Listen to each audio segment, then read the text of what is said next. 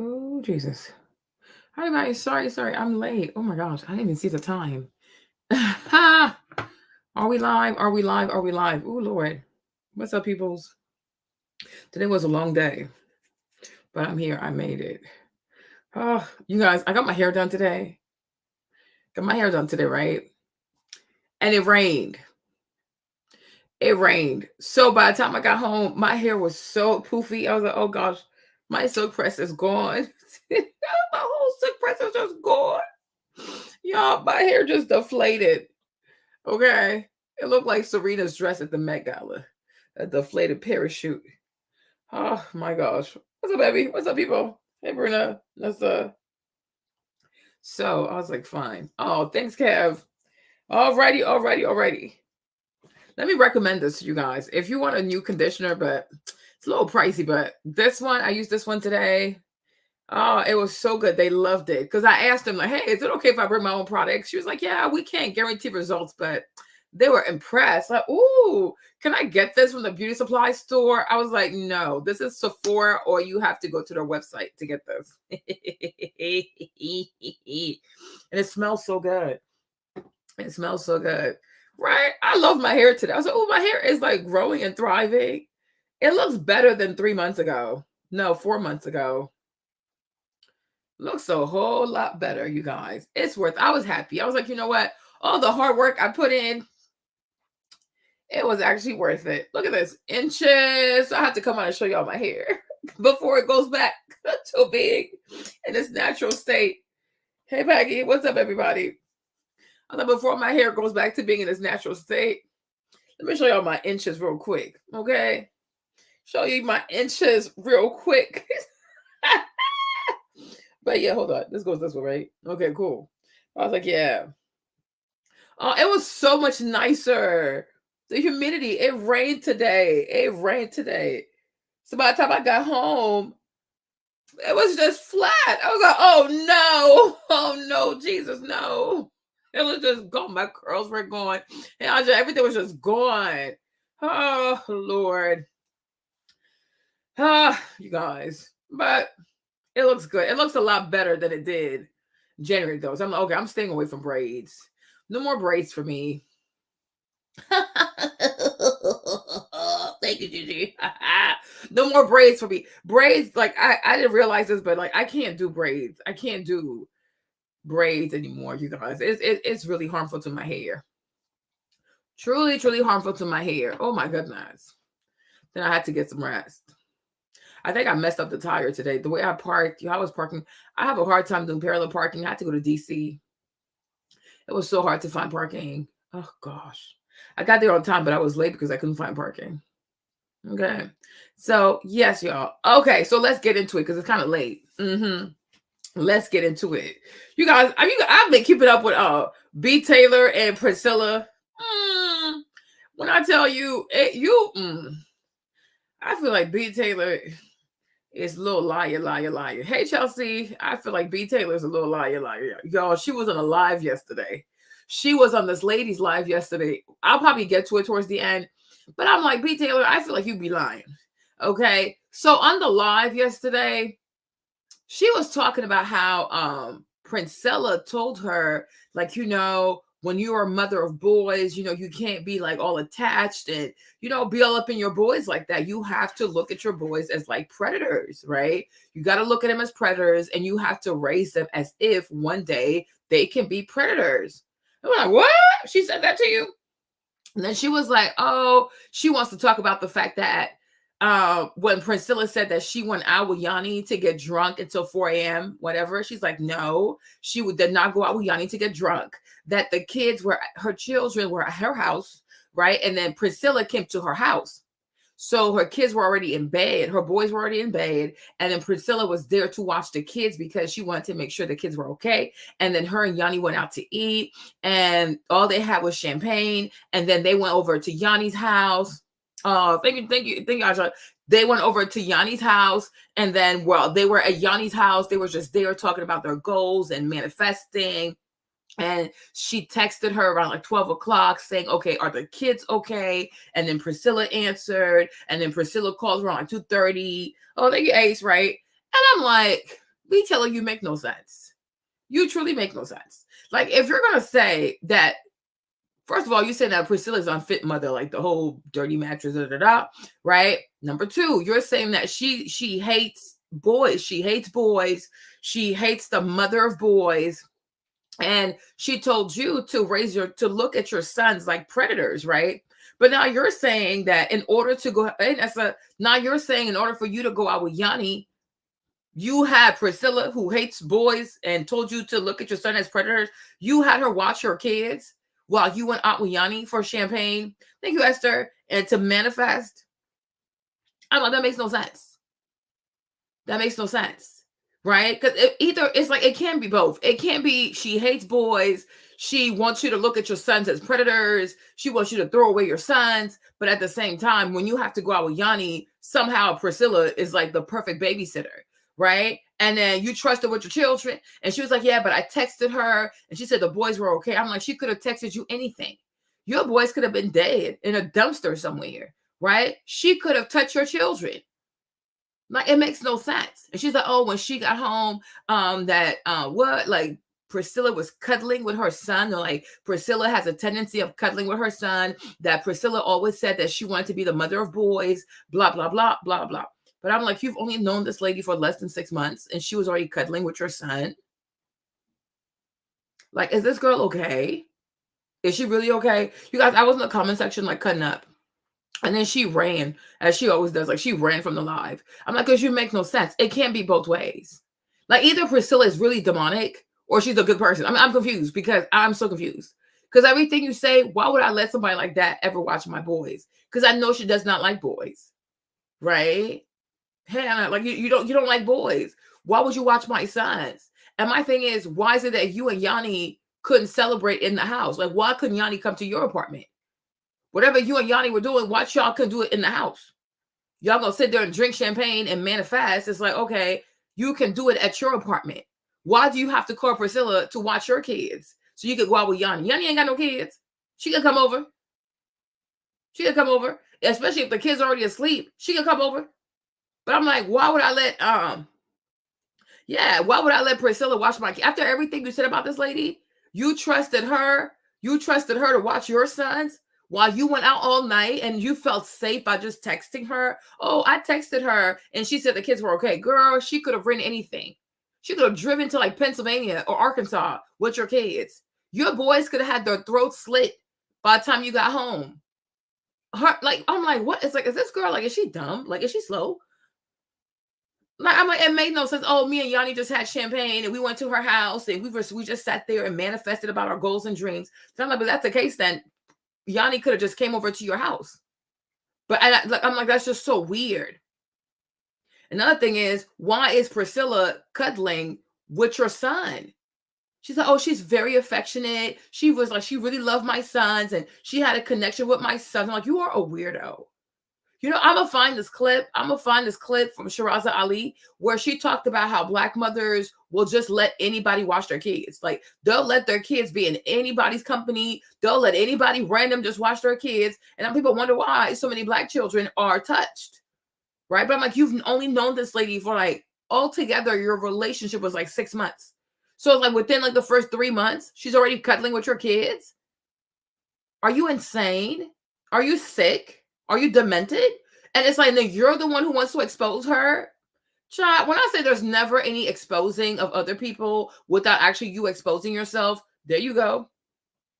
Yeah, she's always, hey, Angela, she's always changing her story. But like me, when I was in the chat, because the chat was open, so I had all the smoke for her. I'm like, you make no sense. She's like, oh, I never said that Priscilla was abusive. I was like, what? Girl, are you slow? Like, you told us she was breaking stuff, screaming at you, doing all kinds of stuff. She would not let you use the bathroom at Chick-fil-A. She forced you to go pee in a gas station and things like that. I'm like, that 3-hour live you made, you forgot the things you said. So were you making stuff up? Yeah, like it's really it's insane to me.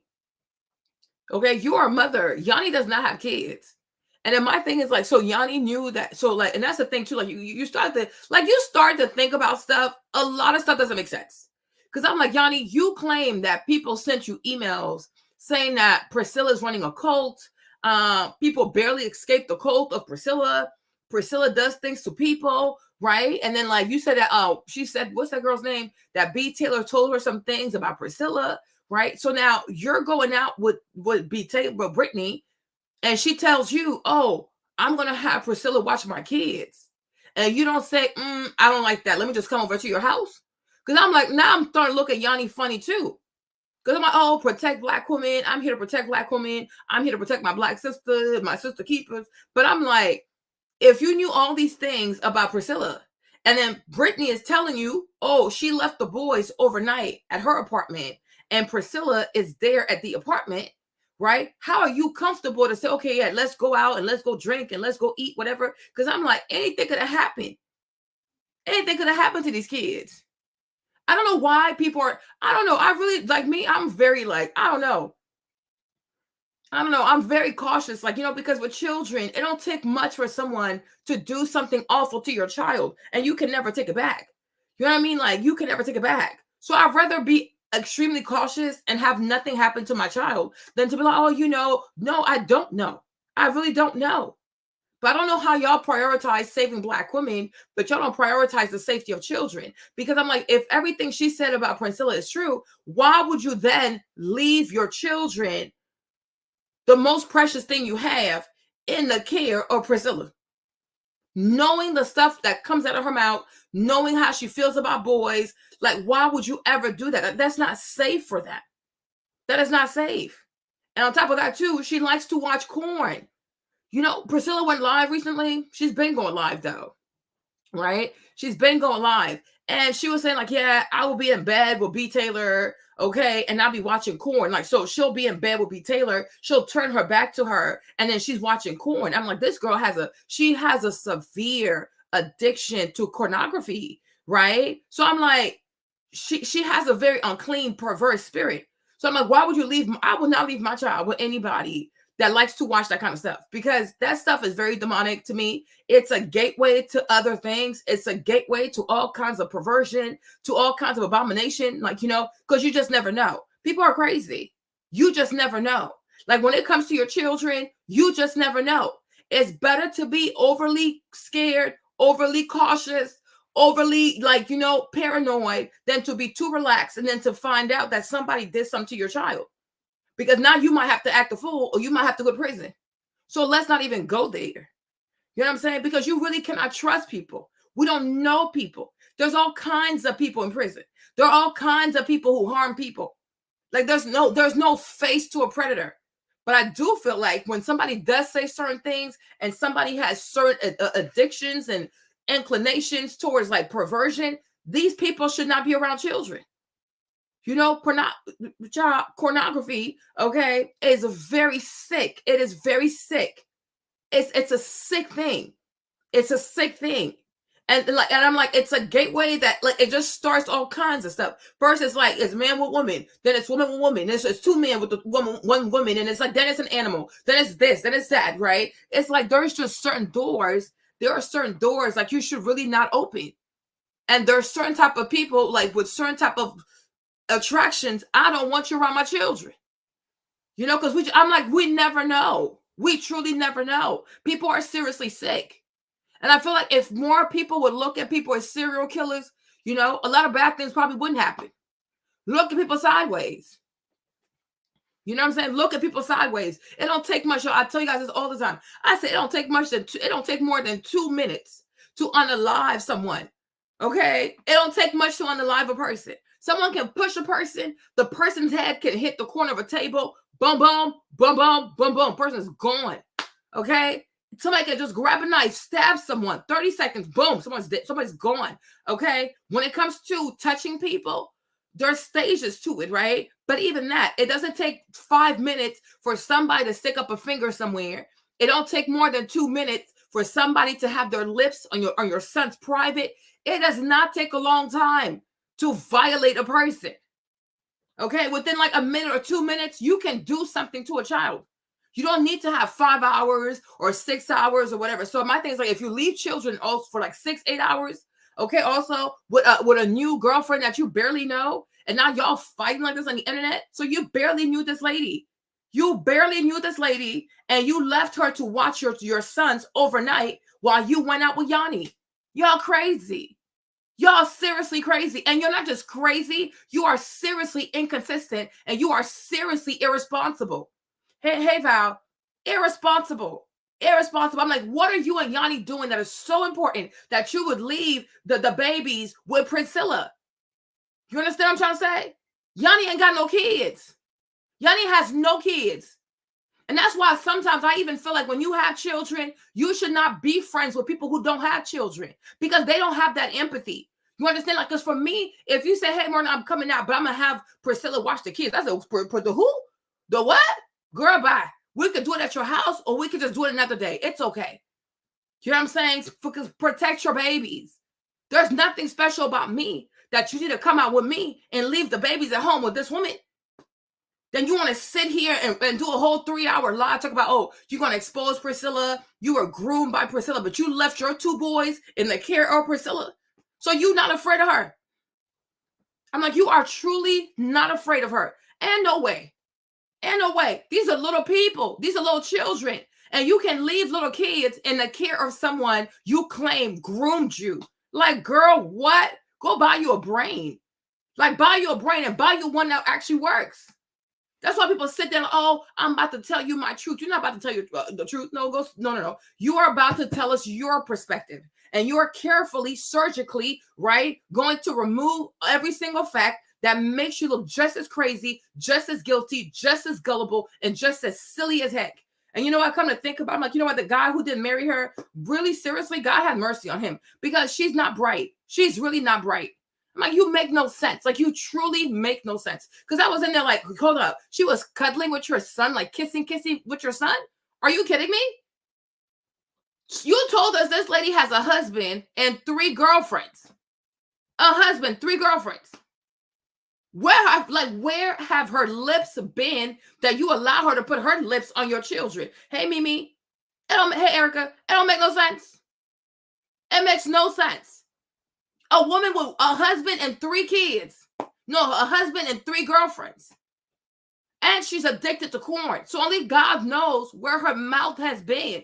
You're going to let this lady kiss your children, like cuddle with your kids. Like in here, does it work properly? Does it work properly? It would have been better for you, B. Taylor, to keep your mouth shut and just go about your business. Because whatever type of exposing you thought you were going to do with Priscilla, you know what I mean? You expose more of yourself. Hey, Sonia, you expose more of yourself. I'm like, this is crazy. This is crazy. This is reckless. This is careless. And not just that, this is seriously irresponsible. It is so irresponsible. Every day you turn on the news, so many Black children are unalived. Every day you turn on the news, so many Black children are touched by weirdos. Touched by weirdos. And to see people who like to see mothers not learning from that stuff, to me, it's crazy. That's why I say, if y'all don't want to raise these children and you want to go out to the club, you want to be turned out, become like, you know, weekend lovers. I don't know, right? If you don't want these children, just tell the dad to come pick up his son. Okay, that way you can go out how much you want. You can drink as much as you want. You can go see your single girlfriends and manifest and drink champagne, etc., etc. Because obviously, being a mother, you don't really care. I'm like, you make no sense. Because even like Erica De Niro was on the panel with her. And Erica was like, I will not let this woman cuddle with my kids. Like, I'm like, exactly. Like, what the heck? What are you even saying?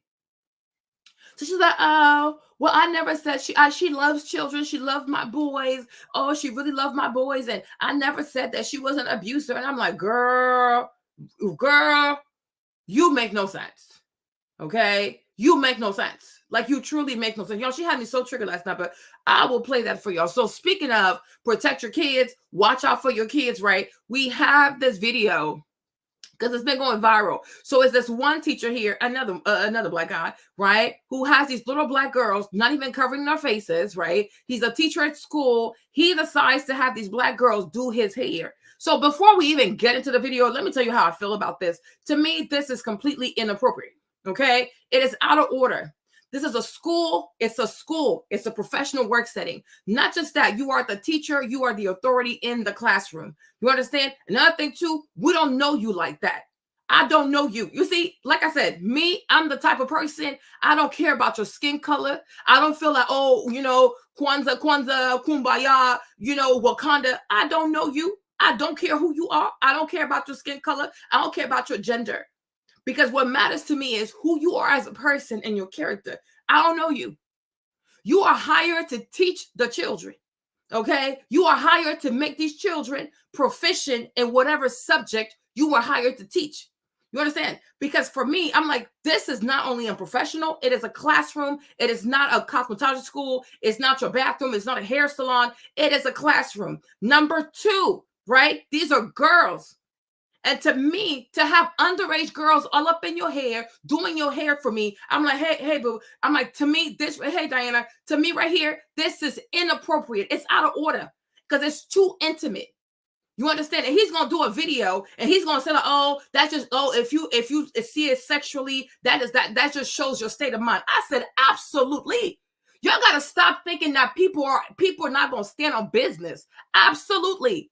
It absolutely reflects my state of mind because people cannot be trusted, because people ain't ish, and because adults hurt children. I have no shame. I have no shame at looking at every single teacher as a predator, okay? And most parents should. Now, is that okay? No. But unfortunately, these are the times that we live in because you have to look at people sideways, y'all. When I tell you, people will try to suffocate you. People try to play you out your square. People will try to make you think you're the crazy one, right? Because they want you, oh, you shouldn't judge. Oh, I sure do judge. Because one thing I will do is keep myself safe. One thing I will do is keep my children safe. You see what I'm trying to say? Because what an intelligent person does, what a discerning person does, what a wise person does, okay, and what a parent, okay, a dutiful parent says, like, you know what? Never take nothing for granted. Don't think that the stuff that happens to other people's children cannot happen to your child because predators are everywhere. Predators are everywhere. And the thing about people who prey on children, they don't go straight for the physical and the sexual. No. It starts with little stuff. What they do is they want to bring intimacy. They want to bring proximity, right? They want to be friends with these kids, right? That's how they start. They never go straight for, oh, let me just touch this girl, grab the girl, put her in the bathroom. No. Because what a predator does, he has to build trust. He has to make it seem like he's your friend and he has your best interest at heart and blah, blah, blah, blah. I don't want you to be my child's friend. I have no interest in any teacher being a friend of my child. You're not their peer. You are a teacher. You are an adult. So you're not going to try to friend me, but you're going to befriend my kid. Okay? I rebuke you in the name of Jesus. I rebuke you in the name of Jesus. You make it make sense. I'm an adult. You're an adult. But you don't try to be my friend, but you want to be friends with my kid. And even if, let's say, oh, but Miss Marlene, we're friends. Okay, and so what? Just because I'm friends with you does not mean my child is your friend, right? If you feel like you are not a friend, when you look at my kid, okay, look at my child, like that's your nephew, that's your niece, right? Boundaries. Because I don't appreciate this. And he's lucky these two girls or one of them was not my child. Because the way I would have showed up at that school, let this be the last time in your life that you ever feel like you can get close to people's daughters. Every day you go on the news, they're touching kids. There are people getting pregnant by students. A lot of predators intentionally seek jobs at the school. So if you don't want to be seen like one, don't act like one. Okay? We heard Bobby Millie Brown out here saying when she was 14 years old, Drake was on the phone with her, trying to be her friend and give her advice on boys. For what? What does she get advice from you from? You're in your 30s. Okay? Like what in the world? Because you're grooming, because you're trying, because you're testing. This is completely inappropriate. You have to get your hair done. You book yourself a hair appointment. Okay? You pay your deposit, you book your appointment, and you show up. Get your schedule in order. You knew you had an event. Why didn't you plan accordingly? Like I knew I had to get my hair done today. So I was up early getting my hair done. Trying to get free labor out of these kids. Oh, these are just little girls. Okay, stay away from them. You are hired to teach and you are hired to make them proficient. And then miss me, oh, I'm trying to build a community. Don't build nothing with my kids. Teach my kids how to get an A in your class. That's about it. Community, my black behind. I don't need your community. Okay, y'all think everybody like, I'm like, oh, stop it. Be professional. What is wrong with this? And then you record my child without even my permission, and you got my daughter out here slaving doing your hair. Okay, pay your money, book your appointment, and show up on time. And if you got to book your stylist, okay, an extra fee to go on days where she's not working, because that's the only thing you got off, pay your money. Pay your money. This is pure madness. So let me play the video for you guys. Now I'll read your comments. He's what? Oh, he tried it. And my students helping me take my hair out. Foolishness. There was quite the discourse in the chat, which had people saying this was inappropriate. Very. People saying this was completely fine. There was nothing wrong with what I was doing, and people were just making it weird. So of course I had to bring this issue to the big stage. I would like to represent myself in this case, Your Honor, if I may. Number one, for a little context, I had a hair appointment immediately after school, and I needed my hair taken out beforehand. I would have taken it out the night before, but that Friday we had a camera crew coming in to shoot a promotional video. Hold on, hold on. Yeah. I'm done. Let's go ahead and stir the pot a little, shall we? Last Friday, 10 minutes before dismissal time, I decided to live stream my students helping me take my hair out. There was quite the discourse in the chat, which had people saying this was inappropriate, and other people saying this was completely fine. There was nothing wrong with what I was doing, and people were just making it weird. So of course I had to bring this issue to the big stage. I would like to represent myself. And the thing about him saying like, oh, people are making it weird. And I hate this. I hate this. This is one of the most, like, this is the type of gaslighting I cannot stand, right? It is weird. And the fact that you don't find it weird is the problem. Don't make it seem like I'm the one that's off because I find it weird. I'm absolutely right to find this weird. I'm like, we ain't never seen this before. Right? Not gonna go to, like, you will never go to a bougie school, a fancy school, or a rich white school and see the students do the hair of the teacher, whether it's male or female, right? But there is a certain amount of there's a certain amount of relaxation, there's a certain amount of laissez-faire, there's a certain amount of like, I just don't care, right? When it pertains to Black educators and Black children. Right? Because the bad habits, the bad socializing, and the bad culture that we have at home or in our neighborhoods, we feel entitled to bring that into the classroom, right? Because there's, like, I'm telling you, there's a sense of entitlement. Oh, well, that we Black, that's what we do. No. Check your Blackness at the door. Okay. When you walk into a business, when you walk into an establishment, okay, you are an employee, you're a corporate citizen, you are there to work. Okay, that's and this is why I tell you, that's why I'm not even a fan of like diversity, inclusion, equity, all this weird stuff, because then people want to bring their culture to work, and sometimes your culture needs to stay the hell at home. Okay, because you need to have one culture when you're at work that is a professional culture. You understand? And I do feel like a lot of people, especially Black people, right? They feel like wherever they go, they must bring their culture with them. You have to be stopped. You must be stopped. You are insane. And you wonder why people don't want to hire you. Because there's a time and place for everything. When you go to your job, you go to your corporate job, your career job, your culture should be that of a work culture. Just because you think like your little community or your little social media friend will approve of it, right? It is not enough. Because whatever minority you live in, that is not the majority of the world. Okay? The global consensus does not agree with this behavior. Absolutely not.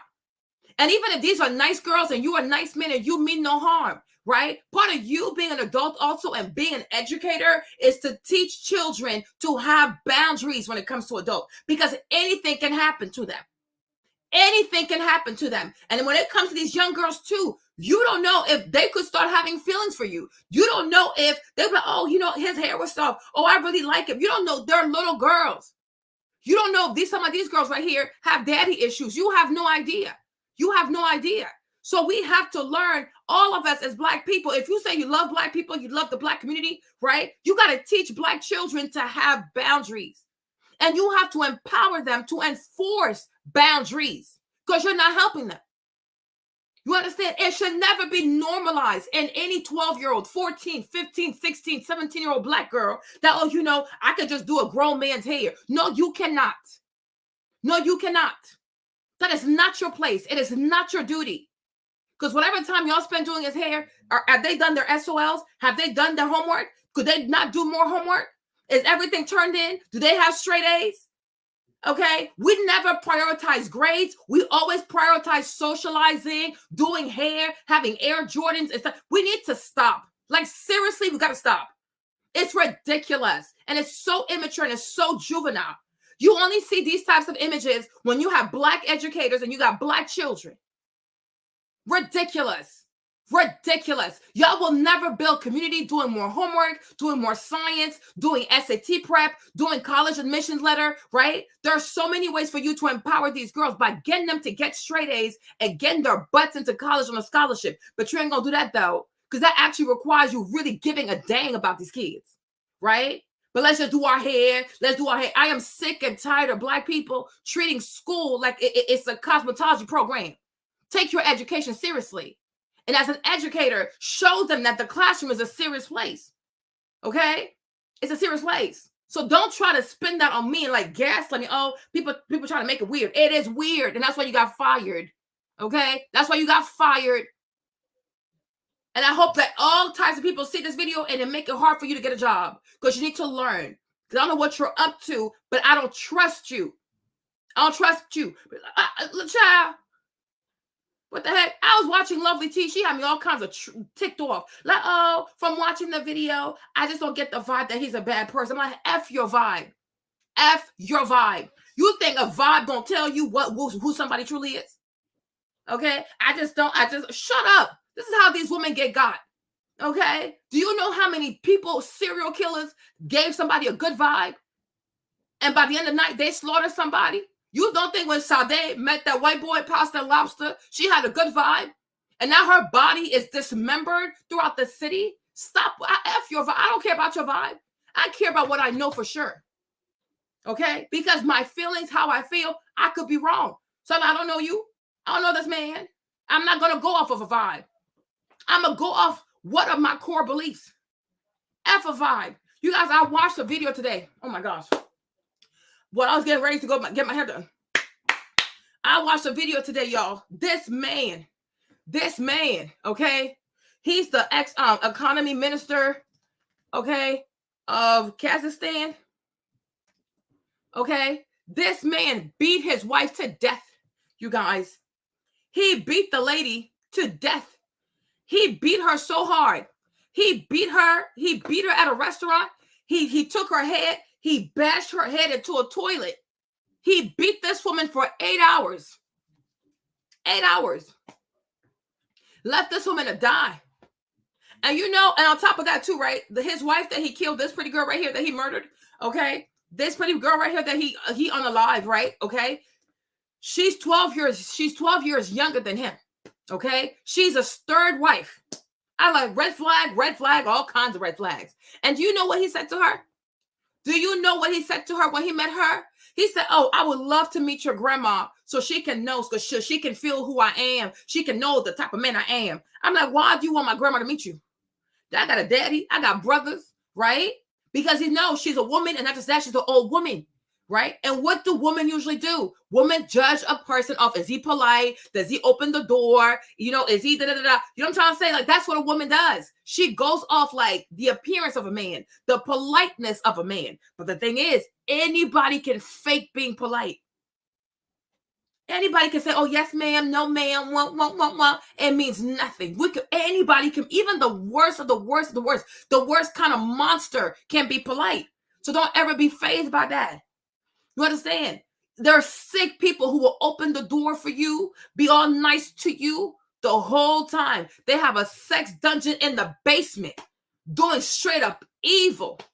Okay? Don't ever allow yourself to be bamboozled by anybody being polite.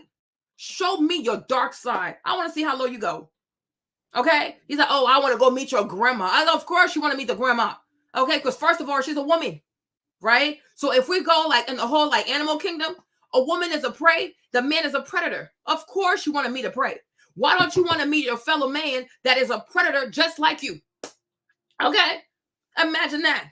Want to meet an old woman that's probably senile, so you can't bamboozle her, because then she'll tell her granddaughter, right? Oh, baby, I think he's a good man, Savannah. Oh, baby, you see, he was nice. You know what I'm saying? You trying to get her because the grandma means a lot to the grandbaby, right? And as an older woman, she's not going to know what it takes to really recognize a predator.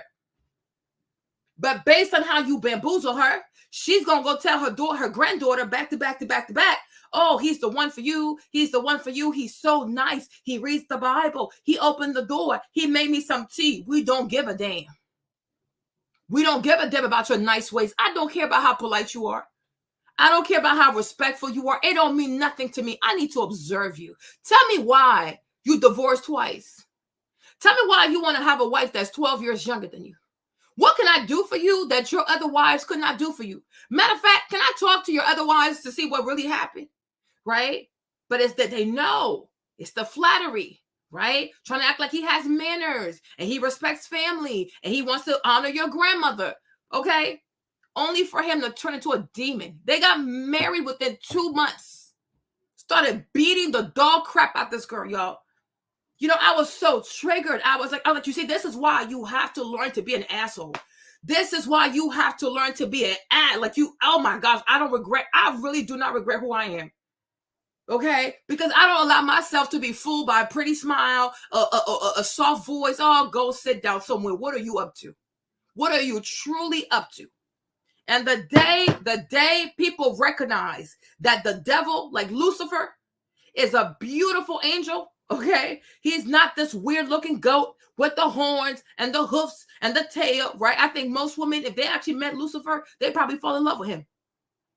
Once you recognize that evil is usually handsome, once you recognize that evil usually looks good and smells good and dresses good and always knows the right thing to say and always has is very charismatic. Once you recognize that evil is like, people who are wicked are always charismatic and they're so good at seducing people, you gonna learn to be careful.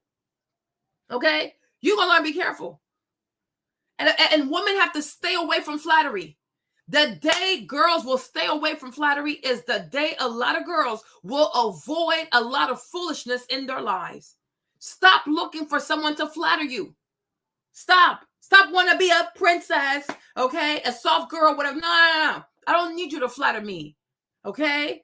I'm okay. I'm a regular person. Stop looking for flattery. Stop looking for someone to treat you like a princess. These are the signs of somebody about to do something evil to you. And then after they do all the little flattery, the restaurants, the love bombing, and they get you all wrapped up in your feelings, then they change out of nowhere. They pull a whole 360 on you. You're so confused, like, what? But what happened? What happened, girl? The whole time you were getting scam, girl. You were getting finesse. Because this man is a professional. He is a professional deceiver. He's a professional manipulator. He is a professional abuser. He's a sociopath. Okay? This is what he does. He comes in your life all pop, pop, pop, pop, pop, pop, pop, pop, pop, pop, pop. Trying to make you feel all kinds of special. Trying to make your mom feel special, your grandma. He specifically focuses on the matriarchy of your family because he knows women are so easily seduced by good manners and flowers and jewelry and compliments, right? They fail to step back and be like, you know what? Why is he doing so much? Because he's trying to buy you, right? Why he can't come with who he truly is? Why all of this? Because he's up to no good.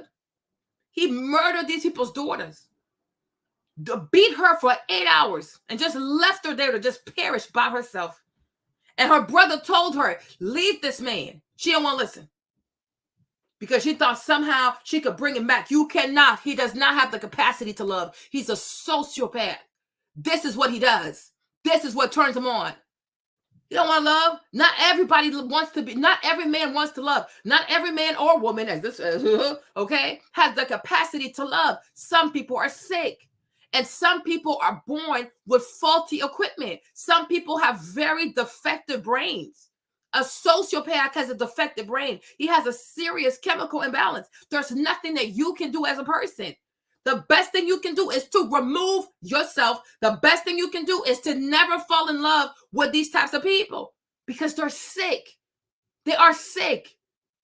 They're truly, truly sick. And would you look at this man and think he beats a wife?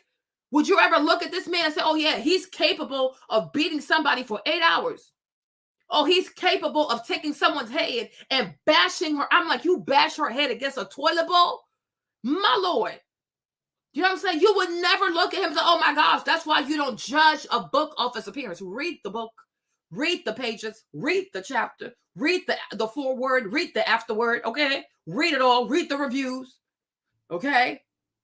You don't buy a thing. You don't buy a product just off the packaging. Okay? You don't judge how good a book is because you like the cover of the book. And this is where so many women stop. It's the cover. Oh, well, he looked like what? Do you know him personally? Do you know his first name? Have you ever seen his credit? Do you know if he has a criminal record? How can you sit there and be like, oh, well, I don't get a vibe. Don't get a what vibe? Have you done a credit check? You done a background check? You haven't. So be quiet. You talk to his exes. You know what he's into. You know where he lives. We know nothing about people. We watch a few videos and we think, oh, I'm such a good reader of people. You ain't nothing of a reader of nothing. Be quiet. Go do some deep dive somewhere else, okay? Because this ain't it. Bunch of rubbish madness. Anyways, let's get back to this video. Myself in this case, Your Honor, if I may. You see? Number one, for a little context, I had a hair appointment immediately after school, and I needed my hair taken out beforehand. I would have taken.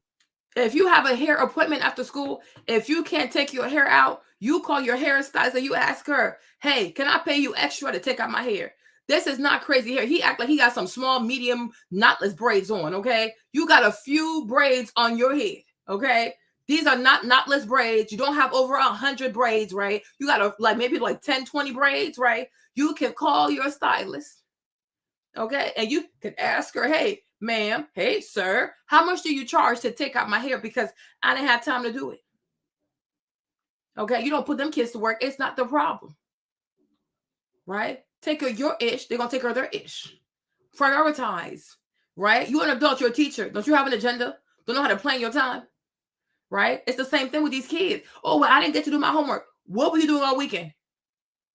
What'd you do on Saturday? What you do on Friday, right? Everybody has to learn to prioritize their time, and you got to show them that, okay? If you don't prioritize what you need, then I guess it won't get done. That's what it is. But you should first call your stylist and see, hey, do you mind taking out my hair? I'll pay extra. It's not their place to do this. Exactly. It's an absolutely no.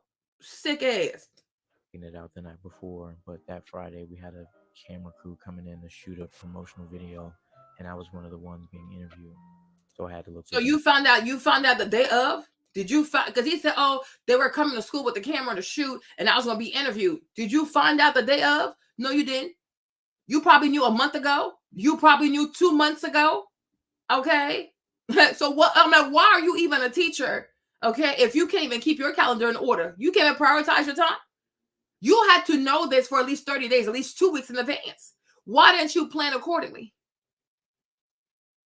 Okay. Looking for content, looking for kids to be all up in your hair. Okay. Like, you're not going to play with me. When I booked my appointment, I knew I had my appointment. I put it in my phone, my agenda, my Google calendar, my iPhone calendar. I put all kinds of notifications.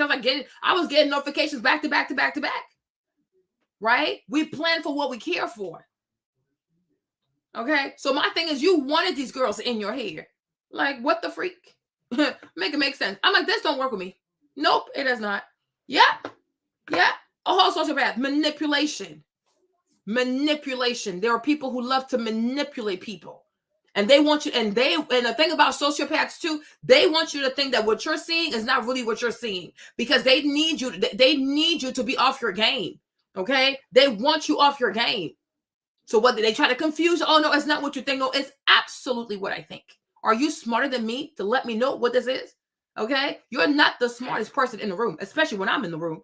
Okay? You're not going to tell me how to see this. Okay?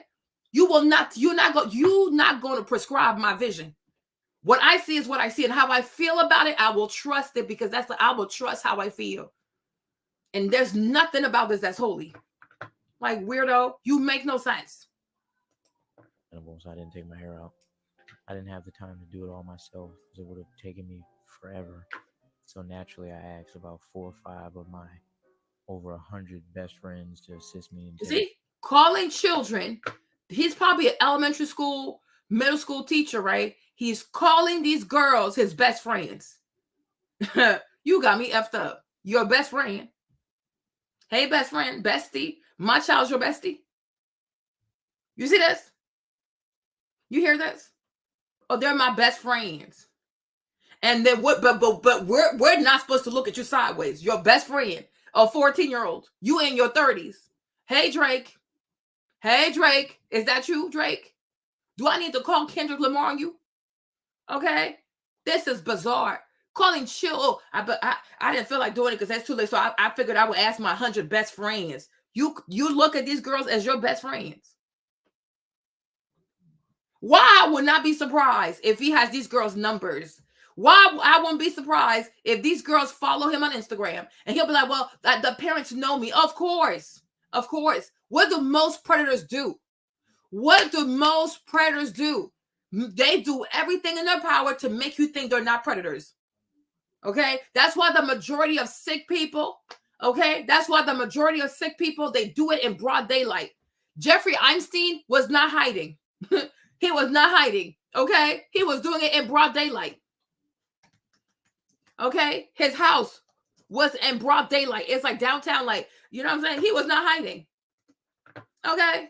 Here's his house. Here's his house. He was not hiding. He was living in broad daylight, like nothing's wrong. Okay? Because that's what criminals do. That's what predators do. They blend in with the decor. They blend in. Okay? All right? Talk about the pastor who killed his wife. The pastor, okay? Micah. Right? Where's Micah? Here.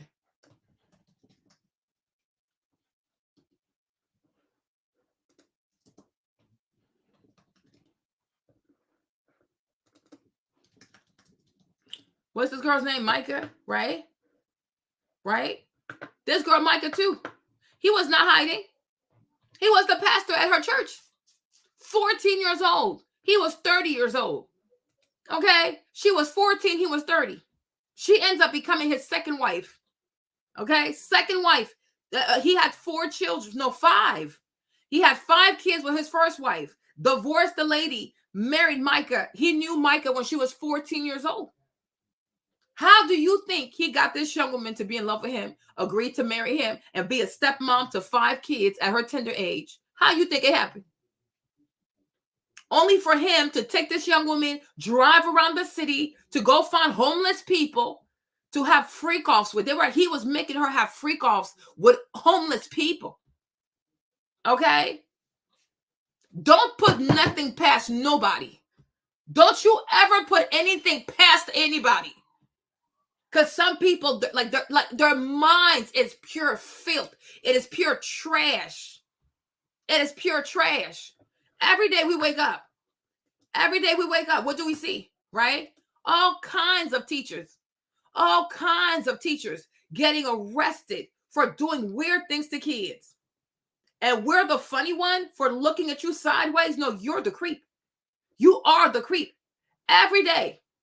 You have teachers getting pregnant by children. You have teachers doing all kinds of weird stuff to children. You see? Every day. Every day. It happens every single day where teachers are doing weird things to young people. Okay? And you see, these people look nice. They look very pretty. They look like they have something to lose. They look very young. You would never think, because there's no face to a predator. There is no face to a PEDO. There's no face. Anybody can do something to your child. Look at these people. Look at these people. Many of them are very young. They're attractive. They seem fun, right? But they have a sick mind. They have a sick mind. They have a sick mind. Okay? So no, we're not doing too much. I think we're not even doing enough. Because look at all these people. Would you have guessed that, especially this one, would you guess that this one was into little children? Absolutely not. Okay? Look at them. They're getting pregnant. They're impregnating. They're getting pregnant. Okay? There is no face to a predator. There is no face to people who become educators to have access to children. Look at this one. Okay? She has to register as an offender for 25 years. Would you ever look at this young woman and be like, oh, no, yeah, she really isn't the children? Absolutely not. I wouldn't think that. But she is, though. Look at how so many of these women are so pretty. There's a lot of white women, though, right? But I'm like, look at how so many of these women are so pretty. You would never think that they were attracted to children. But it goes to show you, there is no face to a predator. There is no face to a person who's attracted to children. And a lot of them intentionally, right, go and seek jobs into schools. Because the thing about it is, you might have to do a background check, but you don't have to do a psychology exam to see if you're sick. You know what I mean? Nobody's checking for that. My hair out. Number 2, this was at the end of class. This week we were doing STEM fair presentations. Since it was Friday and all of my students did an excellent job on their STEM fair projects and presentations, I told them if we get one solid presentation in this class, I'll end class a little early and they can have fun and play basketball, darts, or be on their phones or whatever. And during that time, my team would help me take my hair out. A couple of these were students from my class, but others were students from other classes. I would offer them a pass at the beginning of the class period, requesting their assistance 10 minutes before dismissal. I told the teachers only send them if all of their work was completed. Yeah, right. Yeah, let's go ahead and let's go. A couple of these were students from my class, but others were students from other classes. I would offer them a pass at the beginning of the class period, requesting their assistance 10 minutes before dismissal. I told the teachers only send them if all of their work was completed and they had good behavior. They all met the criteria, so 10 minutes before dismissal, they showed up for their job. My next point I'd like to make is if I was a female teacher, those people wouldn't be in Their job. Did you pay them? Their job. They're no job. When you do a job, you get paid. 10 minutes before dismissal. Instead of getting their stuff in order to go get the bus, they stayed after school to do your hair. So you're teaching children. Did they even tell their parents they were staying after school to do your hair? 10 minutes before dismissal. Should they not be gathering their stuff, cleaning up their desk, and getting their book bags together and lining up for the school bus? So did they have to stay after school to do your hair? Teaching kids, you see, that's what I'm trying to tell you. Like me, I will not fall for this. Teaching kids to not have boundaries, to be extremely trustworthy, right? To stay after school for foolishness with a teacher, right? And then if a parent calls, oh, I just stayed after school with my teacher, you're thinking like, oh, it's not a big deal. Because maybe, oh, it's a teacher. You know, a lot of parents assume that, their kids are safe for teachers. Lo and behold, they're teaching your child to stay after school, do hair. What's going to be next? What's going to be next? Right? We had a janitor at a school. Hold on. Okay. Right? We had a janitor at a school, okay, who paid, he offered, y'all can read it for yourself. Okay. Okay. Read that for yourself. Okay. The janitor. And the child was 12 years old. The child was 12 years old. So no, I don't trust nobody. I don't trust no one. The janitor. Okay. Where is he? Okay. Giving the child $5. In jail tonight, accused of sexually abusing a student. Jermaine Garrett Hudson, several charges, including lewd and lascivious sexual battery and human trafficking. Police say the 33-year-old was working at Shay's Learning Center and Elementary in Miami when he approached a 12-year-old boy and offered him $5 to. Okay. All right. So you hear that? You hear that? Okay. Let's go back to this. In the comments saying, "Oh, this is weird. This is inappropriate." It's very weird. Me personally, I don't think there's anything weird about this. And that's why you should not be around kids. Too intimate. To me, it's literally just hair. It's not. It doesn't have to be weird. It is Some weird. people have never had cool teachers, and it shows. And my point is like, first and foremost, what cool is, you don't get to define what cool is, okay? Because if doing your hair makes you cool, boy, bad. Okay, we've had all of us. People can have many cool teachers. Does not mean that a teacher needs to blur the line between a teacher and a student. Okay, all right. So having kids do your hair makes you cool. How about you get them kids A's and not make you cool? Okay, but then again, that requires you to challenge yourself. So it's like, go sit down somewhere. And what he does again, he gaslights you. Oh, well, if I was a woman, people wouldn't have an issue with it. No, we would also have an issue with that. It's inappropriate. Okay, because predators come in all genders and they come in all skin complexion. Okay, so it's weird. Why do you want children in your hair when you can have professionals do your hair? Okay, you are there to teach. You are there to teach these kids who can barely read. Why are these children doing your hair? Why are they doing your hair 10 minutes before dismissal? Why are they doing your hair after school? Okay, when I'm sure plenty of them have not told their parents they were staying after school. And even that too, I'm sure the parents don't know that the kids are staying after school to do your hair. Your what? Are you insane? Okay, exactly. He was 14 years old. Like, seriously, nobody sends their child to do your hair. Call your stylist, book your appointments, pay the extra money, do whatever you have to do. But it's not my child's job to do your hair. Okay? I'm not sending them to hair school. Like, what is this? To believe that building authentic relationships with students. Let's go ahead and point I like to make is had cool teachers, and it shows. I personally believe that building authentic relationships with students is paramount in being an effective teacher. I make sure my students know and can feel that I care about them beyond the schoolwork and all the stuff that I have to make them do. I take the time to get to know my students outside of academics because caring for the whole child is what's important. Who asked you to do that? Who asked you to do that? And and if you notice carefully, I don't know, maybe it's just me, right? Because you know me, I'm extra. Maybe it's just me. But if you notice carefully, it's like the way he talks, it's like he's trying to pander, appeal to, like, I would say, Black single mothers.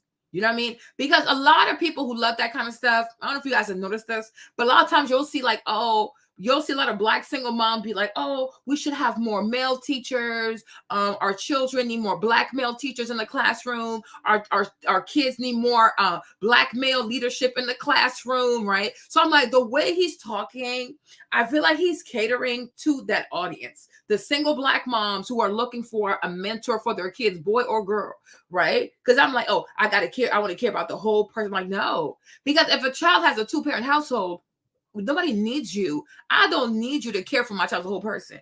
Okay, I'm the parent. You are not the parent. Okay, and I feel like that's been a big issue recently too in America, is that a lot of teachers, whether they be whether they be straight or LGBTQ, they feel so entitled to people's children. Oh, they want to bring drag queens in the school. They want your children to use special pronouns. They want to teach all kinds of stuff to your kids. Like, let me tell you something, right? Have your children and raise your kid the way you see fit. Being a public school educator and having the privilege to have access to people's children does not mean that you get to indoctrinate my kid. Okay? My child is not your property. My child is not your blank piece of paper for you to write your philosophies, your doctrines, your idolatries onto my child. Okay? You're there to teach my child math, English, science, whatever it may be. Right? It is not your place to indoctrinate children. It is not your place to try to care for the whole child. I don't need you to do that. Because when that does is, it's like you might not realize it because you don't have kids, right? But what you might not realize is you're trying to low-key, high-key compete with me as this authority figure that can prevail over my child's well-being. No. My child needs to know you are a teacher. You are there for something very specific. Anything that involves their upbringing, their mental health, their social health, their health, whatever, that is my responsibility. That is their dad's responsibility. Okay? We don't need you for that. Okay? We don't need you for that. This is crazy. Now, if you see a child that is harmed, yes, you should call the authorities. If a child is coming to school with bruises, etc., like definitely. If you see a child that's losing a whole lot of weight, yes, there's a counselor for that. If you see a child also that like is coming to school and not smelling right and things are bizarre, yeah, reach out to the counselor, right? And they will handle that. But the way he's talking, I just feel like he just wants to have more dominion than what he's entitled to. Okay? You are not entitled to that because that's a very sacred place. Like, this is bizarre. Some of these students have been with me since I was a substitute 4 years ago. Oh. They see me as a big brother or father figure, as some of them say. You see? Didn't I tell you? Didn't I tell you? He's trying to appeal to the black single mother. Didn't I tell you? They see me as a brother, as a father figure, as a whatever. So you intentionally went to a school district where you know the majority of students are from broken homes. You intentionally went to a school district that is probably poor, right? Underserved, bunch of broken families, bunch of single mothers, right? And majority of girls who probably don't have a steady dad in their lives, right? Well, I knew you were up to something. And you know who that reminds me of? This really reminds me of this fella right here, right? Bishop Eddie Long, right? Because who did Bishop Eddie Long target? Black single mothers, making them think like he was going to be a father figure to their kids. He was going to mentor the boys. He's going to help them get into college. He's going to put black male leadership into their lives, right? The whole time he was chasing behind the peach of these boys, right? And when I was younger, y'all, I used to love Bishop Eddie Long, right? I mean, look how big he was. Look at how muscular he was, right? If somebody had told me that this man had a thing for boys, I wouldn't have believed you.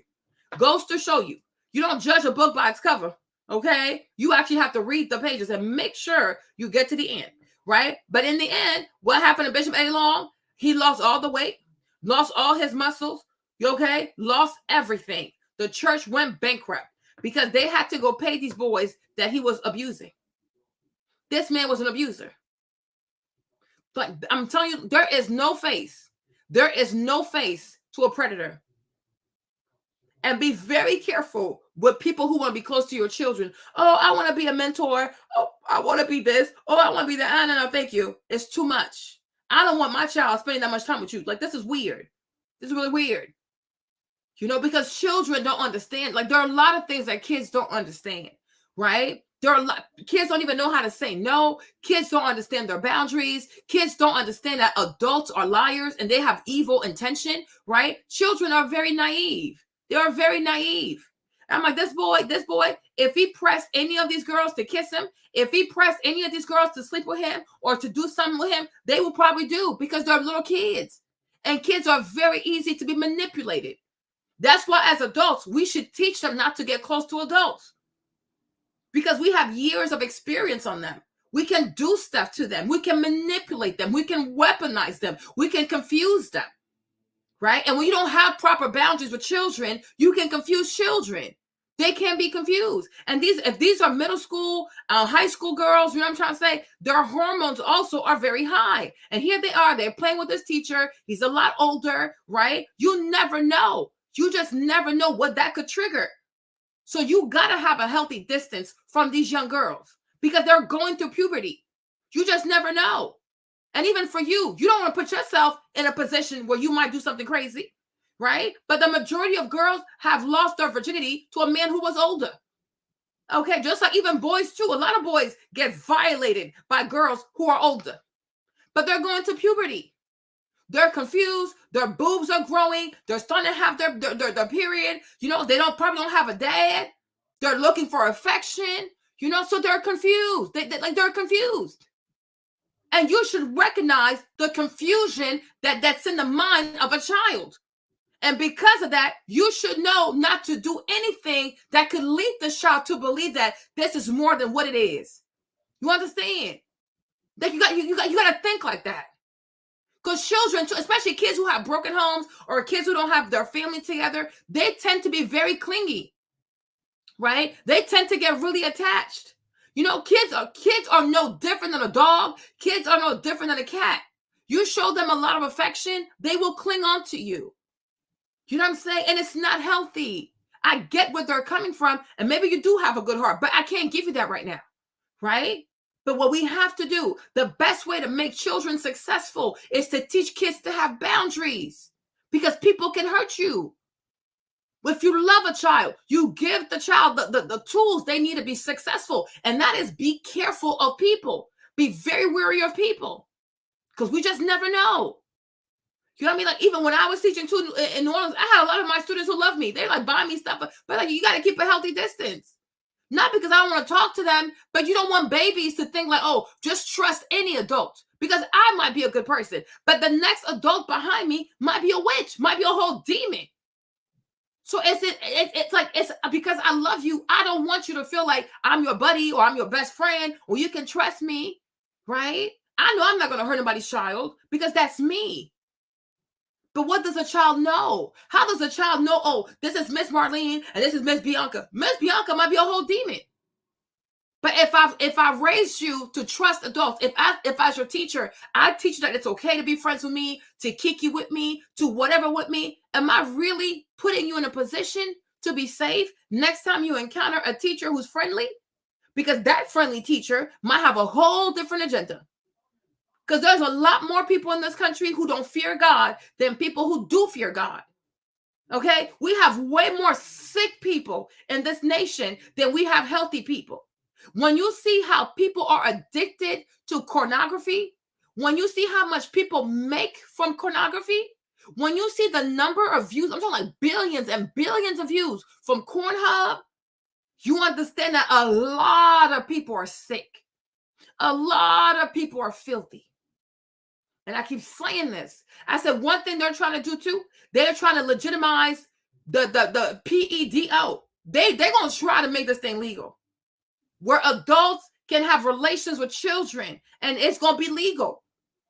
So it's like they do things like this. They come at you in different ways to make you feel comfortable with something that is utterly disgusting, right?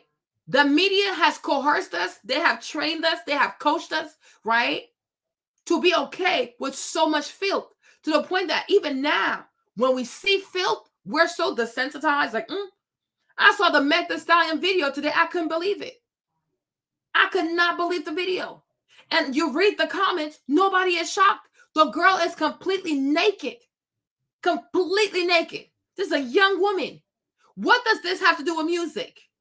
But because we are so desensitized to bodies being completely exposed, we are so desensitized to women being lewd and drunk all the time.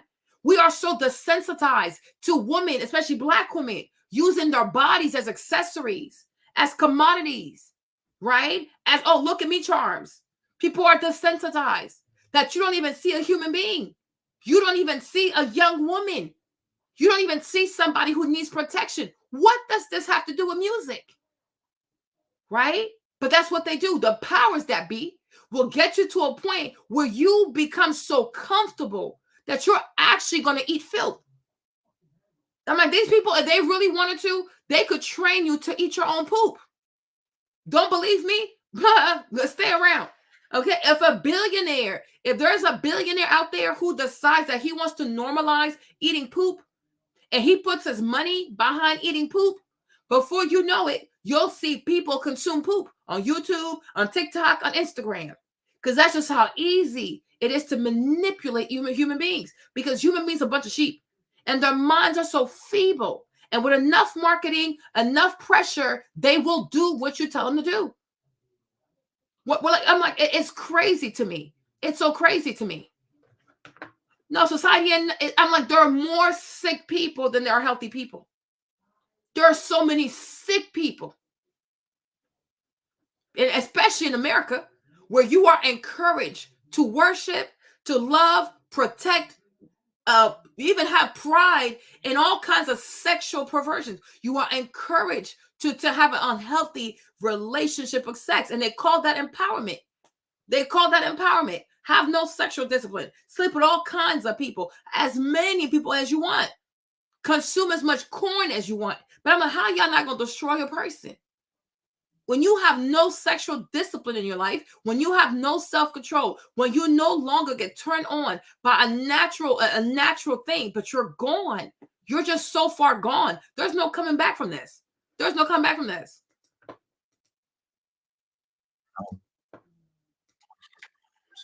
All of these kids are literally with me since I was a substitute 4 years ago. They see me as a big brother or father figure, as some of them say. And me, I don't want kids of my own. So all of these kids are literally my children. And in case you're wondering about their parents, most of them follow me on social media and always. He's gonna call them the children. Oh, I don't want kids of my own, but to me, these kids are like my own. They're like my own children. Do you provide for them? Have you bought groceries for any of them? You buy school supplies for any of them? You buy shoes for any of them? Do you send their moms a contribution to rent money? People just be saying stuff because I'm telling you, he is targeting them single black mothers who are desperate for a baby daddy, for a father figure. That's who he's targeting, right? Because if you say, "Oh, I see them they're like children of mine," what do you do for them that a parent does? Because right now they're doing your hair, okay? They're doing you a favor, okay? Have you paid rent for any of these kids? You bought school uniforms for any of these kids? Have you done any groceries for these kids? Have you done laundry for these kids? Do you discipline these kids? Do you have them on your health insurance? So how exactly do you see them as your kid? If you don't leave me alone today, like I'm like, please leave me alone. Okay, that goofy shit. But it works. I'm telling you, it works on these desperate, okay, desolate single mothers, okay, who are looking for a father figure for their kids. And that's how they bring predators to the household. Because he says these things. Oh, I love kids. I don't want my own kids. Oh, shut up. These are not your children. You don't see them as your children, because if you did, you would know as a father, you cannot be teaching this type of behavior. You know nothing about being a father. You are not a father. Okay? You know nothing about being a father, because I don't know what father will walk in and see his daughter do the hair of a grown man and not lose his mind. You have no idea. Maybe have your own kids and then you'll understand. But in the meantime, you are a weirdo. You are a man in a school that's hired to teach kids that has access to little black girls from broken families, okay, low income household, right? And you're using your position to have dominion and proximity that you don't deserve. You're completely out of line. You are completely out of line. You are not their parent. You will never be their parent. Okay, you are not their best friend or whatever you call yourself. You are their teacher. And that's the only thing you should be, a teacher. You're there to teach. You're there to instruct. That's it. That's that. Go somewhere, you weirdo. Talk about my videos with I'm so their happy. kids. They always tell me that they're so grateful that their kids have someone like me in their life. Is he? In my admin, they're well aware of my social media presence and they love my videos. To me, this is just another wholesome moment that I'm having with my kids that I was fortunate enough to catch on film. Since I'm a science teacher, one thing that I teach my students about is symbiosis. Symbiosis deals with the relationships between organisms. The type of relationship. Symbiosis. You see this? This dude talks like a groomer. Like I said, make the parents feel comfortable, or at least make the mother feel comfortable, just like Eddie Long. Make the mother feel comfortable so that way, even when she sees evil, she doesn't recognize evil. And it's the same thing with celebrities, right? People become so obsessed with celebrities, right? That it's like no matter what the celebrity does, it could happen right in front of them. They will not see it. They will not see it, right? Because what do? Because the majority of celebrities, majority of influencers are in the business of manipulation, right? They manipulate you so much, right? That when they offend you, they disrespect you, they scamming you, you don't even recognize, right? Take Beyonce, for example, right? People watch the video, they know dang well that's not her hair, right? But because they've been deceived so much that now they are completely okay with being deceived. It's fine to them, right? Because they've been trained for so long to not be triggered by the stuff that she does. They're not triggered. Right? They'll go and give this woman all kinds of money for shampoo, conditioner, right? Not even realize like you're being scammed, but they're going to do it Because what happens is the brand makes them feel safe. The brand makes them feel inclusive, right? The Beyonce brand is like, oh, she's my sister. She's a black woman. Want, right? This whole tribalism thing, right? So people become extremely tribalist, right? They become consumed with somebody's skin color, somebody's gender, right? They start to feel like, oh, it's my job to support you. It's my job to believe in you. So when things are happening, you will actually lie to yourself that what you see is not what you see, right? Same thing over here. He's going to convince these mothers by saying things like, I'm a father, they're my best friend, I'm invested in them, I look out for them. Like, you say these things, you keep saying these things, but you're doing something completely different. But what do women do? What do most women do? Most women go based on what they hear and not what they see. So after a while, the mom is comfortable. Oh, he's a father figure. Oh, he's this, he's this. So then what starts to happen is you give him a pass. You give him immunity, right? You put him on a pedestal because he's a father figure. Oh, he would never do this, right? Just like the Catholic Church. Oh, he's a priest, right? Oh, the priest will never do this. Oh, the priest won't do that, right? You got all these boys going to Catholic school, doing learn how to go Catholicism, right? And the next thing you know, the little boys are being touched. Right? But nobody sees a thing because, oh my gosh, he's a priest. He will never do that. Okay. He's a child of God. Because now you're thinking that because he wears fancy outfits, he has fancy robes, right? He speaks Latin, and right, and he talks about Jesus, that somehow your boys are safe with him. Right? Next thing you know, your child has been completely abused. Right? If you look at Dominique, hold on. Right? Dominique Jackson from Pose. Okay. So Dominique is trans, right? Hold on, let me show you. This is Dominique from Pose. Y'all remember her? Mother Electra. Okay, right? Okay, cool.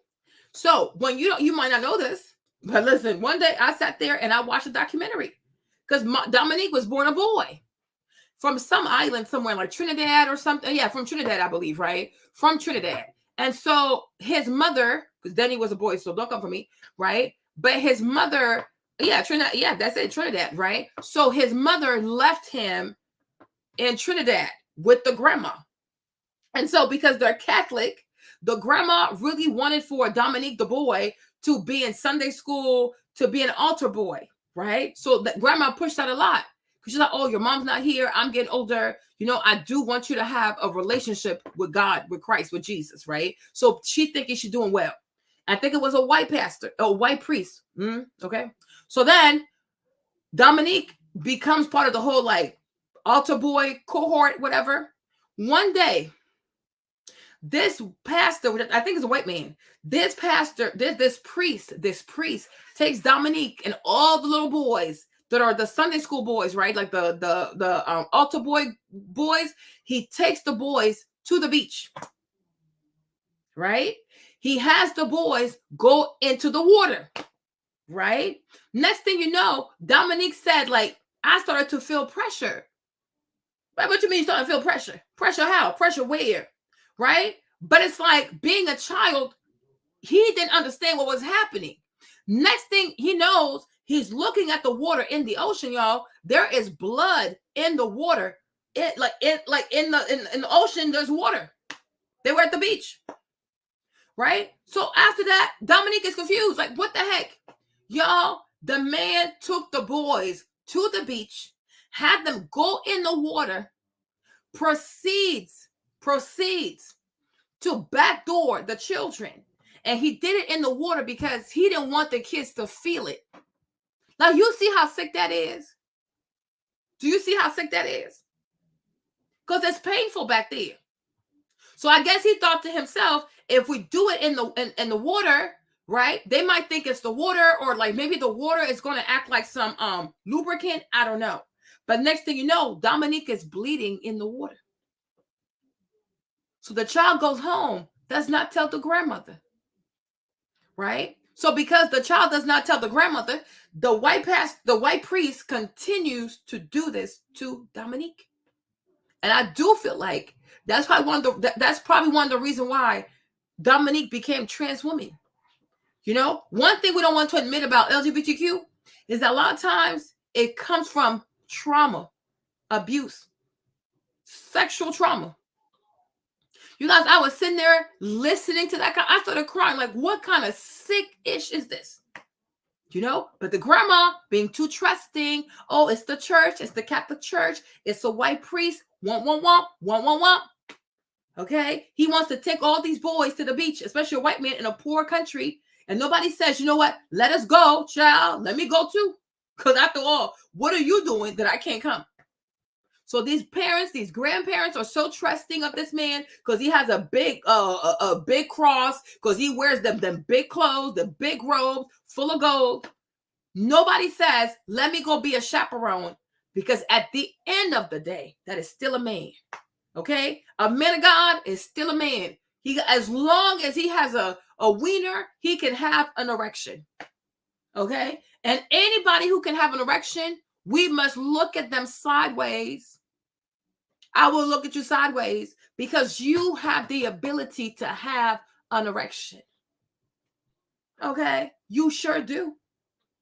So a man of God, a man of the cloth, a man of the book, a man of what, I do not care. You taking children somewhere, parents need to come, because anybody that has a wiener can have an erection. And when you have that erection, I promise you I'll be there. You're not touching these kids. You understand? And you can say whatever you want.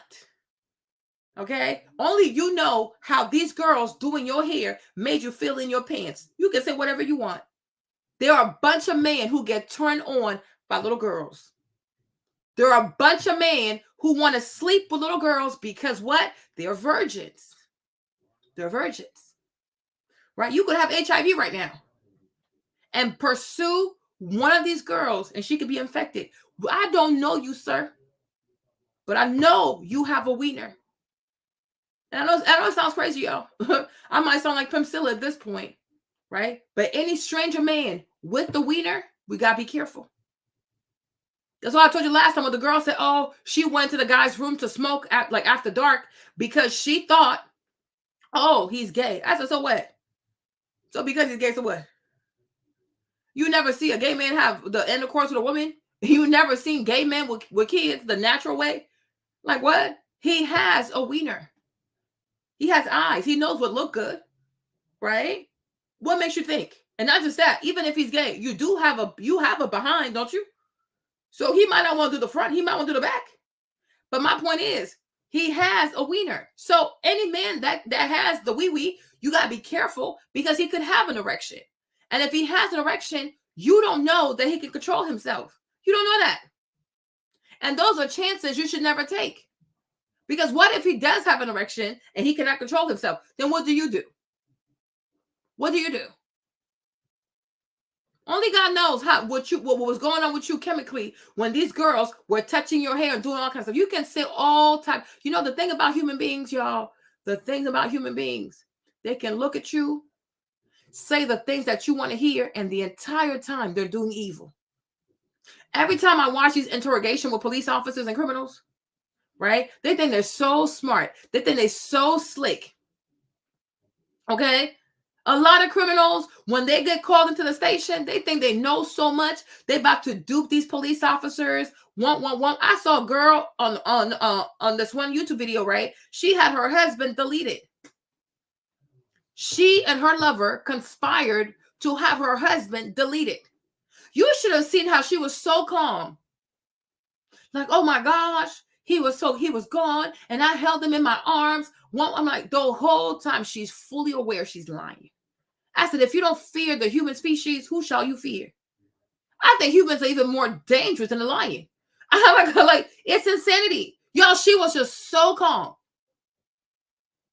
I loved him. Oh, I don't understand. Want.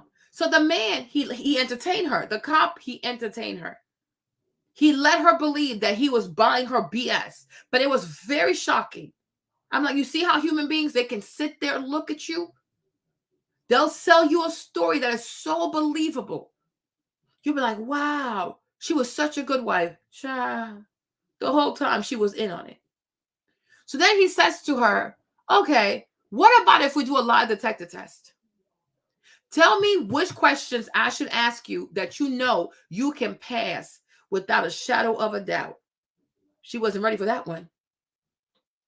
She was not ready for that one. But my people will look at you, say the things you want to hear, and the whole time they are planning your downfall. The whole time they're planning how they're going to hurt your kids. Be woke. Stay woke. Trust no one.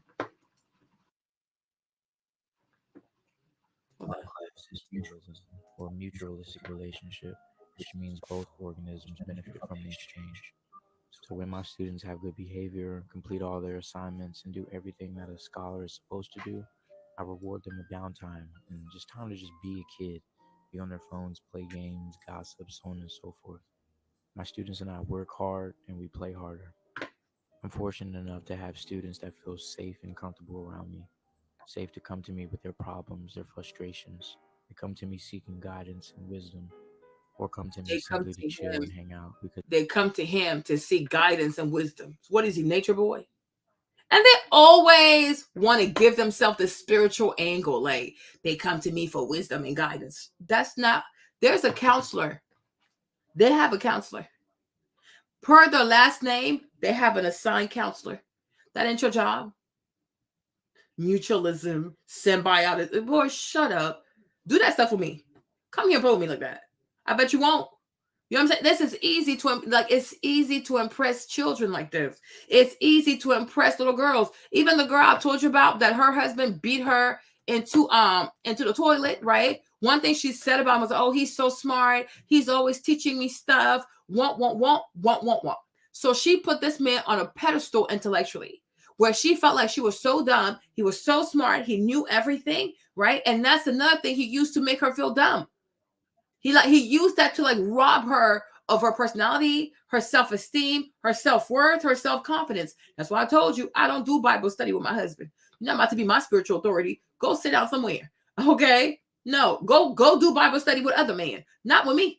Okay, because there's an issue when you, and a lot of girls do that. Like they start fantasizing, they start idolizing a man. Oh my gosh, he's so smart, so smart. Because to a 14-year-old, a 15-year-old, symbiotic, mutualism, these words are probably really impressive. To me, I'm like, yeah, get the fuck out of here, get going. Okay, right? Like you want to put yourself as a, I don't know, like as an enlightened one, like Socrates to these kids, and even Socrates too. I think he was a weirdo.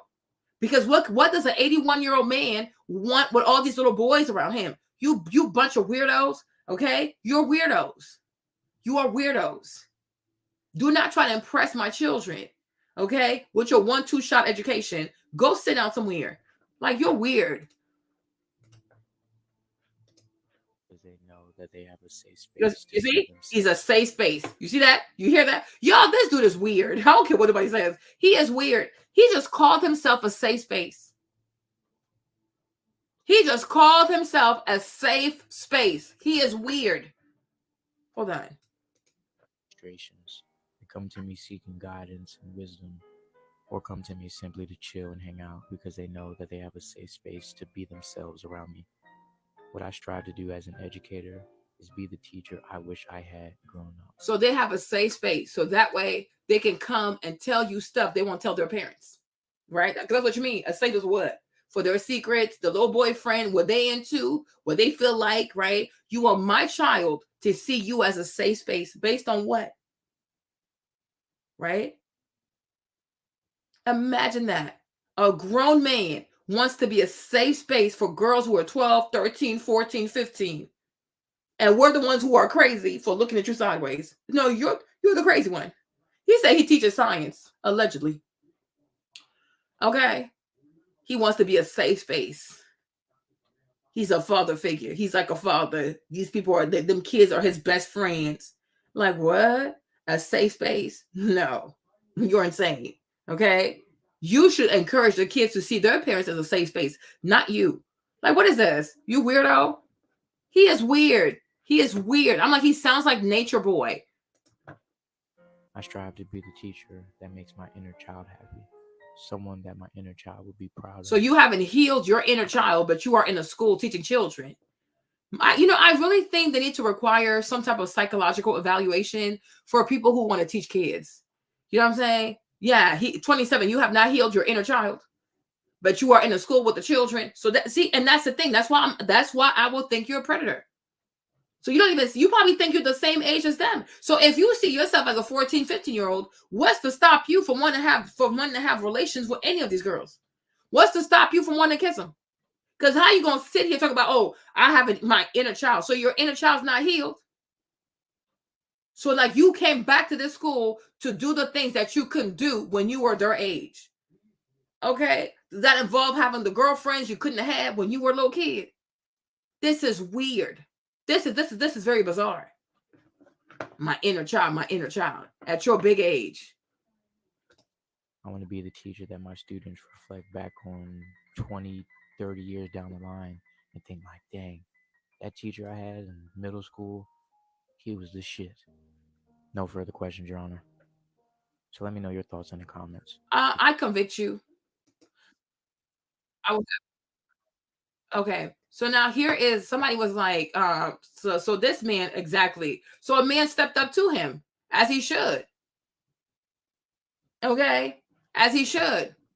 He said, curious, you letting your daughter play in a grown man's head? Exactly, fam. Ask him a question. We trying to know something. So here's what he says. Yeah, let's go ahead and start clearing some people. Start off with this gentleman right here. You're letting your daughters play in a grown man's head? God forbid I had kids, but if I had a daughter with a teacher like myself, with a you don't want kids, but you want to play with people's kids. You don't want kids, but you want to be a safe space for other people's kids because you know what you're about. Because if you have daughters, somebody might do to your daughter what you're currently trying or planning or might have done to somebody else's daughter. Because why? You love kids so much. You want to be a father figure. You want to be their best friend. You want to be their safe space. Why would you not want to give that to your own child? Right? Like, I'm like, what the heck? Why would you not want to give that to your own child?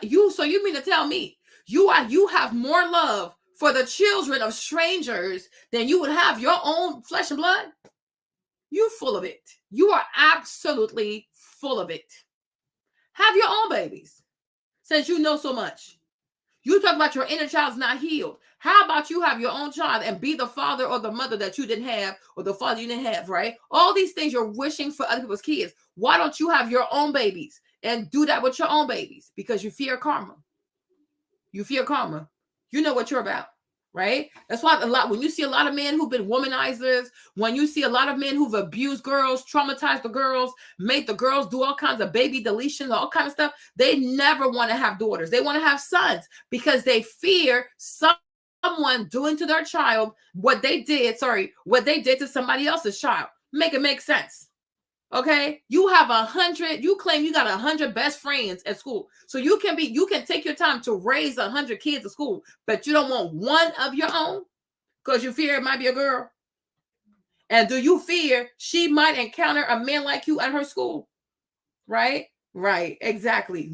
Do you love people's kids so much, but you don't want to love your own child? If you don't get out of my face with this, if you do not get out of my face with this, you weirdo. Good heart, good spirit, sound mind. No, I would not mind if they took. No way you're. Yeah, let's go ahead and start clearing some people. Start off with this gentleman right here. You're letting your daughters play in a grown man's head? God forbid I had kids, but if I had a daughter. Oh, y'all. Educate me said a young male teacher told my daughter she's mature for her age. I went to that school with boots and a hoodie and Vaseline on my face, which is out for me. Exactly. Like, let him know. Do not play. What you trying to say? What you mean? And I promise you, when people know you a crazy mother, they will not try your gangster. Because he trying to make sure, he probably trying to check, like, oh, does she talk to her parents? Does she share stuff with her parents? Does she even have parents? So I am glad you went there like you lost your mind. Don't try me. Go try Jesus. Don't try me. You guys, when it comes to kids, I'm telling you, you can never do too much. You can never do too much. When it comes to protecting your children, you can never do too much. I am telling you, people are sick. People are truly sick. People are sick. And there are so many people who intentionally go work in schools because they want to prey on children. Look at the doctor with the Olympic team, right?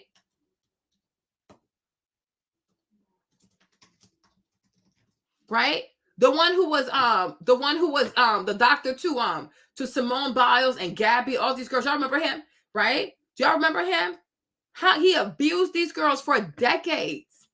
And he was able to do it over and over and over and over. Oh, you know, it's not like that. It's so even when the girls were getting touched, they thought, oh, it was part of their physical exam. They didn't realize, this is something else. He's not checking you, he's fondling you, right?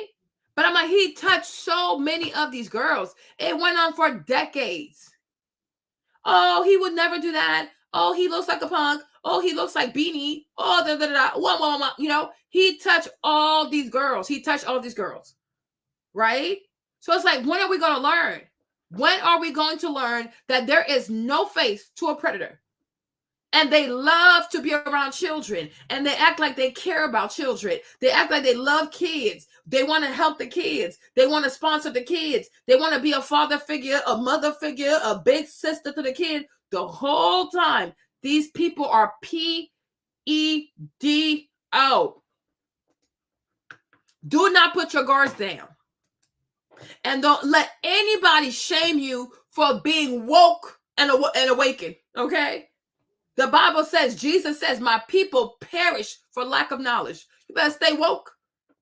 When it comes to your kids, put nothing past people. Even if you have to look at your own family members sideways, put nothing past people.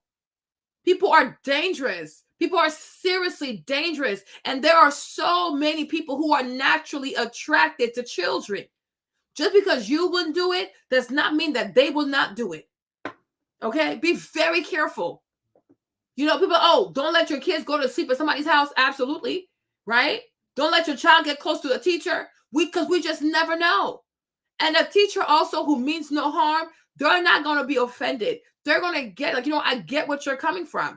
I get it. Because I'm also a parent, or I'm also a big sister. Like, you know what I'm saying? You're not going to be offended. If a parent looks at you sideways, you're not going to be offended. Instead, you're like, you know what? I am so glad you are. Please look at me sideways, because that lets me know you care about your kid. That lets me know that you are active in your child's life. That lets me know you are on top of everything, because your children are the most precious thing you have. God forbid somebody does something to your baby. You will never forgive yourself. Like, oh, I should have asked more questions. I should have chaperoned. I should, like, you're going to have that guilt, right?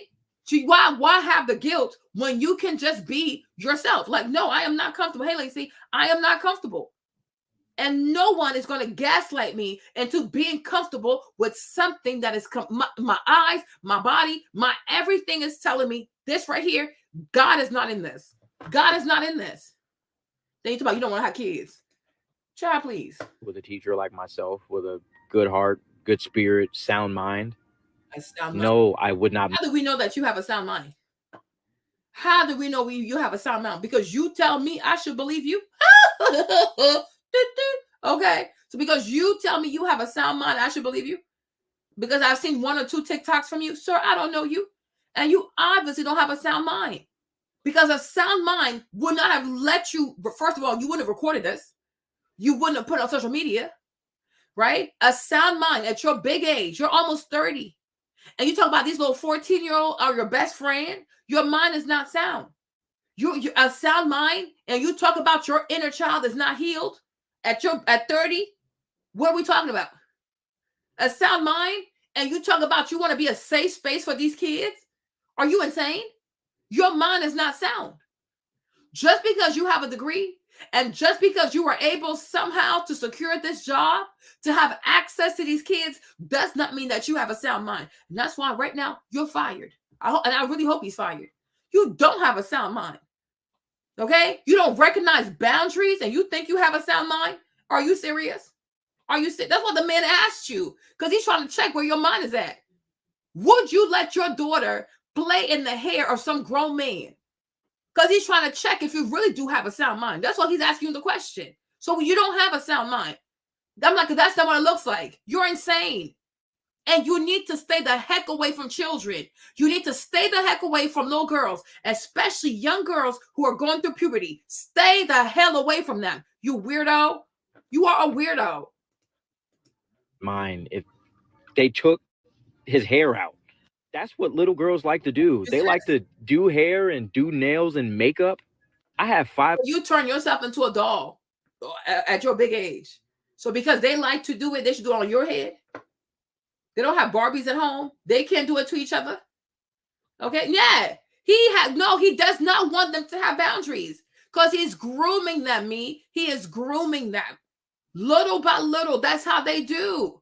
No predator is going to just grab you the first day, grab your whatever, no, the front, the back, the kiss you. No, they test the boundaries. They try to establish a relationship. They try to establish intimacy. They try to get them to they want you to reveal secrets that you haven't told your family, secrets that you know what I'm saying? They want to make you feel like they don't judge you. You know, you can come to them. They're not going to shame you, right? They want to be like that person that always has your back. That's how it starts.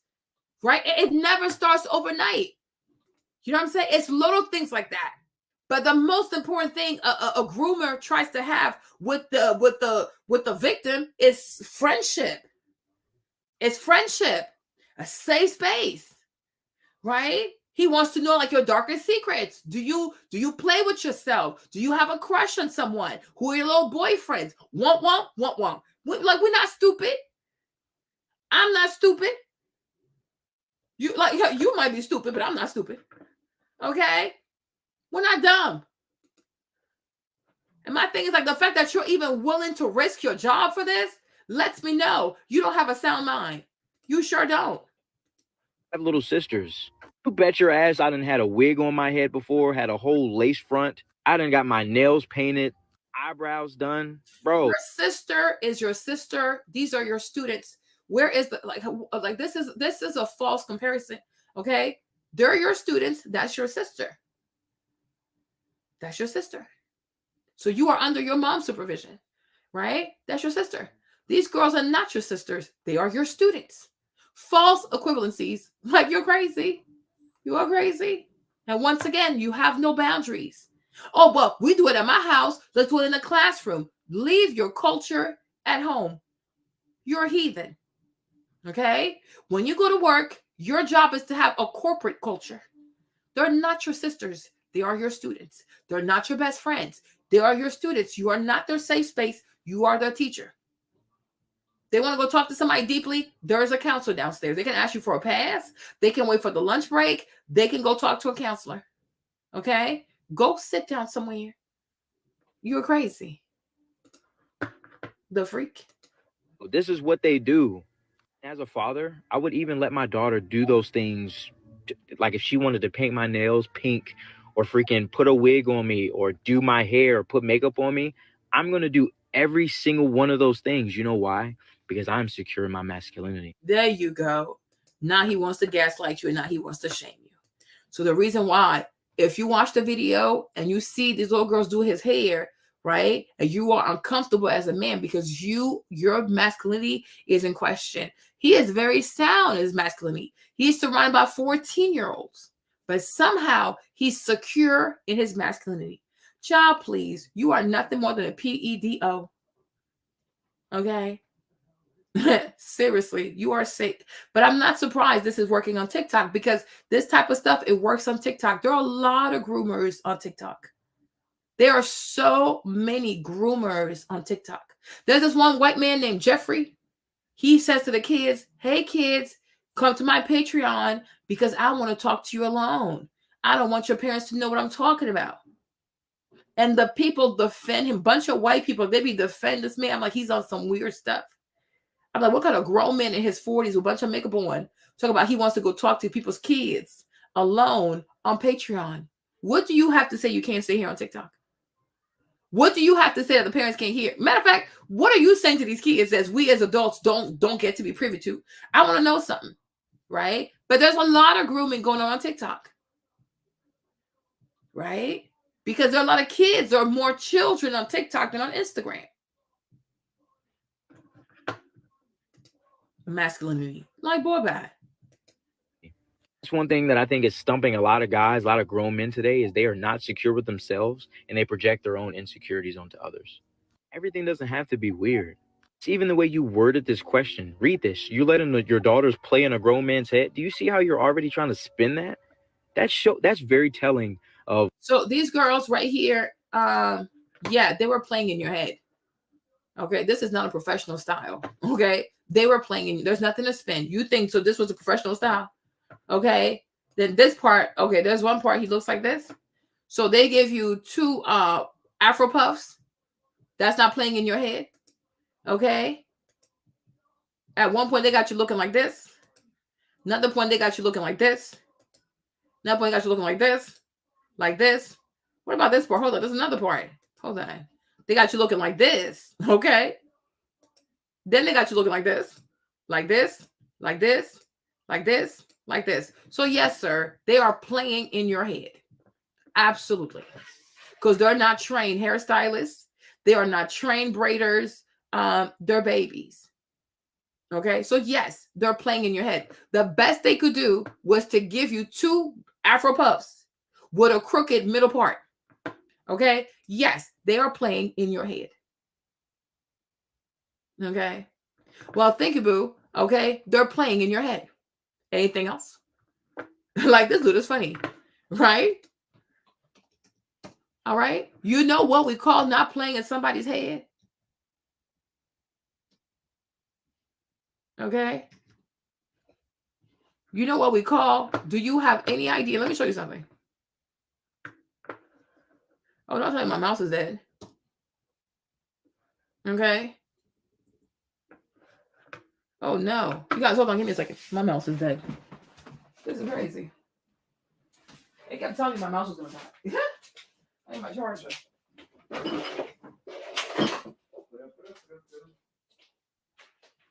is hot.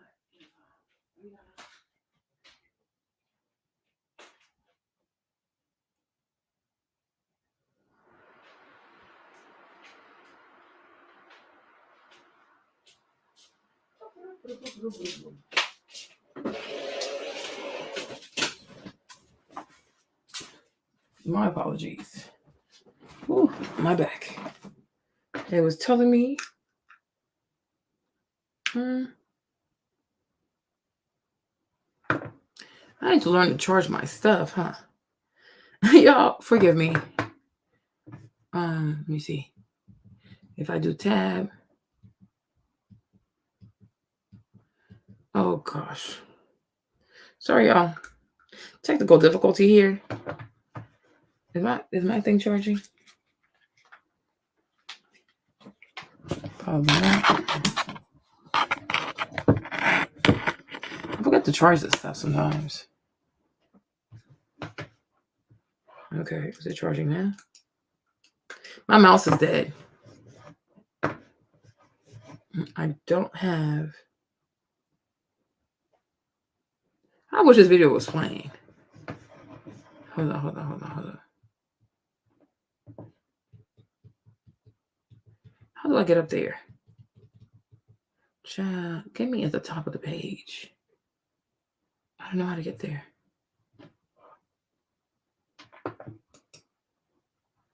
Oh my goodness. Y'all, give me a second. Sorry. Oh my goodness. My mouse is dead. Foolishness. This weirdo. He probably sent his evil energy against my mouse. I don't have a mouse no more. This is crazy. Oh my gosh. What the heck? Is it connected now? Let me see. Okay, good. Oh, good. Thank you, Lord. Y'all, sorry. The mouse was dead. Oh my gosh. Okay. So I'm like, do you know what we talk about when you say, oh, not playing in your hair? This right here is not playing in your hair. Okay. So like, look at this man getting his hair done. Okay. Now she did not play in his hair because guess what? She's a professional. Okay. She is a professional. So let's see what she does to his hair. Exactly. Okay. Because she knows her job. This is her job to do hair. When these girls were done with your head, it didn't look nothing like this. Okay. Okay. It didn't look nothing like this. So what are we talking about? What are we talking about? Yes, they were playing in your head. Okay. So yes, they were playing in your head. Fool. What you have going on upstairs. We as a people have to abandon this idea of, sexual intimacy being. We as a people. Who is your people? Who is his people? You are crazy. We as a people. I'm not your people. Because of your skin color, that makes you my people. No. No. High with getting your hair done. People have this view because typically you're intimate in a sexual manner with someone who does your hair. Automatically, this whole hair video is going to cause some people to be like, oh, where's that? That's weird. But again, it's very telling of your own state of mind. What about your state of mind? For you to watch a video like that, literally had the camera set up, protect myself, protect my students. Y'all can see there's nothing suggestive going on. It's like family, it's like community, as people were saying in the chat. This is simply a wholesome, innocent, community-oriented activity. As people mentioned, hair is very important in Black culture. We connect and we bond through our hair. And he speaks as if in Black culture, preying on children also is not prevalent. Okay, want to talk about Black culture? Grooming is prevalent. Grown men having relations with underage girls is very prevalent. Okay, the M word, okay, sounds like crustacean, okay, is very prevalent. Young girls getting pregnant as teenagers, prevalent. Okay, young Black girls being preyed on, especially when they're from low incomes and they have one parent household, is very prevalent. Let's talk about the Black communities as you want to, right? So it's like we have every reason to be very careful because it's like over here, a lot of children are not protected, right? Okay, so what is he talking about? You weirdo. You are a weirdo. Just like I said, little girls love to do hair. Bro, they jumped at the opportunity to help take my hair out and showcase their skills, their talents, and their abilities. Because a lot of them, they do hair. They got little side hustles. They do nails. They do nails, hair, and tracks. What's up? And I'm going to support Black business and support my students every time. Every time. Someone also. So did you pay them? Did you pay them when they did your hair? You paid them? No, you did not. You keep calling it a job. You told them to come down 10 minutes before dismissal. You told them they had a job to do that was doing your hair. But I have yet to hear how much you paid them. They did not get paid. Okay? You make content with them. You got views off of them. They did not get paid. So shut up. Oh, I would love to see some of your, your guy BFFs in the video instead of just your girl. Bro, do you actually think middle school boys are trying to help their male teacher take his hair out? Oh, I wonder why. Sister, what? I wonder why. You only saw girls taking out my hair because only girls wanted to do that. Exactly. No guys were like, oh, Mr. White, can you pick? I want to take your braids out. Bro, middle school boys are not on that. They was on the basketball court. They were on the dartboard. They weren't worried about my hair. I think of some other things people were saying in the comments. Oh, this is so unprofessional. What if visitors come into the school? What does the administration think? Where's the admin? What about the parents? What do they think? Haha. Oh, this is how it starts. They start doing stuff like this just to get comfortable, and then they start trying more. I hate the fact that simply because there are incidences of teachers taking advantage of minors, that there's just this view that, oh, all teachers are on that type time just because of their close-knit relationships with their students. Not all teachers are sick in the head trying to go after minors. And if it isn't the teacher, what if the girls try to make a move? Bro, I'm rooted enough in my morals and ethics that in the rare case a student does. Oh, so you are rooted. We don't know anything about you. Shut up. But my thing is, and this is what R. Kelly told the Gail. What he say? Just think I need to be a monster and hold girls against their will, chain them up in my basement, and don't let them eat and don't let them out unless they need some shoes down the street from their uncle. Robert, stop it. Y'all quit playing. Quit playing. Robert. I didn't do this stuff. This is not me. I'm fighting for my life. Y'all killing me with this. I gave y'all 30 years of my career. Robert. 30 years of my career. Y'all trying to kill me. You killing me, man. This is not about music. I'm trying to have a relationship with my kids, and I can't do it. Y'all just don't want to believe the truth. Just think I need to be a monster and hold girls. Sit here and say you have never been with underage girls. Can you really say that? I sit here and say this. I had 2 cases back then that I said in the beginning of the interview that I would not talk about because of my ongoing case now. Okay. Right? Okay, fair enough. But I will tell you this. People are going back to my past. Okay. That's exactly what they're doing. They're going back to the past and they're trying to add all of this stuff now to that, to make all of the stuff that's going on now feels real to people. But the past is relevant with you with underage girls. Absolutely no, it's not. Why? Because for one, I beat my case. When you beat something, you beat it. You were acquitted. We can't double jeopardy me like that. You can't. It's not fair. It's not fair to nobody. When you beat your case, you beat your case. But I'm not talking about the one. Hey there. First of all, Gail King says you can't sit there. Okay, so my thing is, I hope you guys realize that he sounds just like R. Kelly. Stand whole girls again. I need help. What kind of help? I need somebody to help me beat my meat. Robert. Hey guys, is this camera on me? Yes, it's on. That's stupid. Use your common sense. Don't forget the blogs. Forget how you feel about me. Hate me if you want to, love me if you want, but just use your common sense. You see how he's telling us to use common sense, right? And not what that other man over there saying. Oh, think about it, bro. Think about it, bro. Use your common sense, bro. Shut up. We've seen this with R. Kelly before. Okay, we are not falling for this. What would it be for me to, with my crazy past and what I've been through? Oh, right now I just think I need to be a monster and hold girls against their will, chain them up in my basement. And don't let them eat and don't let them out unless they need some shoes down the street from their uncle. Robert, stop it. Y'all quit playing. Quit playing. Robert. I didn't do this stuff. This is not me. Y'all. I'm fighting for my life. Y'all killing me with this. I gave y'all 30 years of my career. Robert. 30 years of my career. Y'all trying to kill me. Stupid guys. Is this camera on me? Yes, it's on. That's does overstep the boundaries that's there. Because people are saying, oh, there's no boundaries because he was getting his hair done. Bro, I got boundaries. You need to have boundaries just as a human. But hair, bro, it's hair. But in the rare case a student does overstep a boundary, it is my duty, it is my obligation to correct the behavior. Again, not all teachers are trying to take advantage of minors.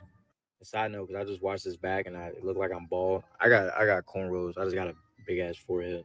But anyway, as I mentioned in the video, I don't have kids of my own. So my students are literally my children. I love these kids as if they were my own. Very last thing I want to do to my children is take advantage of them and harm them in any way. That's not what we're going for. That's not why I'm a teacher. People are saying like, oh, you ain't got to defend yourself against. I mean, I know I don't, but I still got to put my 2 cents in. Because if you've been following me, you've seen or just scrolled through a few of my videos, you can see, like, me personally, my bullshit meter or my creep or weirdo meter or radar is like dialed in. I can spot fake ass energy or a creep ass dude from a mile away. Energy never lies. So the real no. Not only is my creep radar dialed in, these girls, their radars are also dialed in. They're all just not these clueless girls running around with their, like, you know, heads or chicken with their heads cut off. If they get any weird ass vibes from anybody, especially a grown man, they're going to keep their distance every time. I've literally experienced this, seen some of my students do this very thing. If they feel like you're a creep, bro, they're not getting close to you. They're not going to talk to you, let alone take your hair out. As far as it being unprofessional, I can see that a little bit. Oh, what if there were visitors? Bro, it was a Friday. At the end of the day, 10 minutes before dismissal time. Work is done for the week. Work is done for the day. Fridays are usually our chill days. If they work and do what they're supposed to do Monday through Thursday, Friday I usually give them a day where they could just chill. But we didn't chill this Friday. We did presentations, and then after. Okay. Now let's go back to the initial video so you can see how he lied. Because he said, oh, it's a Friday, it's a chill day, there's nothing happening, right? Let's go back to his first video. Like, you see, that's why I said these are girls, these are babies. Me, Marlene, you can't do this with me. You cannot do this with me. You cannot do this with me. That's why most men who have a sick mind, Diddy, all of them, they go for girls that are 10, 12, 13, 14, 16, 19, 20 years younger, right? because you can play with them because they're new to this. They're fresh to this, right? It was Friday. It was a chill day. There was nothing to do. Let's go back to your first video. Let's go ahead and stir the pot a little, shall we? Okay. Last Friday, 10 minutes before dismissal time, I decided to live stream my students helping me take my hair out. There was quite the discourse in the chat, which had people saying this was inappropriate and other people saying this was completely fine. There was nothing wrong with what I was doing, and people were just making it weird. So, of course, I had to bring this issue to the big stage. Okay. I would like to represent myself in this case, Your Honor, if I may. Number one. So first and foremost, he goes live on his TikTok for attention to trigger people. So because he didn't have to record this, but he goes live. He wants a reaction from people. He gets a reaction from people. Now he wants to pretend that he's in a courtroom and he has to defend himself. Let's go. You a weirdo. You are a very immature. For a little context, I had a hair appointment immediately after school, and I needed my hair taken out beforehand. I would have taken it out the night before, but that Friday we had a camera crew coming in to shoot a promotional video. And okay, so this makes no sense. This makes no sense. Okay, so he says he would have taken his hair out before, but that Friday we had a promotional crew come to record. Okay, so if this is 10 minutes before dismissal, hey, expensive. If this is 10 minutes before dismissal, I guess you already got recorded. So why they got to take out your hair? Let them go home.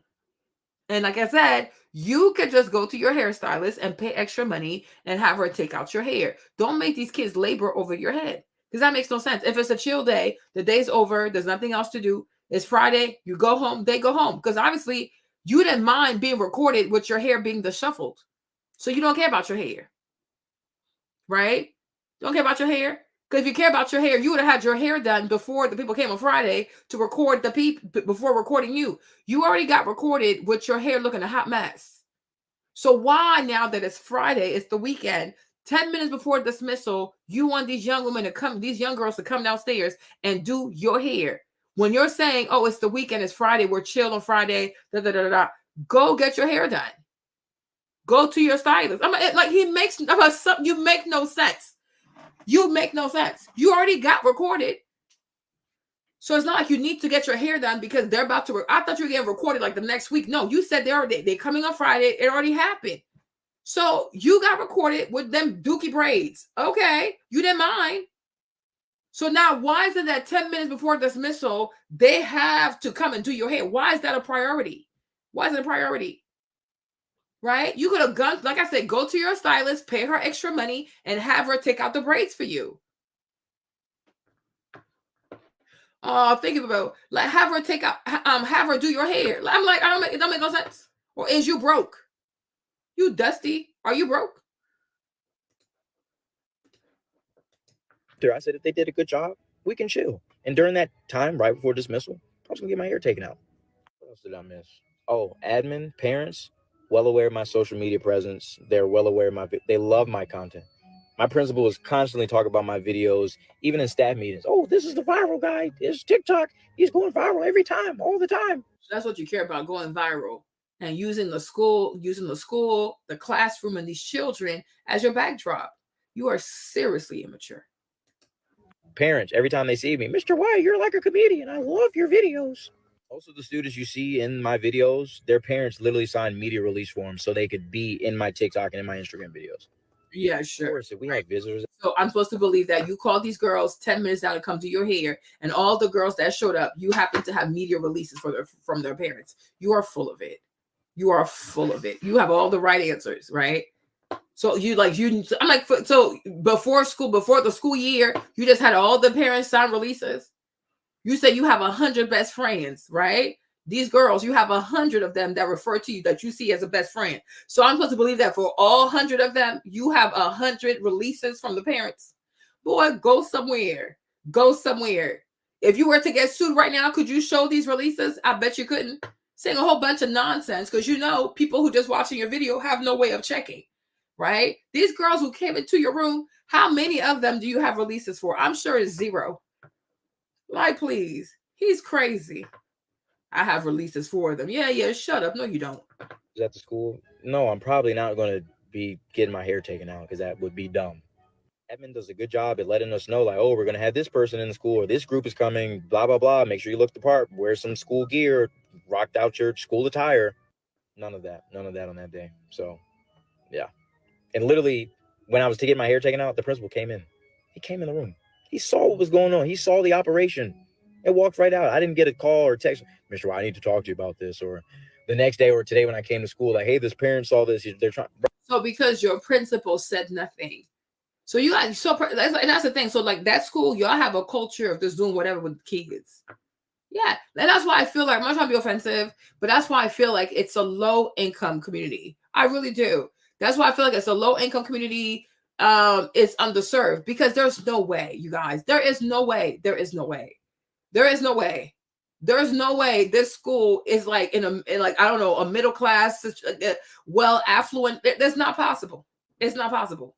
Because these parents would have turned upside down. But the fact that this school has a culture where the principal doesn't care what the teacher do with the kids, principal don't care that the teachers letting the kids do their hair, right? You already know where you are.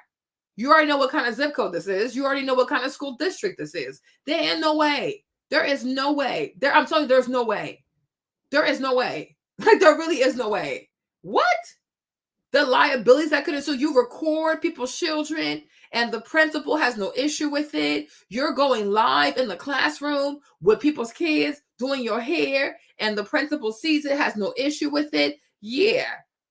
I can already imagine what kind of school district this is, what kind of principal. I can only imagine the kind of work culture you people have. I can already imagine anything goes to that school. Okay. And most likely the majority of the students there are not high performers. That's why you can have them take out your hair like this. Yeah, no, ain't no way. Ain't no way. I'm like, this is no. I'm telling you, you will never go to a private school. You would never go to a private school. You will never go to a predominantly white school and have any black teacher be this comfortable. Right? Because white people, let me tell you something, they will be on your butt about everything. White parents will complain about every single little thing, even if their child was not around, just their child telling them what's going on in the classroom. Yeah, they're going to send all kinds of email. You will never be, you cannot be in a great school district that's really about education where principals and administration are doing their job and they're going to see a teacher go live and go viral and this and that. And these kids are in there because the liabilities alone are crazy. You can get sued for this kind of stuff, right? So the fact that you have a school where a principal does not care and he finds this to be cute or entertaining, or he mentions that you go viral, it lets me know y'all just there to just babysit these kids. You don't really care about their education. Like, no.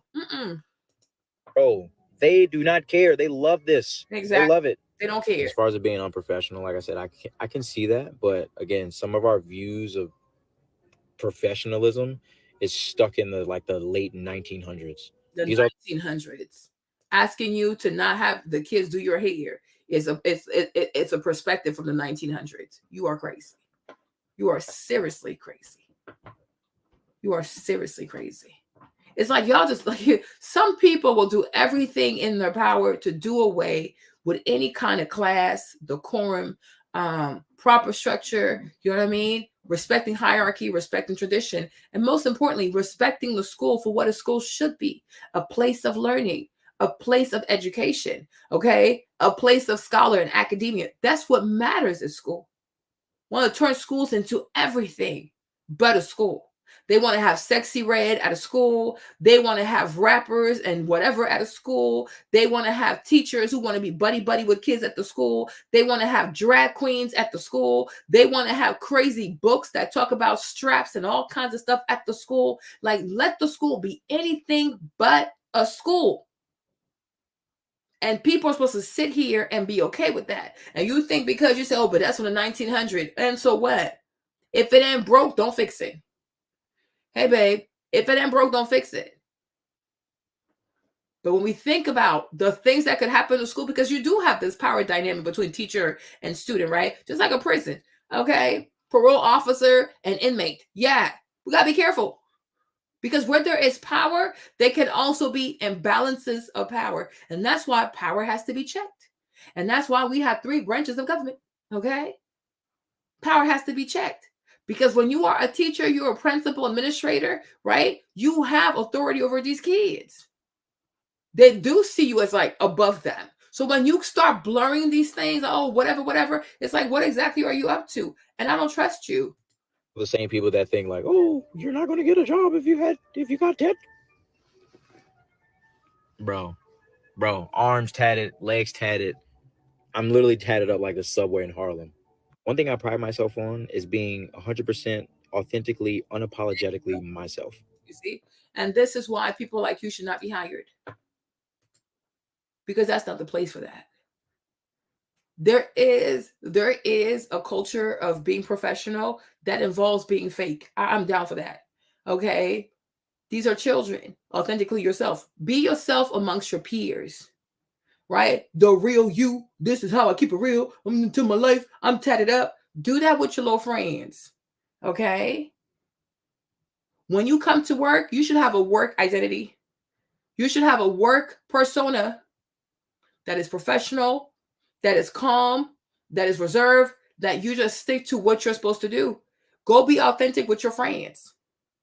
Okay? Because it's not your job to try to influence children with your lifestyle. And this is why I even felt like when it came to like race theory, I was not okay. I was not down for race theory being taught at schools also to children, because kids can be bullied, kids can be manipulated, and kids can be indoctrinated. And I don't think it's fair for any adults to push their authentic selves or their views of the world onto people's children. It is not your place. Now, if we talk about college, it's a bit different, because in college, people are a little bit more grown. They can have a bit more courage to stand up for themselves, especially by the time you get to grad school.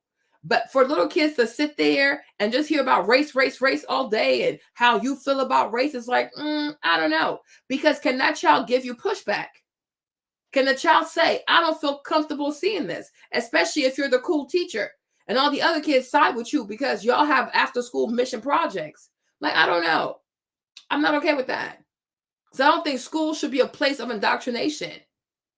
I don't think it's a place to push your politics on people, push your whatever, your authentic self on people, your pronouns on people, your sexuality on people, because these are still kids and they're still finding themselves. You might have found yourself, but that's still a young person that has found themselves. If we want to talk about it, especially being something called a theory, right? Race theory, just like game theory, keep that stuff for college. Keep it for college. And most importantly, keep it for grad school, because at that point, you have adults who are independent, who take care of themselves, and they can stand up for themselves. Because anytime we talk about a theory of anything, people should feel empowered to speak their minds. Young people are not. Young people follow their friends because they fear being outcast. They fear being an outcast. So it's like authentically yourself. What you call authentically yourself could be offensive to somebody else. It could even be threatening to somebody else. So I feel like you got to learn to separate your personal life from your work life. Everybody, I got to keep it real, keep it real. No, you got to keep it professional. You are not hired to be yourself. You are hired to teach. You don't get hired for your personality. You get hired for your competency to teach these kids a particular topic. Either you can or you cannot. Okay? You want to be you want to be yourself out there, but you're not getting paid to be yourself. You are getting paid to teach the children. It is not about you. It's not about you. And the problem that I have with all these TikTok teachers is like they think they are the celebrity. Like they're famous, they're celebrities, they have a following, want. When it's like teaching should really be about service. You are there to help these kids become better people. You're there to help them achieve their academic goals, that they can go on to the next grade or successfully go on to college. Okay? But you're not here to make content out of these kids to further yourself. That's very self-serving. That's very selfish. Like you're crazy. Exactly. Or they come to school with crazy hair. They come to school with crazy piercings. They come to school with crazy tattoos. They come to school with fake boobs. Y'all, there was a teacher in Canada who was coming to school with fake boobs.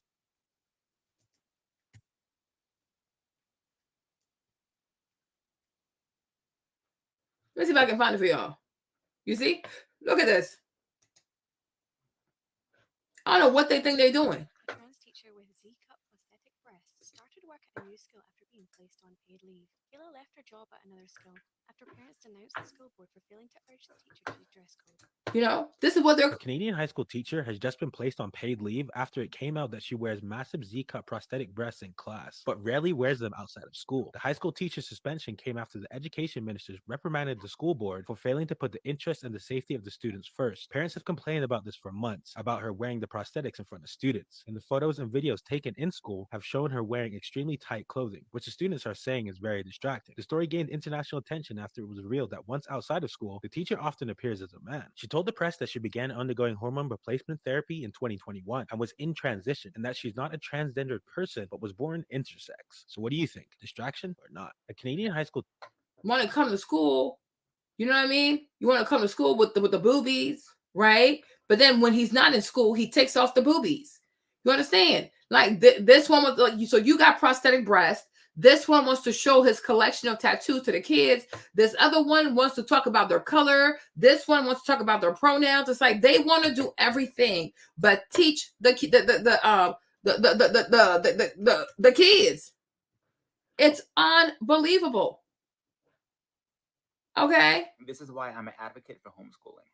A lot of people were asking in the comments of my last couple of videos about my anchor chart. So here you can see a couple of other anchor charts that I have about my pronouns. It says my name is Mixed Cocktail. My pronouns are Z, Zem, Zir, and Z. Imagine doing this to people's kids. What does this have to do with them learning what they're supposed to learn for the school year? How does that help the kids? That has nothing to do. If they have tests that they have to do for the end of the school year, it does not help, right? How does that put them in a better position academically? No. This person intentionally seeks a job at a school so that children can worship him, her, she, shem, whatever your pronouns are. I'm like, this is completely out of line. But imagine the kids having to learn all of this to satisfy her ego, to satisfy her multiple personality disorder, right? This is out of line. And this is what children are being subject to. My name is MX Codeo. My pronouns are she, shem, sher, and shers. Like, what in the world is this? What is this? Right? Something to refer Miss Codale as MX. C is my teacher. She is multilingual student, practice and speak Spanish with Jem. Jer hobby is learning languages. Like, what is this? What is this? That we already have one language. It's called English. It's called English. We already have pronouns. Okay. He, him, his, her, she, hers. Okay. We don't need your special lexicon. We don't need this. This helps nobody. Like you decide to create an identity for yourself. No problem. But you always want other people to constantly validate this thing that you have created for yourself. No. Our kids are not here for this. You understand? That's indoctrination. And that was my fear when it came to critical race theory. Because I'm like, no, critical race theory is not going to stay critical race theory because eventually it will morph into sexual identity theory, sexual gender theory, sexual preference theory, because they always use Black people, right, to open the floodgates of God knows what. So it's like, no, let's not even do this. I don't want a theory of nothing. We have English, we have math, we have history, we have this. Let's just stick to that. And anybody who wants their child to learn something extra, you do it at home or you hire a special tutor to teach your child. Because it's not going to stop at race. It's not going to stop at Black people versus white people, right? Within 5 to 10 years, it's going to turn into mandatory sex theory, sexual gender theory, sexual orientation theory, right? Because I'm like, we already know how it goes. Because you're never satisfied with one thing. Like when you get one thing, you keep pushing the envelope, right? First it was good, then it was lesbian, then it was bi, then it's like, oh, now add more letters and letters and letters. It's like, okay, it never stops. It just never stops. And you don't even intend for it to stop. Let's be so for real. You don't intend for it to stop. So let's not even start this. Let's not even start this. But it is so unfair to these kids to be indoctrinated like this, right? For one person. Look at how much effort the kids have to put in just to be able to talk to her. How's this fair? How's this fair? Don't sign up for this crap. Nobody, like, people are not sending their kids to go to school to have to suffer through this. And it does nothing for them. Nobody in college writes like this. Nobody in corporate writes like this. Nobody that is the scholar writes like, no one writes like this. These are not real. These are made up pronouns to satisfy a small group of people who have decided that, oh, being white is not enough. I need to be extra special. And it's mostly white people who do this kind of stuff because they always want more. Like they always want more privilege, more this, more that. God forbid white people act like everybody else. God forbid white people be treated like everybody else. They always have to find a way to forge a new identity that allows them to have supremacy over other people. Completely unhinged. Like you are crazy, you psycho. Ears. Mixed Z is my teacher. Z is multilingual. Students practice and speak Spanish with Zem. Their hobby is learning languages. Mix Z, Zum, and Zer. This is how is this gender ideology stuff allowed in school? Yeah. They're literally changing grammar. Yeah. When I was in school, I had a hard time just learning math and Spanish. Mm-hmm. Yeah, I ain't doing that, teach. This is why I'm an advocate for homeschooling. A lot of people were asking in the comments of my... I mean, it's so many of them. It is so many of them. So now it's like the classroom has turned into a theater. Okay? It has turned into a theater where the teachers want to be celebrities, the teacher want to be race advocate, the teacher want to be gender advocates, the teacher want to be, they want to be everything but teachers. Okay? Because these people right here, they're a bunch of sociopaths, they're a bunch of narcissists. They have incredible egos. And they're not there to serve the kids. They're there to meet, they are there to be made famous. There is a certain type of validation that they are not getting. Oh, thanks, babe. There's a certain type of validation that they're not getting in their personal life. And they want to retrieve that by force from the children. Okay? Because obviously you don't have people in your life. You don't have fans in your life. You don't have people who celebrate you. So what better stage than a classroom where young people are so impressionable, young people are so afraid to speak up for themselves, young people are afraid to walk out of your mess, okay? So you prey on children because kids will give you the validation that you seek from other adults because you will not going to get that from me. Okay? Because I look at your foolishness and I laugh. You will never coerce me. You will never bully me, coerce me to use any kind of weird pronouns. I am not using those pronouns. What is your government name? I will refer to you according to your government name. That's it. That's that. There's not going to be no she, j'aime, je, she's. We're not doing this. We're not doing this. And you don't get to impose your linguistics on me. Absolutely not. You are one person. You're one person. And you think you have that much power and that much dominion that you can force other people without being voted, without an election, without an amendment being passed, without an executive order, right? Because you say so, other people have to comply. Who are you again? Who are you? Who made you an authority? Show me where in the Constitution it says I have to comply. Show me where the Supreme Court says I have to comply. Show me where the president signed an executive order, right? Forcing me to respect your pronouns. No, you are one person in a sea of 300 plus million Americans. And you think you get to make rules for the rest of us without going through the proper legal channels. Go get yourself a bill. Okay. Until then, I'm not playing these games with you. You're insane. Like you're seriously insane. You are insane. And that's the problem now. Like today with this woke culture, we allow crazy people to dominate the culture and to bully everybody else into silence. Don't allow anyone to bully you into madness. This is madness. This is madness. How can one person comply a host of people to change their grammar, their English, their vocabulary to satisfy one person?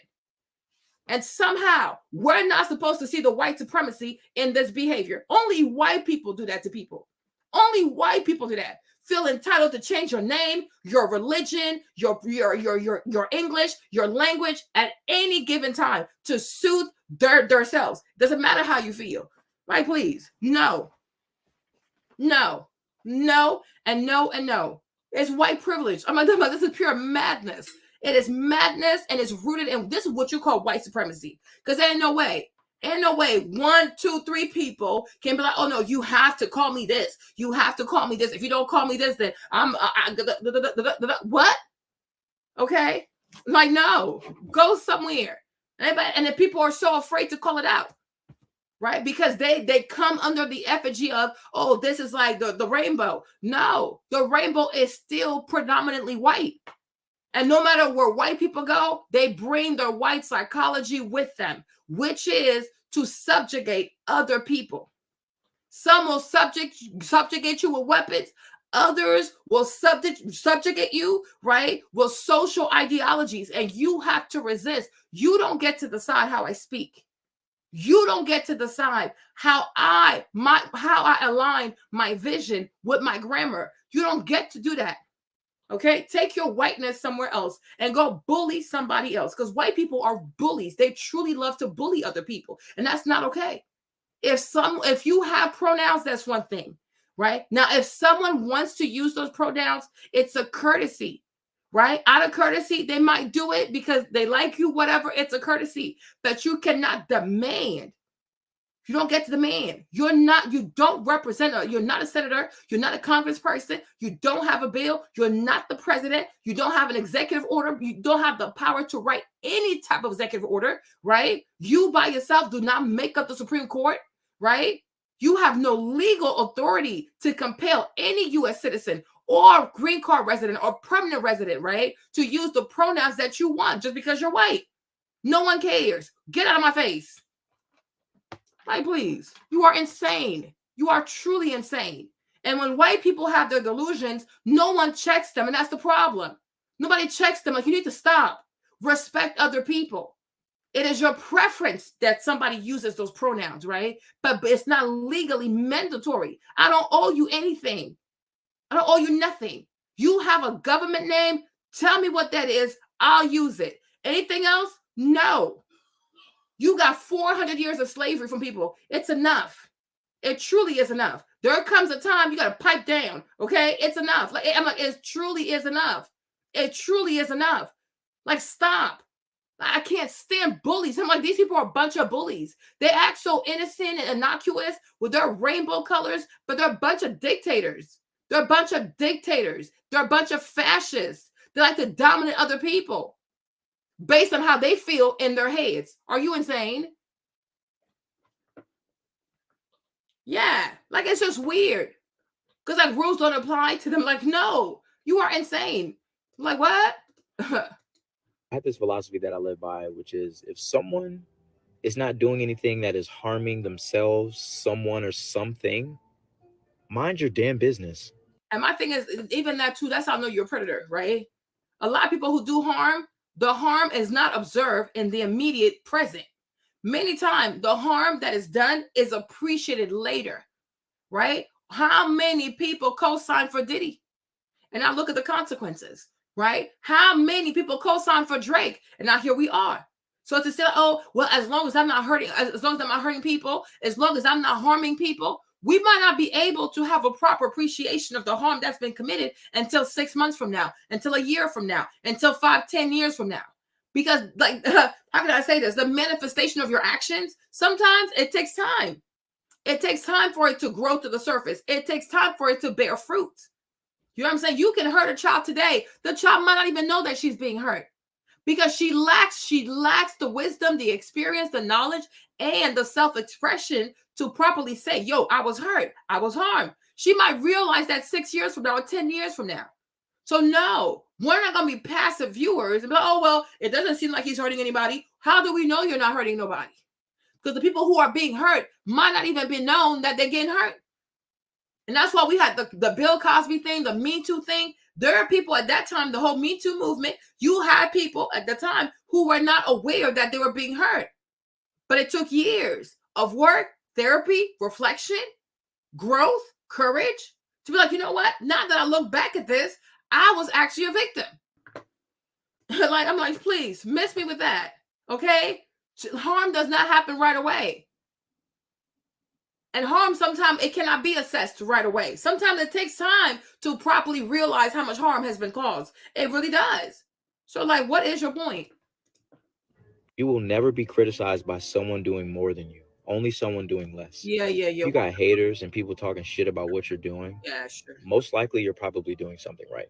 Yeah, right. No. And that's the thing. Oh, you ain't popping if you ain't got no hater. Boy, have some self-reflection about yourself. Okay?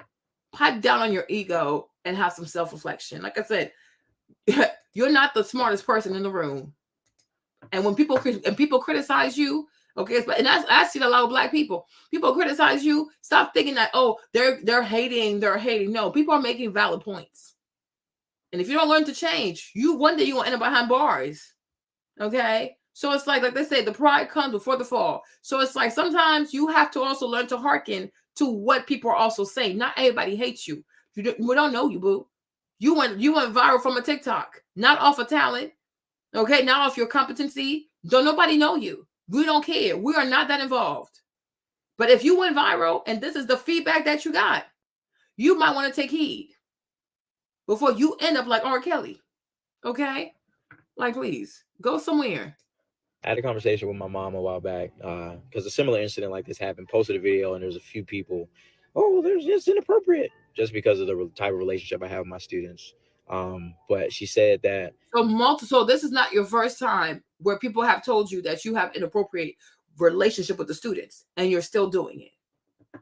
You're still at it, and you keep doing it. You keep recording yourself, and you keep posting. Okay. You basically might as well people saying stuff like this because you are a young Black man. You are handsome. He's going to weaponize his color because this is happening to him because he's Black. You see this foolishness? People are picking on him because he's Black, right? And it's like and that's the beautiful thing about being a victim, right? When you operate in a victim mindset, it's never your fault, right? It's always somebody else. Because if people compliment you, oh yes, life is good. You're a U.S. citizen. As soon as people say something that you don't like, oh my gosh, it's racism. Oh, it's because I'm Black. Oh, because I'm Black. No, because you're in the wrong. Okay, because you're in the wrong, and you do happen to be Black, but most importantly, is because you are what? You are in the wrong. These are your kids. These are your students. They have no business. They truly, truly have no business doing your hair.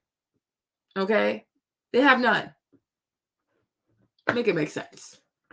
Oh my gosh. You're attractive and you have a good relationship with your students. So people are always going to try to reach and make something out of nothing. So your mom told you, and then you go just like you have Kanye's mom. So your mom told you this is happening to you because you're Black, you're a Black man, you're attractive, and you have a great relationship with your students. And if your mom feels like you're attractive, she don't feel bad about she's not worried about the fact that you're very attractive, you're still young, and that these little girls are all around you like that. She don't find that bizarre. She don't find that bizarre.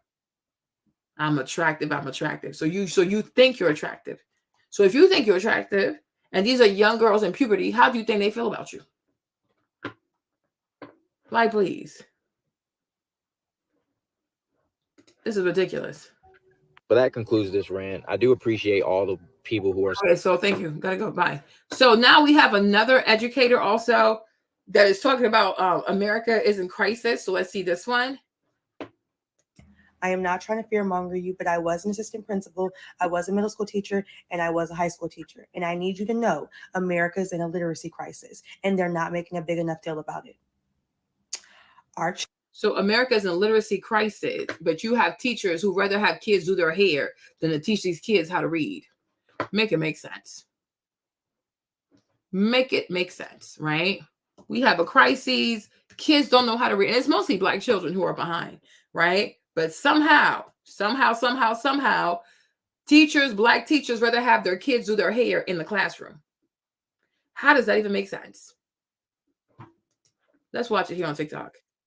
I am not trying to fearmonger you, but I was an assistant principal, I was a middle school teacher, and I was a high school teacher. And I need you to know America is in a literacy crisis, and they're not making a big enough deal about it.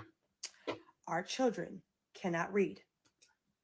Our children cannot read, let alone writing a paragraph, let alone comprehension. They cannot read. They do not know how to sound words out. They were not taught that. And if you're wondering, well, then why does my kid just keep getting passed on to the next grade? Because that's what they're doing now. They're not holding the children back. They're moving them on. They're graduating them, knowing that your child is illiterate. Mm. Our next change makers, our next lawmakers, our next voters cannot read. I beg of you, take the tablets and the cell phones away. And the comb. Practice letter recognition and sounds and the and gel reading cream. with your child, please. And I'm gonna keep it a stack with you. They been new. They been knew the babies couldn't read and didn't care. You know when they started caring? After the pandemic. Them test scores plummeted. First of all, like test scores for reading were like pretty stagnant for the last like decade. But after the pandemic, they plummeted. And now they were like, oh, we got to do something about it. Columbia University, I'm looking at you. You fully backed balanced reading. Fully backed it. Teachers College was 100% pushing out balanced reading. That's why the kids don't know how to sound things out. And if you don't know what I'm talking about, please go do some research. Now they're trying to push science of reading. That's the way. And if you're like, what's science of reading? That's what we was doing. And by we, I'm talking about millennials and older. The one, the little you know, when we were sounding words out, that's, yeah. Now they're trying to bring that back. And if you're like, wait, they stopped doing that? Yes. For years, they stopped doing it. I'm going to say this last thing and I'm going to be done. If you have the opportunity and the privilege, right? Because like taking off from work is a privilege. You need to start, and by you, I'm talking to parents and guardians, start going to these PTSA meetings and these district meetings.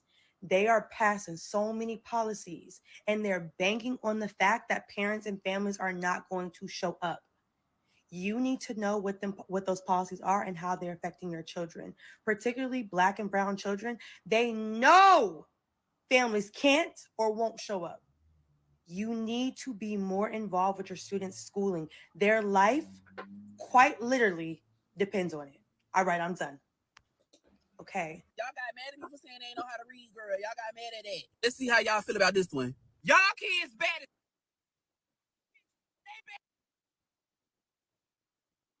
Pay for the amount of times that I have for the rest of my month. Y'all kids do not follow simple fucking instructions. Like, I cannot make this shit up. Sit down. Hush. Stop hitting her. Stop hitting him. Keep your hands to yourself. I don't understand. And they don't understand the life and ramifications of all. Like, great. Yeah, now, if he knock your ass out, they're going to be looking at me like, why you ain't stop? I've been telling them. Administration ain't no motherfucking help.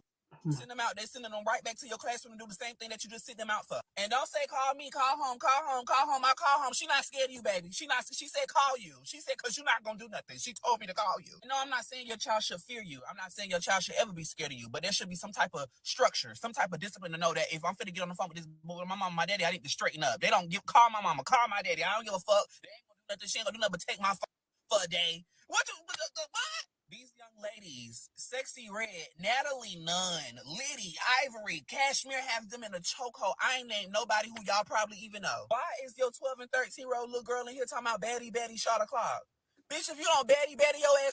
You see, and this is why, and this is why, even for that other teacher to be like, oh, this is innocent. No. A lot of our 13, 14, 15-year-olds today are listening to Sexy Red.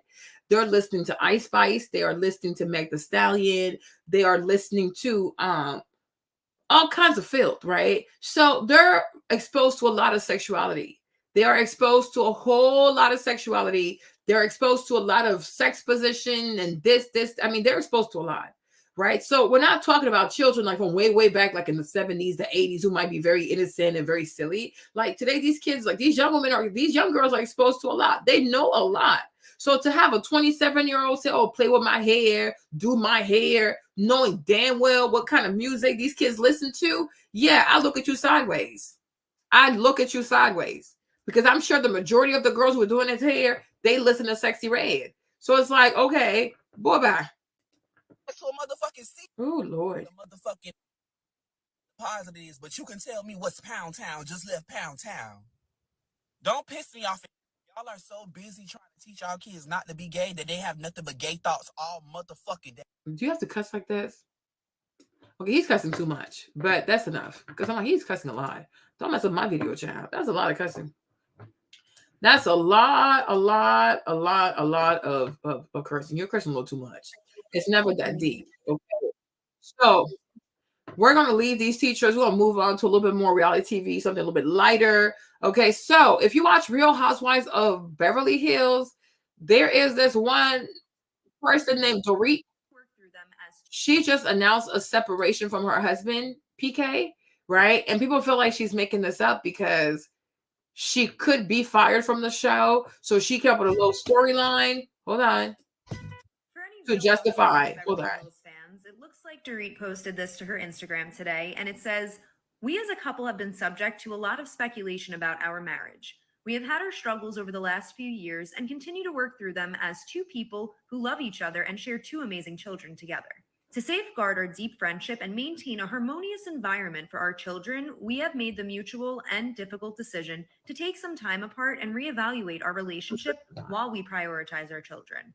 We appreciate your love and support while we continue to do the work necessary throughout this journey. With love, Dorit and PK." I'm not sure if you guys remember this, but at BravoCon last year, Erica Jane was asked this question. Erica!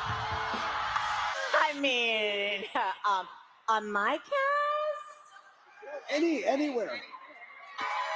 I think it's Dorit and PK.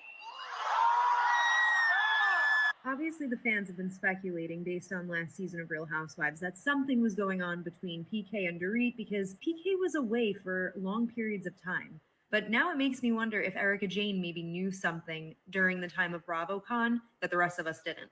Let me know your thoughts. Okay. Are there any Real Housewives of So a lot of people feel like it's a storyline, but then some people also feel as though she could be Maurizio's lover. But you got to be into Housewives of Beverly Hills to get that, though. So Maurizio is Kyle's husband. And there are a lot of rumors that were swirling. I found out yesterday. My sister told me, so I had to look it up on TikTok. But it's like there are a lot of rumors swirling around that Maurizio and Dorit might be an item. I'm like, what in the world? So let's see. Okay, let us see. So hold on. Let me show you. Hold on. You can't tell me this timing is not impeccable. Dorit and PK are separating, and as we know, Kyle Richards and Mauricio are separated. We all know the rumors between Mauricio and Dorit. The timing right now is so perfect. Like, we're gonna need Mauricio to come through. I'm gonna need Mauricio and Dorit to at least go on a couple dates together. Just for the drama, just for the tea. I know that they would really never date in real life, but I want Mauricio to stir the pot. Because that man has been embarrassed for the last year with Kyle Richards. And this was brought on by the behavior last night. God, I cannot win no matter what I say. No. It's like, I'm just what I say. Guys, time out. Girls, can I say something? I've been listening, and I feel like on behalf of like me and PK, I have to step in and I just have to create some peace, because the reality is that you guys both love each other. I know that. And what's causing a fight right now is not you two. It's an external situation. And you guys have both been hurt, and it's both difficult. And I need you guys both to just get past it and move on to the next one, okay? I love you so much. Please, Seriously. my baby. Dorit and I have this kind of friendship where we will fight. And I hate it so much. We always make up, but I just don't like arguing with people that I care about. Thanks for the question. What's my take on Dorit and Mauricio? Do I think they're having an affair? Well, they do act very strange together. You made it home. I spoke to you last night. Before all this. What's up, ladies? Hi, honey. Here. Perfect timing. Hi, honey. How are you? I'm okay. I don't know. It's just so far-fetched, but she's over the top lovey. Like, it's always like, my love, honey. Like, all the things like what Yolanda was like. I feel like she's just over the top Yolanda. But there's a few more. Thanks for the question. What's my take on Dorit and Mauricio? Do I think they're having an affair? Well, they do act very strange together. You made it home. I spoke to you last night.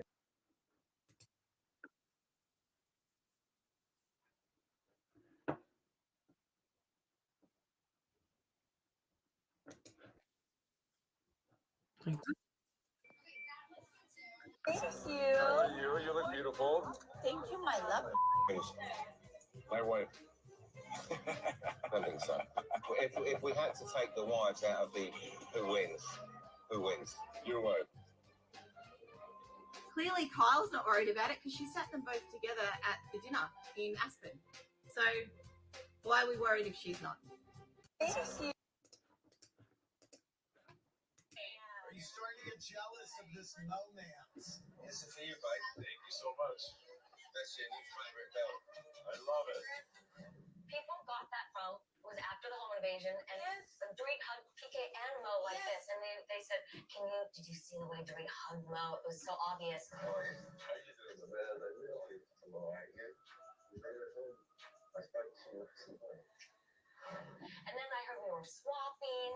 Oh, wow. And then it was a whole. Is that sausage? Yeah. Oh yeah, it's sausage. It's just chicken sausage if you ask for it. I didn't ask for chicken sausage. Diana? No. Yeah. Is that sausage? Yeah. Oh yeah, it's sausage. It's just chicken sausage if you ask for it. I didn't ask for chicken sausage. Diana? No. Oh yeah, this is really inappropriate. Yeah, calling somebody's husband honey, love, back to back to back. Is this sausage? Dorit. Like, what is wrong with this man?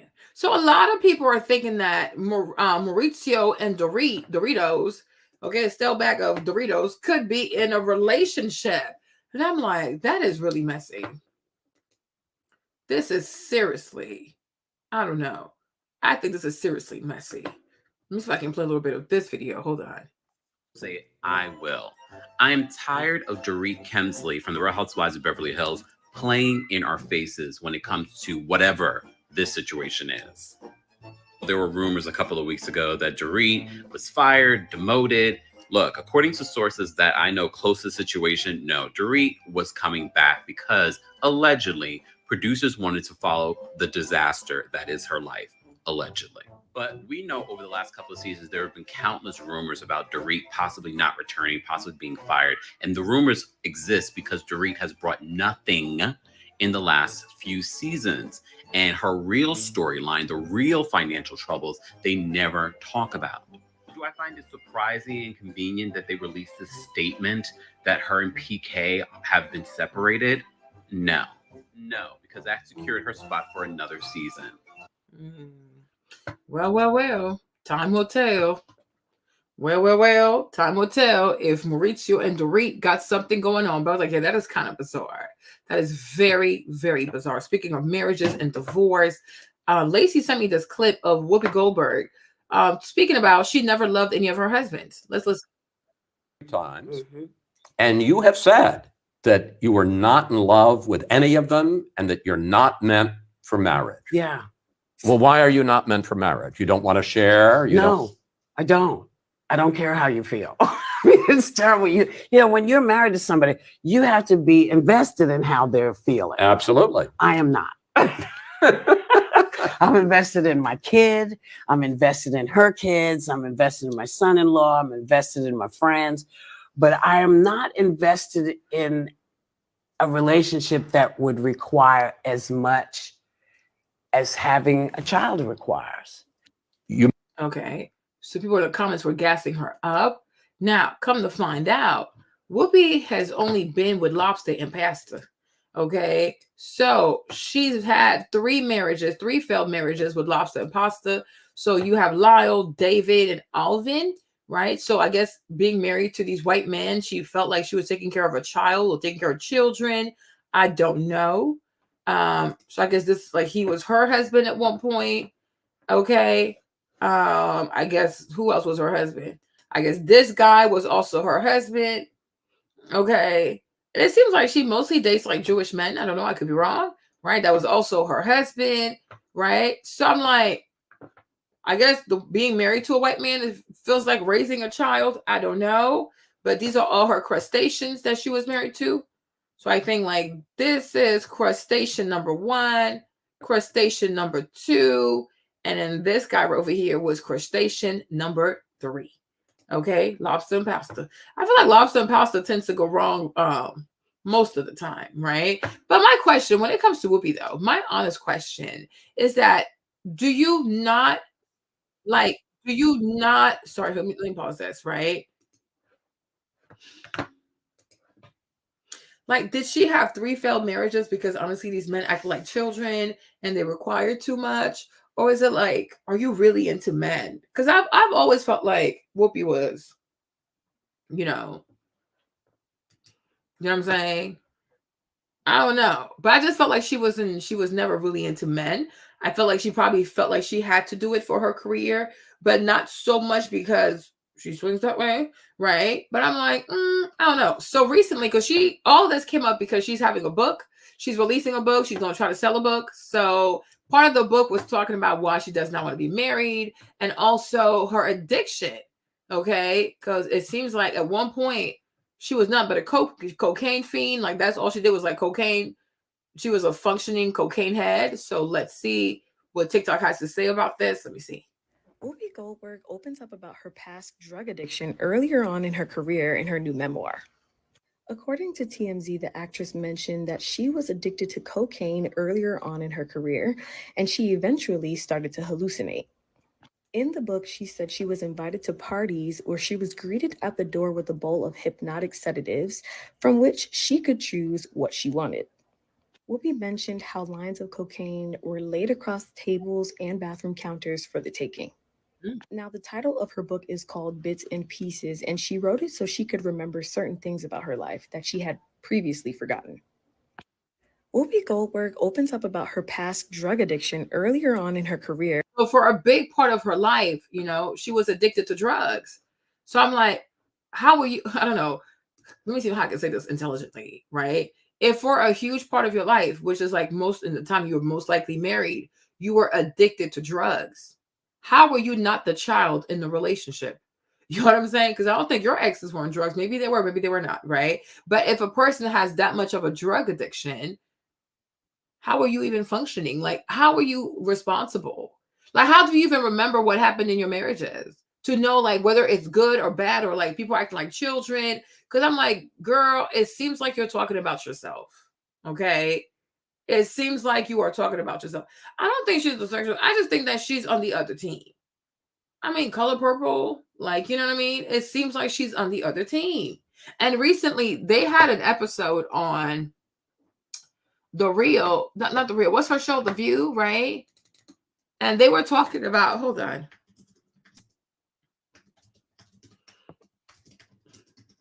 How they don't need men.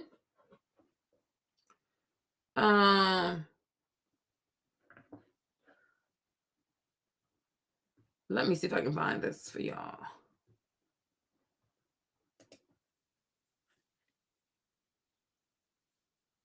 Ask the following question. Do we need men?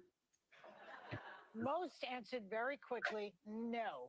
So why do you think that is? Because men are useless. Broadly speaking, I feel like men have proven largely useless. Like I think in the political moment. I mean, and by the way, I want to differentiate between straight men and gay men because I think I would die without gay men. Excuse me, the ABC network, which is hosting this show, would have canceled the show if it were a panel of men saying that women are useless.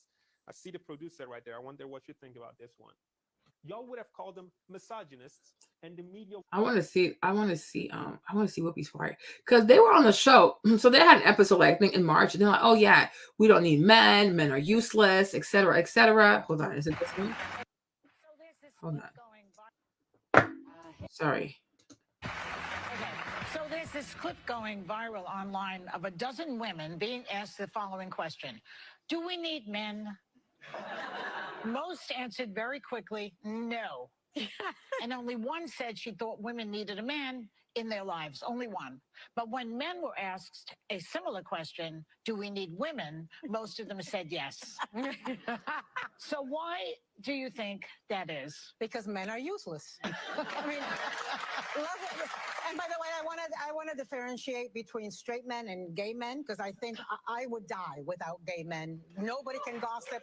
Like the fact that this lady she don't find this offensive was crazy to me. So the only reason why you want to have gay men so they can dress you and like kiki with you, like, do you see these people as human beings though? Like gay men, nobody can help you accessorize like gay men. Nobody can help you keep you from doing harm to yourself like gay men. So gay men are there to help you accessorize. Okay, yeah, sure. All right. So I'm like, bunch of weirdos. But that's what, like, The View, like Whoopi's part of The View, is bunch of these hens, they get together, they're like full misandrous, like they just hate men, they hate men, they hate men. And I'm like, why don't y'all just come out and just say what you're really into? Like, it's okay. It really is okay. Because when I listened to the clip of what she was saying, right, I'm like, you have a daughter. You're saying that your daughter is married. You have grandchildren. How did you have your daughters? You had a man. Okay. How did your daughter have her daughter? She has a husband, right? So I'm like, if you have this attitude towards marriage, you feel like it's being next to a child, like it's like taking care of a child, et cetera, et cetera. How can your daughter have a successful marriage? Right? Because if you have a mother who has this, like she has this mindset about marriage, about men, and it's like being committed to a child, it's like raising a child, right? I'm like, I really do feel like you're going to do a great disservice, not just to your daughter, to your granddaughters, but as a matriarch, right? I feel like that's a horrible thing to say, because I don't think I'm married. I don't think being married involves taking care of another child, right? Unless you choose to marry a child person. So if you marry a man that acts like a child, yeah, you will have to raise a child because you choose to marry someone that is like a child. But it's like, I think it's very, very toxic to keep encouraging, promoting, making light of marriage and having a 2-parent household and people knowing how to work together, how to have families together, how to raise their children together, right? And maybe in all your marriages, you were the problem. You could have been the child. There are a lot of relationships that I see out here. There are a lot of marriages I see out here. And the majority of the time, it's the wife acting like a child. When she can't have her way, when she can't spend the money that she wants, when she can't get the house that she wants, right? Anybody in a marriage can act like a child. It's not just men. You have plenty of women who are childish. We see it all over the place. And it causes, or it leads to the demise of their marriage because she's just unreasonable. She's seriously unreasonable. She's seriously unreasonable. And sometimes I just wish people would say, you know what? Maybe I'm not marriage material. Maybe I don't have what it takes. Maybe I don't know how to put my ego to the side. Maybe I don't know how to work in a partnership. Talk about yourself. Stop trying to make it seem like you're so perfect. And the reason why marriage doesn't work because it's the man that required too much work. No, you might be the problem. You might be the problem. Because how you get divorced 3 times? So you married 3 men and all these men acting like children. So either you don't know how to choose them or you might be the biggest child, okay, out of all your marriages. That don't make no sense. That truly makes no sense. And I pray for your daughter because I'm like, if you have a mom that has this type of attitude or this type of mindset towards marriage, right? I don't see how when you and your husband go through stuff, I don't see how she's going to encourage you to stay married. Her attitude, her mindset, the things she says on TV about men being useless and this, and that. I don't see how that stuff is not disparaging. You know what I'm saying? I don't see how that's not disparaging. I really do not. I really don't get it. Right? So you just want to have a family with a bunch of women. Nobody's married. They're all raising kids. They're raising kids by themselves. Like that's what you want to show your kids. That's what you want to show your daughter, your granddaughter, your great-great-granddaughter. You know what I'm saying? I'm like, and this is how a lot of mothers set up their daughters for generational curses. This is how a lot of mothers set up their daughters to not have healthy relationships, to not stay married, to not value marriage, to be by themselves, to raise kids by themselves, to do everything by themselves. You know what I mean? Like it's really, really unhealthy. Now I know her daughter's an adult. Her granddaughter did a reality TV show recently. You know what I'm saying? Yeah, that's fine. Do not be bothered with you. Like you be like, oh, I'm a certain age, whatever. You don't want to be married. That's fine. Right. But I'm talking about like this attitude that a lot of older, hey babe, I'm talking about the attitude that a lot of older Black women have towards marriage and relationships, right? Because people should try to be in relationships. People should try to be married and people should try to have kids with a marriage. Because you're like, oh, I enjoy my daughter. It's like, yeah, marriage was good for you. It brought you your daughter. Your daughter also has a daughter. So are you going to have, if you have this mindset that it's like, oh, I can't be bothered. I don't want to be invested in another person. I don't want to commit to another person. I don't want to have to care about somebody else's feelings. If as a mom and a grandma, you have this mindset, if your daughter has an issue with her husband, what advice are you going to pour into her? Oh, girl, just leave him anyways, right? Oh, girl, just whatever, right? Because you just can't be bothered. That's crazy. That's really, really crazy. And it's like, to me, it's not a flex. I don't know. That's just me. To be as old as she is, to be as old as she is and to not be wise at all is just very bizarre to me. Because no matter what, you should teach, everybody should have some type of care about like how other people feel. Like, are you a sociopath? Like, is she a sociopath? What kind of person says, oh, I don't care how anybody feels. I don't care to be bothered to care about people's feelings. How exactly were you a great mother? Because if you can't be bothered about your husband's feelings, then how did you tend to your daughter's emotional needs? It's bizarre, right? How do you tend to your granddaughter's emotional need? Because raising a daughter is way more emotionally draining than being in a marriage with a man. Raising a girl, especially when she goes through puberty, girl, you're crazy. Okay? Raising a granddaughter. How do you connect with your family if you don't have this emotional capacity to care about how people like that you brought that you're married to, and you chose to be married to a person? You were married 3 times. So why did you waste their time? I'm so confused. I'm like, what are we even talking about? What are we talking about? This is very bizarre. Because I'm like, when you see the comments, hold on, let me see. Right? Let me see. People like, let's look at the comments here, right? People say, oh, I love her answer, such honesty. I'm like, people swear, just because somebody is honest does not mean they're not damaged. Like, you gotta be very, I always say this, like, you gotta be very careful who you allow to influence you and who you allow to pour into you, right? I love Whoopi, she's as real as it gets. No, she's at the range as it gets.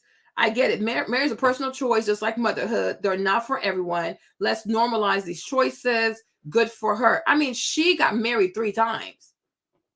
She got married 3 times. So I'm like, it took you 3 times plus getting to like 70 to realize that you don't have the emotional capacity to open up to people. You should have been aware of that a lot sooner. Why did you waste these people's time? They could have been with somebody else. But what I don't appreciate is her saying like, oh, it's like when you're married, it's like you're raising a child. Oh, what? You're crazy. You were on coke the majority of your good years. You were taking cocaine every day the majority of your good years. So I'm like, there's no way you were a good wife. That's why sometimes when these women give their perspective on marriage and their husbands, I wish these men will also be given a chance to counter back and to say how they feel. Because we might come out like, no, the guy might like, no, the entire marriage, she was coked out. And I had to raise the kids. And I had to watch the kids. And I had to take the kids to school. Because there's no way to me that as a parent, you can be on drugs the majority of your good years and somehow you were present as a mother, you were aware as a mother, you were emotionally tapped into your kids as a mother. Like, go somewhere with that. You know what I'm saying? I'm like, I see her. I don't watch The View, but I see some clips of The View. This lady is so bitter. She's so bitter. She's so hateful. There's like this small white girl on The View. They never let her talk. Okay, she never gets to speak her mind. She never gets to have a different point of view. They just jump on her. They attack her. I'm like, she's not a nice person. This is not a nice lady. Even the way she was talking to Monique that one time. I'm like, girl, you're not a nice woman. Right? So I'm like, girl, are you even like you yourself? Are you even connected with the world at large to be mindful of how you treat other people? She lacks self-awareness. But we love it when a woman is an a-hole and she bashes the man, etc., etc. But I tell you this though, if she's comfortable enough to talk like this about men, imagine how she feels about women. Because you have this notion of, oh, if she hates men or she bashes men or she calls men like their children, whatever, that somehow this means that she's pro-woman and she supports the woman. I'm like, I beg to differ. I really do beg to differ. But I was really confused. Like, lady, weren't you like, you said you were on coke for the majority of your good years. And those good years, you had husbands. So if you're busy trying to put powder up your nose, okay? If you're busy trying to put powder up your nose, how exactly were you a good wife? How exactly were you not the child? Because I'm like, we've seen addicts. And addicts, they require a lot of care, okay? They require a lot of supervision. I wouldn't be surprised if you lost a lot of your money Okay, a lot of the money you made, I wonder how much Whoopi Goldberg's worth. But I wouldn't be surprised if she lost a lot of her coins trying to put that white powder up her nose. So I'm like, I don't know how people can talk about other people without really checking themselves. Like, I don't even know how can you love your child? I'm not trying to be funny, but if you resent the father of your kids, how can you really love your kids? Because like, what happens when your child looks just like the daddy, and you resent the father? Like, if you resent the dad, right? If you resent the father, whatever, how can you truly say that you love your children? Especially if those kids look just like their dad. Yeah, oh yeah, they love to do that. It's the thing now. You know what I'm saying? My mom was married 3 times. Her last marriage was in her early 70s. All 3 marriages, my mom mostly cried the blues and was mostly miserable. Yeah, feel sorry for her. But at some point, it's like your mom picked people 3 times that made her miserable. That's my point. Like, when do women also take accountability for how they pick these men? Because no man can come and force you, like, you wife, you woman, come here, walk with me. You know what I'm saying? Like, you also have a part to play in this. But you cannot convince me that you had this grown vibration and somehow you attracted a man who was childish or who behaved like a child. Like, no, you were also a child. Like, you were both adults acting like children. That's not possible. Because I'm like, if your frequency is here, I don't see how you can say, okay, I'm going to marry somebody whose frequency is here. How did you attract someone whose frequency did not align with your frequency? Right? And you had 3 chances of doing this thing, and every time you kept picking a man who acted like a child, and you don't think that somehow you are part of the problem? Right? But I'm like, she's also a child. I've seen Whoopi like on her show, and the way she talks to that girl is the way she talks to other people, right? She's very childish. She's very abrasive. She's very rude. She's very condescending. She's very pushy. She's very, very childish. But they do it to the white girl, and because that white girl, she's not going to stand up for herself, so they keep doing it to her every single time. Because she met the right one. And when Monique was on the show, she tried to do it to Monique. Hold on, let me see if I can find it.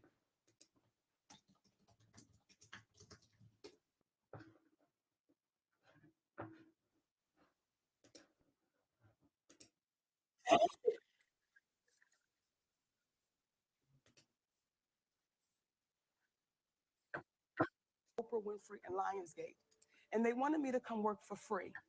They wanted what? to go over to Cannes and promote this film internationally. And I said to them, I said, guys, my deal is with Lee Daniels, and I've done my job. And they all agreed.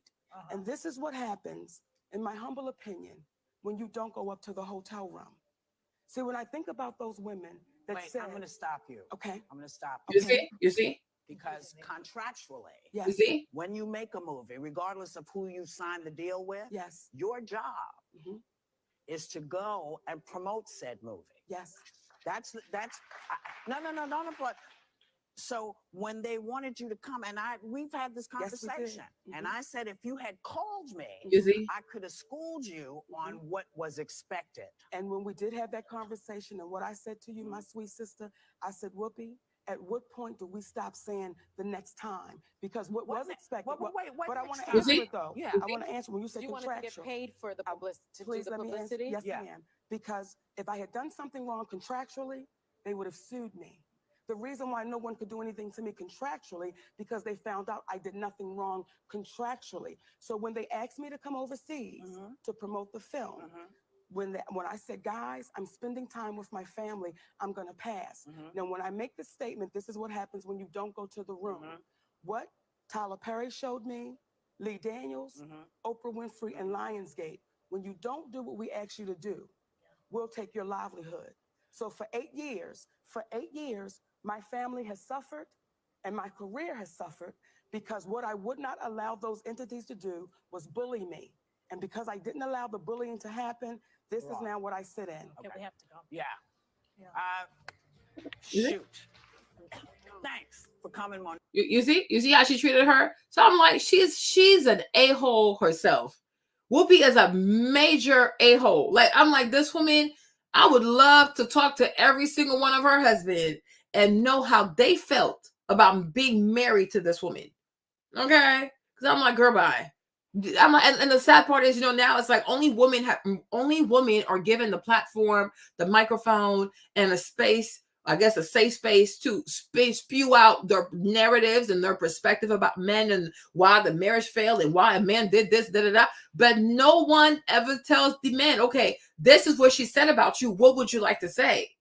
And if they do say something, oh, you're being petty, oh, you're being this, because it's okay for a woman to smear your reputation, but then you don't get to defend yourself because whatever she says is gospel. And I'm like, no, I don't believe that. Because I have seen her interaction with plenty of women. Like, because every time I see The View, I see clips from The View and I see how she acts. I see how she talks to people. I'm like, this woman is so rude. She's so condescending. She's so damn mean. She is so mean. Okay. So it's like, girl, yeah, she's like, she's something else. I'm like, girl, bye. I'm like, I don't know, me. I don't know. I pray for her daughter. I pray for her daughter's marriage.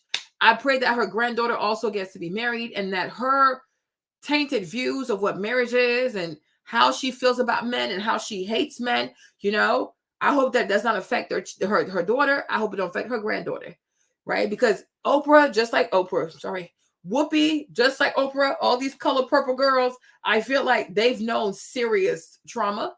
They can talk about it, not talk about it, but I just feel like, they've been through stuff. Their hatred for men starts from their childhood. It's not a coincidence that the Black people who were part of Color Purple, Quincy Jones, Oprah Winfrey, Whoopi Goldberg, okay? It's not a coincidence that those people were chosen. It is not a coincidence, okay? It is not a coincidence. So I'm like, these people had a hatred for men for a very long time. Even Alice Walker, who wrote Color Purple, I will not be surprised also if she experienced some type of abuse. And that's where she learned to have such hatred towards men, okay? Yeah, I really don't think she is. I don't think she is. But she gonna make you feel as though it's the man that was the problem and it wasn't her who was the problem. But I'm like, how can you say that? Oh, because it's like you're like being married to a child when you were an entire addict. I can only imagine what it is to be married to an addict. I can only imagine what it is to be married to a cokehead while trying to raise a child. You know what I mean? Like, talk about that part. I was looking for something. I forgot. I can only imagine. But there's no way that you are responsible. You're on time. You're able to parent. You're able to be there. You're connected to your baby when you're like all the time. Like, that's just no. Like, no. I don't believe this. And you see the way she treated Monique, because she didn't like what Monique was saying. She didn't like that Monique was making sense. And she didn't like that Monique was standing up for herself. Whoopi cannot stand it when you stand up for yourself and you tell her you don't agree with her.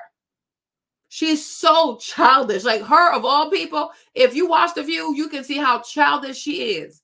She can never receive a counter view. She can never receive someone who does not agree with her. Her body language changes. Her tone changes. She tries to mother you. I'm like, no, I don't know. Me personally, she can say what she wants about her daughter, her grandbaby, but I find it really hard to believe that her daughter enjoys her company. Okay, when was the last time you saw her daughter next to her? I find it hard to believe. I really do. I truly do. I find it hard to believe that she has this great, thriving, fruitful, loving, encompassing relationship with her daughter. Because the way I see her, no way. No way. No way. Let me play this again. Talked about husbands. Yeah. So she said she wasn't in love with any of her other husbands. And I'm like, because maybe you're not even into men. Maybe you're not even into men. Like, are you into men? Because I'm like, I don't know. You were married 3 times, and you have said that you were not in love with any of them and that you're not meant for marriage. Yeah.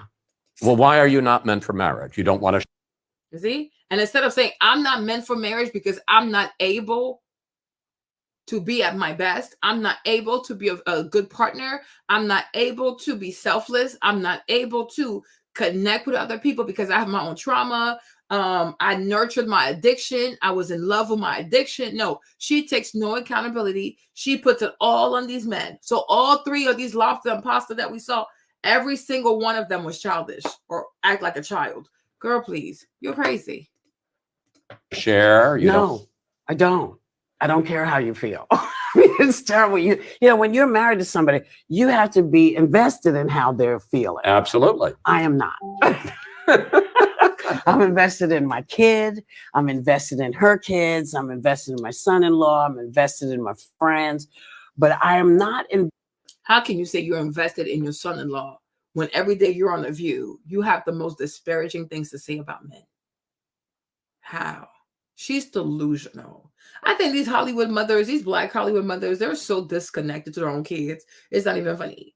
Like, if your mother-in-law makes the kind of content this lady makes and she says the things that this lady says, it's like, I wouldn't let her come next to me. I'm sorry. Girl, you're crazy. Invested in a relationship that would require as much as having a child requires.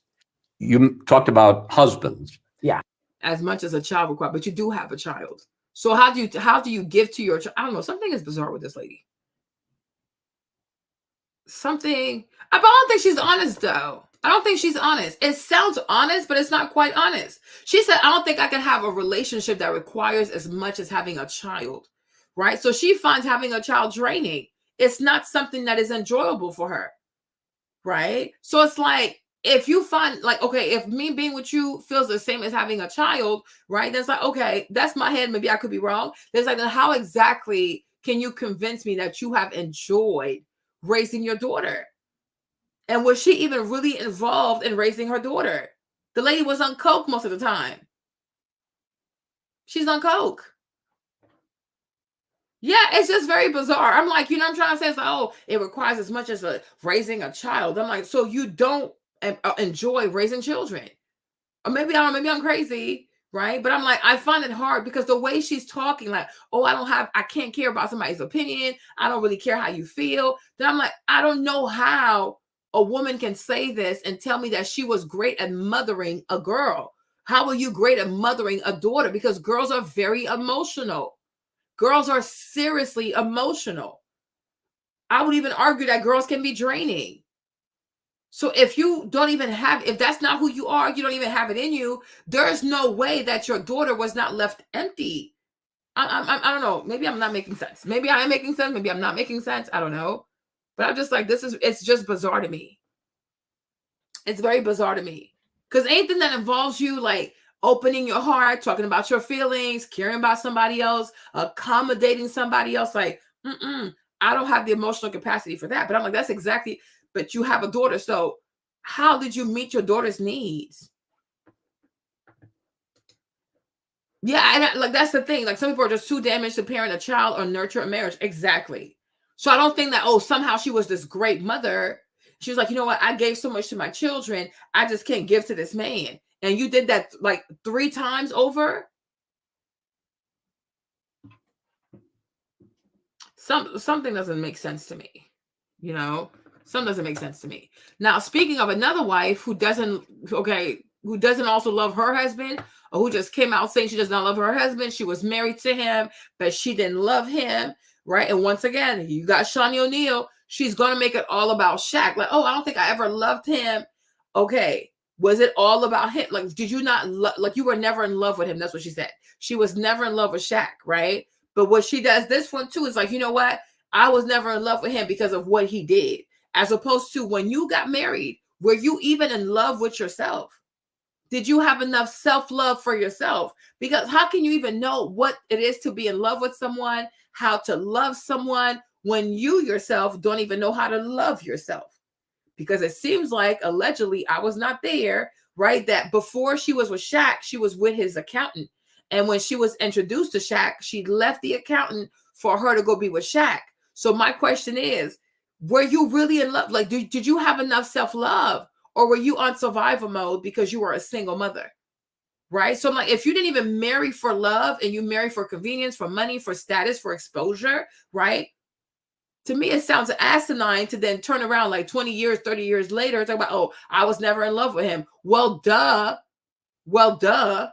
Make it make sense, right? It's like Miss Gail on TikTok, right? She comes out and she tells us, oh, I caught my husband cheating with what's that girl's name? What's that girl's name? Child, the mistress from Atlanta, right? Making all these videos and she's crying and she sounds devastated about her husband cheating. But then Miss Gail says, I didn't even think he was attractive. He was fat. He was overweight. He's not even my type. I'm like, Miss Gail, if you felt like he was fat, unattractive, he was not your type, why did you marry somebody else's husband? Because, no, first of all, it came out that she also was a mistress. Then she tried to spin it like, oh, but it's not the same because I tried to encourage him to go back to his wife. Girl, you went to New Orleans for Essence Festival. He bought you some diamonds, right? The wife called and you didn't come back to Atlanta. You stayed. And somehow you end up being his wife. But now you're telling us he was not attractive. He was fat. He was this. He was this. He was not your type. So now that you see him with a mistress, why are you mad? Because you were never in love with him. Right? So I'm like, y'all gotta make this make sense, right? When she said, oh, I didn't need him to do anything for me. But then she says, when he met me with my kids, we barely had food to eat. I'm like, Miss Gail, which one is it? Like, what's the actual story here? Because you all over the place. Sabrina, is that the name of the mistress? Sabrina, I don't know, right? Hey, babe, like you make no sense at this point. You make no sense. So let's see what Pink Lessons book had to say about this. How can I build credit if I don't have any? But the time, because a lot of these ladies, I don't know, they truly make no sense to me. Like they really have me confused. Because one moment that's your husband, you're crying for him. Another moment, oh, he was fat, he was obese, he was overweight, he's not my type, he's not my this. I'm like, okay, then let him have his mistress then, because you don't care. Other girls around him with your same mindset, all of you trying to get at him. It was a game for all of y'all, and you being able to get the ring and push out those kids and take the last name, well, you will declare yourself the winner when you implement the second phase of your plan, which was to use the same competition you played in. Shawnee, Shaquille O'Neal's ex-wife, she's married to a preacher man now and all seems well with the couple. But of course, if she never mentioned Shaq's name, they wouldn't be able to maintain the same lifestyle of attention and fame. Because let's be honest, the only time she ever got attention is if she was mentioned in the same sentence with Shaq or O'Neal. She had 4 kids with him. Many believe she had 5, but it was 4. She got all the money and wealth out of him, but the money isn't enough for them. They want attention too, which is why she's still talking about a man that at this point she's been divorced from longer than she was married. Married 7 years before Shawnee filed divorce, they've been legally separated now for 15 years and legally divorced for 13. She moved on and married a man that she's really into, for real. I don't believe she's with him for fame or money, because this man wasn't famous, and Shaq's legacy is now taking care of both of them. So this new man didn't just marry Shawnee, but he married Shaq's money too. Shawnee is out trying to sell a book right now, and she's pulling a Jada Pinkett, revealing things that she should have kept to herself or between her and her other accomplices in her life that already knew about this. She said that she only wanted to talk about Shaq in her book to clear up any misconceptions about her. Like, girl, stop. You talked about Shaq because you have nothing else to talk about that will garner these people's attention long enough to buy your book. In the book, Shawnee revealed that she never really loved Shaq. When I heard this, of course, I wasn't shocked because what's understood doesn't have to be explained. Personally, I didn't need this confirmation from Shawnee because it's not like it's going to stop the sisterhood for feeling sorry for her anyway. Shawnee's done a great job over the last 2 decades playing the long-suffering wife and using that as an excuse to extract resources and continue to use the power of that man's last name to build on television with the Basketball Wives brand, and also using Shaq's own infidelity as a tactic to make him submit to the whole plan. Make him feel guilty, so he willingly gave up the money and the payments and agreed to settlements and everything else without arguing about it. Shaq was like, here, take it out, work and go get some more money. I was such a bad husband for talking to all these women as an international sports figure, dominant player, top of the game. I was just so bad, so here, take what you want and I'll get some more. That was Shaq's attitude. He never complained about it. But I have to say, this little known confession Shawnee just put out should really have Shaq thinking right now. All this time, he allowed himself to be portrayed as the villain when he was being conspired against from the beginning. And I don't know, I think he's still locked under the spell. Shaq did respond. He said, I understand I wouldn't have been in love with me either. Wishing you all the best. All love, Shaq. And a lot of women love this response. They started praising Shaq for, quote, taking accountability, This was repeated over and over in the comments on social media. The conversation was more about, well, he was a cheater. That's why she didn't love him. Or he took her through so much. You know, the same color purple victimhood story. Not once did anybody say, wait, if you never loved him, that would mean you also didn't love him before the infidelity. You never loved him. You just saw him as a meal ticket the whole time, and you knew as a professional athlete, he had a gazillion other girls around him with your same mindset, all of you trying to get at him. It was a game for all of y'all, and you being able to get the ring and push out those kids and take the last name, well, you would declare yourself the winner when you implemented the second phase of your plan, which was to use the same competition you played in with these other women as an excuse to walk away from the poker table when you believed he stacked up enough chips for you to take away and live comfortably without him. Listen, it's not a coincidence that the year Shaq's NBA career was starting to wind down to his last years. You know, when he left Miami, that's the same year Shawty went to the courthouse and filed for divorce. And the last season he played in the NBA is directly connected to the finalization of that divorce. I don't care what anybody says, this was all calculated, and everybody around Shawty was in on the plan except for Shaq. The light bulb still didn't go off in his head yet. He's still blaming himself, which is also a part of the plan. He's got to go along with this in order for the original plan to go on without a hitch. The truth is, Shawty and every other professional athlete's wife, they already know what time it is when they get with these men. They're not there for a faithful, monogamous man that's going to be home every night. Are you serious?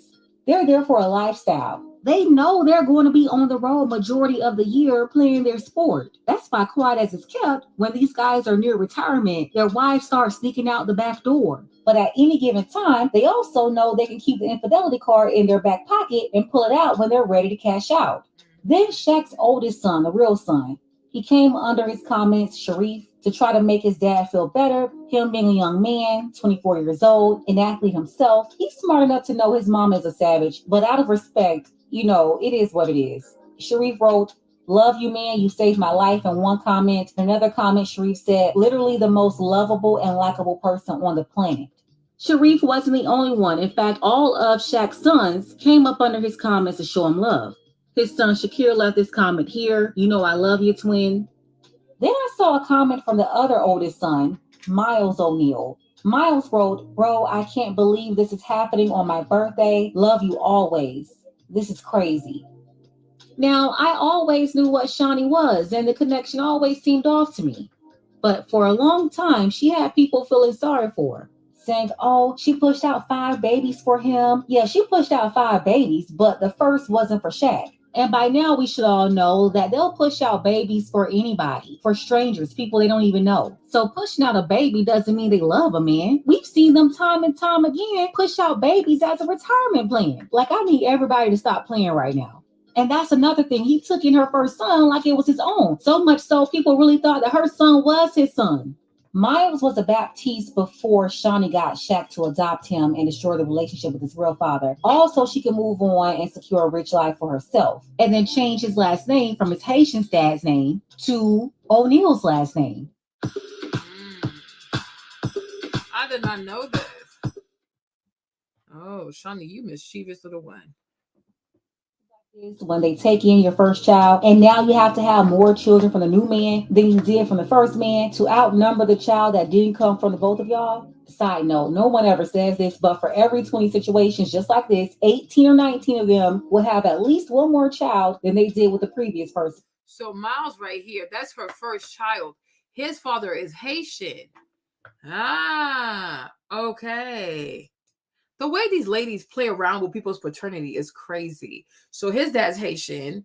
She has Shaq adopt him. So now he's an O'Neal. So I guess you can like erase the dad, the first dad. You're gonna erase the first dad, give him a new dad. Okay. It's giving Quincy. Right? It's giving Quincy. Like, you would even think that, you know, the way the boy is never around his dad, you know, you would really think that Diddy was his dad. The whole time, this kid has a dad. He has a father.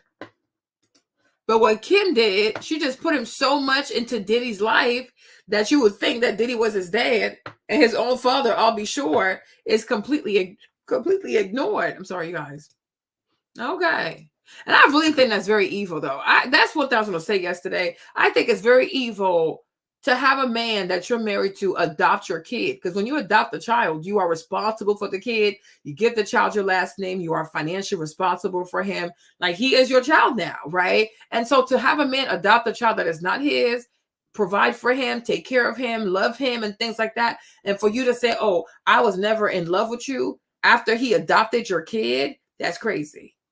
That's really crazy. And that's why I always feel like, sometimes, like, I mean, not sometimes, that's why I feel for the most time, I don't think being a step parent is something to aspire to. Because like I said before, I truly think like being a step parent, it really is an ungrateful job. I mean, thank God in this case, Miles, he appreciates his stepdad, right? His adopted father. But I'm like, to adopt a child adopt a woman's child because the father is not stepping up, and for her to turn around and say, oh, even after doing such a big act like this, like she never was in love with you. Even the day that you adopted her son formally, she didn't even have that didn't even make her fall in love with you. That's just weird. That is very bizarre. That's very, very bizarre. That's why I say a lot of people have to think really hard if you're a man or a woman about becoming a stepmom, a stepdad, adopting somebody else's child, because I can only imagine if you did that for someone and they turned around and said to you like, well, I never even loved you. And you're like, oh, wow. Like not even a day. Like there was never a single day, a single moment. That I don't know. That's crazy to me. That's really, really crazy to me. That's very cruel. And it was so unnecessary. And it was so out the blue. Like, girl, 13 years you've been divorced. Move on. Person, for instance, if there's one previous child that was before their relationship, these folks will get together and they'll have at least 2 of their own. So that 2 will outnumber the sole 1, but most will push for 3. So the ratio is 3 to 1. And it's an unknown truth. No one ever talks about it. There is a reason for that. But just think about the scenario. Even with average everyday people, you will see the same ratio for people in these blended families. But as you can see by the stepson's response, he was hurt by the comment too. And that's because deep down inside, he knows Shaq took care of him and really made him his own son. And even now they're taking in her kid, raising him up himself. This is the things he gets. That's nasty work, Shawnee. Part of me is like, you could have kept this to yourself and have some respect for the man. To not embarrass him like this, especially when he's always speaking highly of you. He never wanted anybody to look at you as a gold digger, which intelligent people, we already knew what time it was. Shaq elevated your image in every way, even now. And he's been upholding her image because of their children. But you see what she's doing, right? Everybody got to take note. I know you see it. Let's go ahead and get the conversation started. What do you think about Shawnee revealing that she never really loved Shaq? She said that she wanted to open up to clear misconceptions. How well do you think this helped her accomplish that? And I do feel like, I really do feel like it is nasty work. Huh? No, I do feel like it's nasty work. But we have the culture here, the culture that exists here with Black culture is that Black women are encouraged to be disparaging. They're encouraged to be mean. They're encouraged to smear people's name. They can just say whatever they want to say. And nobody ever says like, you're going too far. That's a bit excessive. This was uncalled for. Because even Keon, her husband Keon, I'm like, did you read the book? Because if he read the book, especially him as a pastor, the hush pastor, he couldn't tell her to hush when it came to those types of feelings, right? When I'm like, you think if you say that you were never in love with Shaq, then somehow you can deceive yourself and he can deceive himself into thinking that, oh, you really are the love of it. You are the love of his life and he's the love of your life. No. Okay. No. Absolutely not. Because I'm like, even if I'm not saying it's okay for Shaq to cheat, but at the same time, like I said, if you are married to someone and the person is not in love with you, I do feel like you can feel it. Because I'm like, because obviously, like she said, you were never in love with him. Before the infidelities, after, you were not in love with him. I think you were a struggling single mom and you saw how big this meal ticket was. He's probably dark skinned and he has a thing for light-skinned girls. I mean, we do know that, right? So it was like, yeah, I'm about to marry somebody rich. So you did it. So you were never in love with him. You saw exactly what being married to him could do for you and do for your son. Because you got out with a bag, a last name, your son was adopted, you got more children, right? You are forever connected to a man that is worth $500 million. You know what I'm saying? And I'm like, that's crazy. That's really, really crazy. And not because you are in a whole new relationship, maybe You want to make this man think that he's the one for you. So you feel like you have to bash the first one. But I'm like, that's crazy. Because if he was to say that about you, if Shaq was to say that he was never in love with her, oh my gosh, they would lose their minds. But it's okay for her to just say whatever she wants because she's a black woman and she's speaking on a black man. Mama, that's really, really hurtful. And it was really unnecessary. And the fact that even the boys are sticking up for their dad, it even lets us know that even your kids know that you're full of it and that you're truly being cruel. And for Keon to claim that he's a pastor and to recognize the spirit of God and tell people to hush, he should have told you, Shawnee, you are not moving in love. You don't have to be hurtful or be disparaging in order to sell a book because people have feelings. And sometimes, like, even if you feel, let's say you even felt that way, right? I'm like, practice empathy. Just because you feel a thing or just because you have a thought, does that mean you have to express it? Does that mean that you have to say things out loud? Do you say everything that comes to your mind? You probably shouldn't. Especially when you married, like you were married to him, you have kids with him, and your children still have a great relationship with him. Like somebody said here too, like how would it make your kids feel to recognize that they were never conceived in love? You know what I mean? You can hurt a whole lot of people, and I'm sure you've heard a lot of people saying that stuff. But I'm like, to what avail? So you can sell some books, have a few moments of relevancy, go be posted on the Shade Room. You know, family is sacred.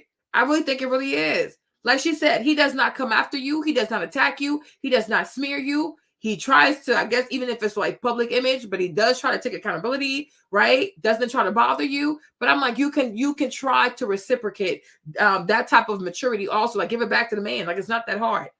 Like this is insanity. This is truly insanity.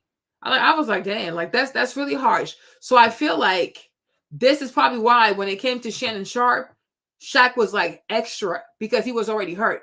So when Shannon said what he said, he was ready to attack him because he's a man. But I'm like, that stuff Shawnee said, it was lingering. So then when Shannon Sharpe said what he said, I'm like, that's nothing new. Why are you being so extra? Right? Because he's hurt. And that's why I said yesterday, I don't even know if like you can blame someone for cheating when they are in a loveless marriage. If you realize that this person is just here for my money, whatever, like we're just going through the motions. Well, you have your life, I have my life. Because I guess I'm here because you look good. You're here because I have money. So is what it is. I'm like, I don't understand how a woman can say, I don't love my husband. I was never in love with my husband, but I'm so hurt that he cheated on me. Why? There's no love here. It's transactional. Why are you hurt? Like, why are you hurt? Like, make it make sense. I'm like, this makes no sense to me. It really makes no sense to me. So let's stay on Shaq because he was having an issue with an influencer named Tusi. I guess he's a YouTuber. I don't know, some rapper, YouTuber person. So he alleges that Shaq was DMing his girlfriend. Okay. One time this man DM'd Samaria and said, let me have that baby. Talking about my son. You weird old man. Okay.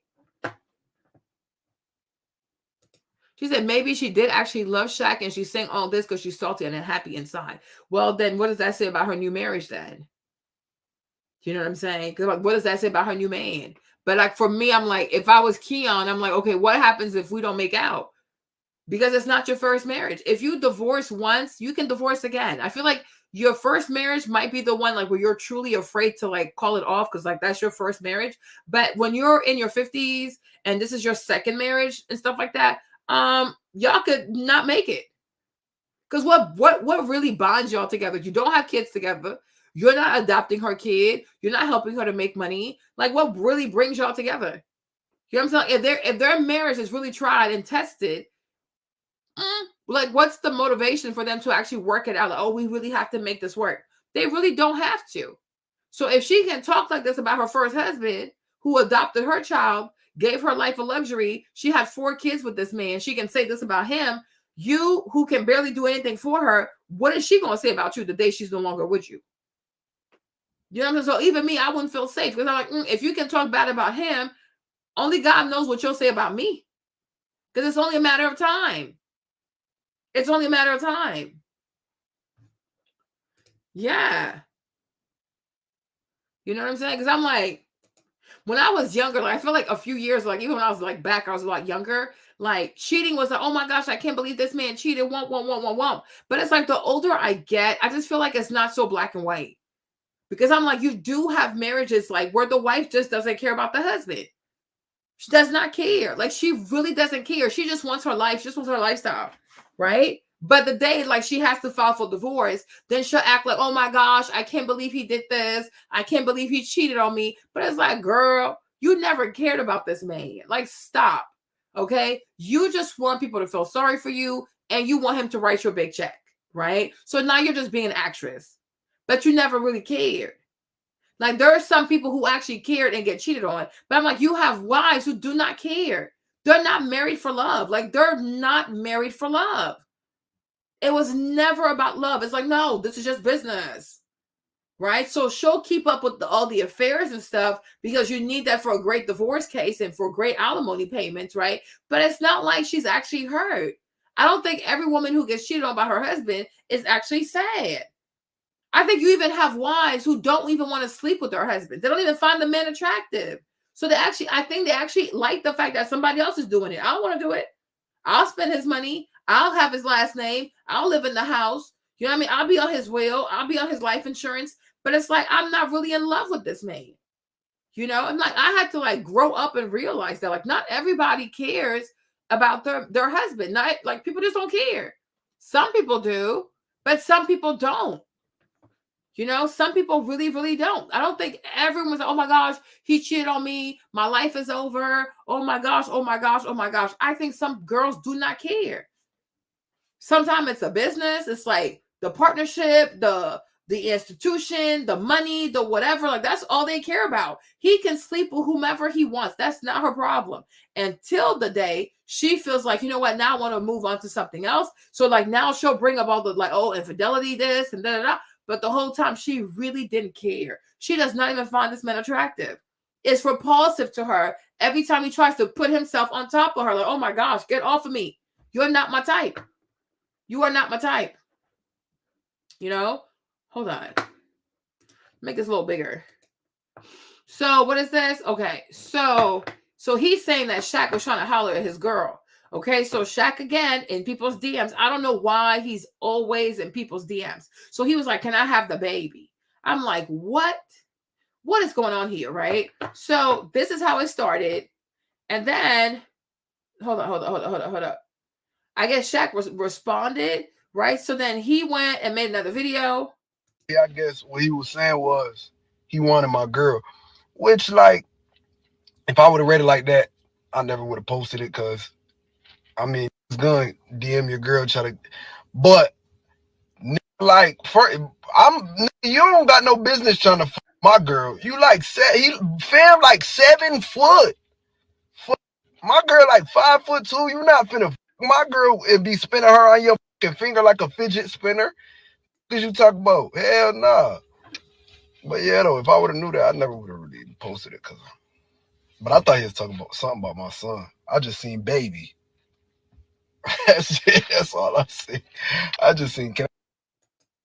My thing is stand on business. Like, don't let me. Like, so I said, apparently, to me, Shaq he's a creep. Okay, even recently he was photographed in Spain with a 21-year-old. Okay, so even right now he has a 21-year-old girlfriend.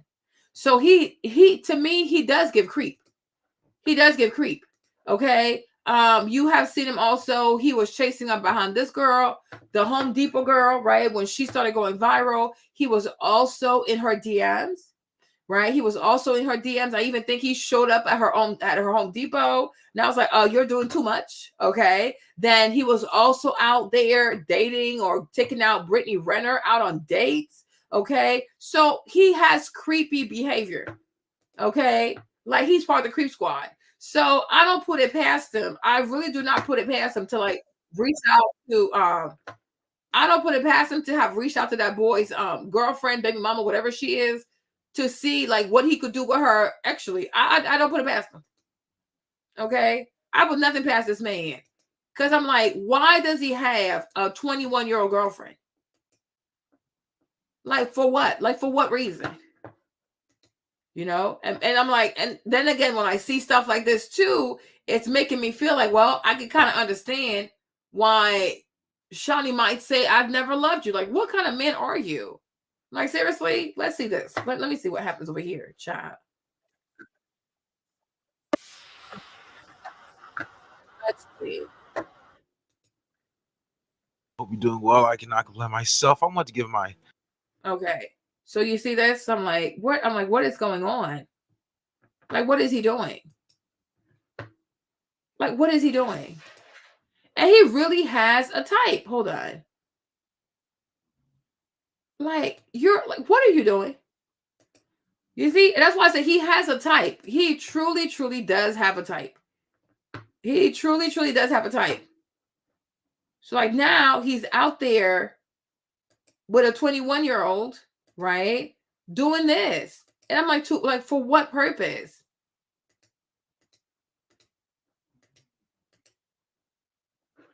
Like, anything wrong with that? I'm like, how does this serve him? Like, seriously, like, how does this serve you at all? So I'm like, you are a weirdo. You are a weirdo. And it's like, you're also going to get exposed. So this young man, he might retract the statement. He might try to laugh it off, et cetera, et cetera. But I'm like, you had no business. You truly had no business being in this young lady's DMs like that. So then he was in the comment section of the Shade Room saying, oh, y'all know Shaq loved the kids, LOL. What kind of kids we talking about? Like the kids or the little girls that you mess with? Because you're 50-something and you mess with a 21-year-old, a 19-year-old, that's also a kid. Relatively speaking, that is a kid. So you love what kind of kid? Underage girls that are 20-year-old, 19, 21, 25, right? But I'm like, he's a creep. He is a creep.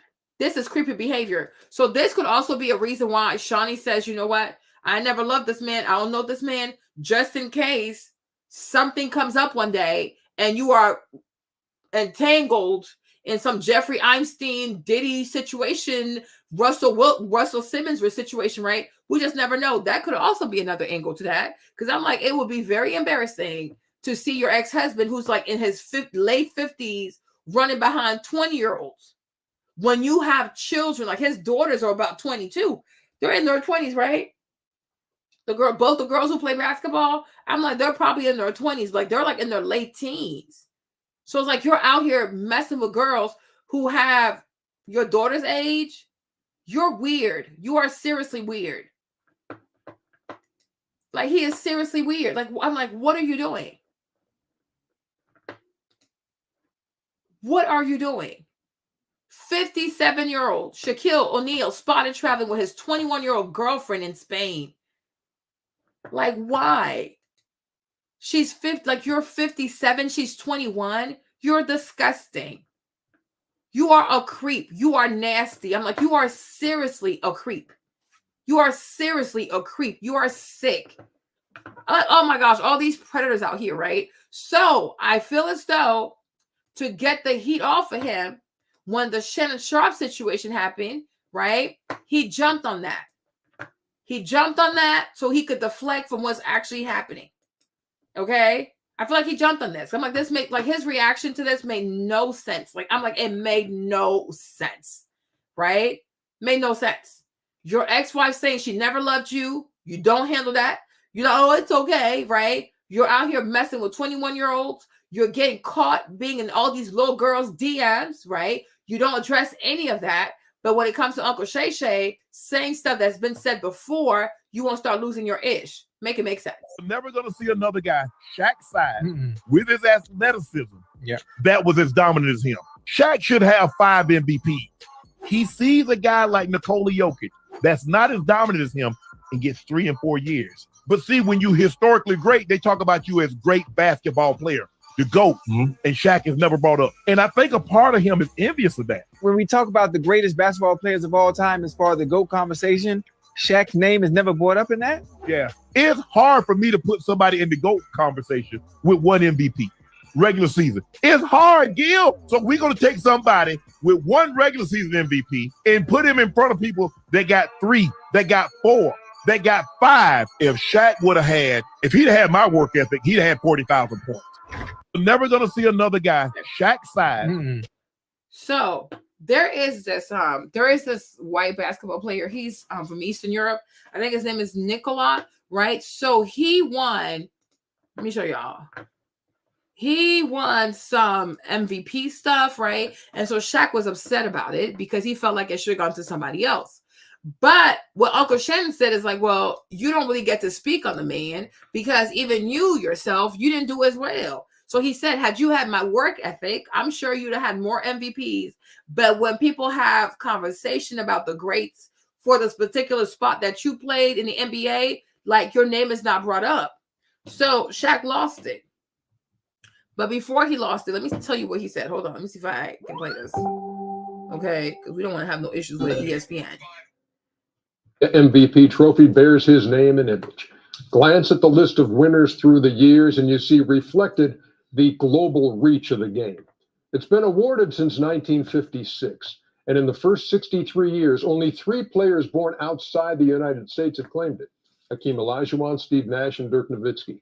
But the last 5 years, the honor has gone to players who learn the game and develop their love for it in their homelands, Greece, Serbia, Cameroon. That global impact will be evidenced again in 2024 with Canada, Slovenia, and Serbia represented.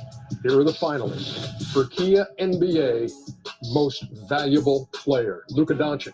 Okay, so let me show you where it is. It's at 44. Okay, so here are the players. This guy right here is the one who won. Of the Dallas Mavericks, Nikola Jokic of the Denver Nuggets, and Oklahoma City's Shay Alexander. Got 2 MVPs here. This guy is closest, but you passed up a charity golf tournament today in Alabama and wanted to be here, and you're wearing a new suit, so you get to Wanted do to the be here. honors. He's supposed to be here. It works. He didn't want to be late. Okay. I appreciate it, Ernest. Next time, big fella. I'm not going to look. I want to just wait till he hears it. The 2024 MVP from the Denver Nuggets, Nikola Jokic. And we congratulate the Joker, who for the 3rd time is the Kia MVP of the NBA. 26 points a game was number 10 in the league. 12 rebounds was number 4. 9 assists was number 3. Had 25 triple-doubles, second most in the league. 68 double-doubles was second in the league. 31 games of at least 10 assists this year. 23 games with at least 15 rebounds. And Nikola Jokic claims his 3rd MVP award. Shaq, your thoughts? I don't like to rain on people's parade, but You're about to do it. I'm not happy with this one. Why not? Congratulations to Joker. You are the best big man in the league, but based on everybody's criteria, my criteria, stat stuffer, you guys' criteria, number 1 seed, which team has a better record, I felt Shay Alexander deserved it because I've been number 2 a lot, and I played my ass off number 2. So the fact that he has to start all over next year and try to win it again, I think it was. I know it's going to be hurtful for him. Hopefully he uses this to motivate him to win a championship. But I thought, and again, no disrespect to the Joker, best big man in the league by far. You could have went this way, but I thought Shai Gilgeous-Alexander, one of only a few players that had 30 points 50 times, stat stuffer, great season. His team is number 1. Nobody expected him to be number 1. I thought Shai Gilgeous-Alexander was going to win it by far, but congratulations to Joker. I'm happy for him. 3rd time MVP. You really can't be mad at this vote, but the fact that he has to start all over next year and win it over again, because again, I thought I was robbed 2 or 3 times, right? And I played my ass off, stat stuffer, won championships those years, but again, no disrespect to Joker, but me personally, I would have given it to Shai. You keep throwing stat stuffer out there. No, because that's my criteria for MVP. Nikola Jokic not stuff the stat sheet? Yeah, but not like Shai. Really? Shai is one of the few players that had 30 points in 50 games. Yeah, but when you're talking about stuff in the stat sheet, look at all the triple doubles for Nikola Jokic and look at his ranks in scoring, rebounding, and assists. I don't think stat stuffing is an argument. Okay, but even doing all that, OKC was the number one. They seed. had Only by one game. No, they had identical. So he's trying to say that when you look at the stats and you look at everything, the white boy didn't deserve to win. Instead, this black boy right here, he also did the Skims commercial. He was out here wearing Skims. So he said he felt like Shay, the black boy, should have won. Okay. So it's going to be a black people thing. So if y'all remember, this boy also did an ad for Skims. That's his like promo for Skims, right? So this guy was a contender for the MVP award. He didn't get it. So Shaq is trying to make, I guess he's trying to make it like a black thing, a black man thing, that he was overlooked. I guess because maybe he's going to say because he was black, right? And somehow the white boy from Europe, okay, he won, okay? So Shaq is in his feelings. And I guess he's projecting, like he puts himself onto Shay, like, oh, he should have won because I should have won. I always came second, but I worked so hard. Like, yeah, whatever. We see you in Spain with a 21-year-old, okay? You have no work ethic. Go sit down somewhere. Identical records. It was a division record tiebreaker. That was the separating factor. All this is subjective. Yeah, it is. Well, and you're certainly entitled to.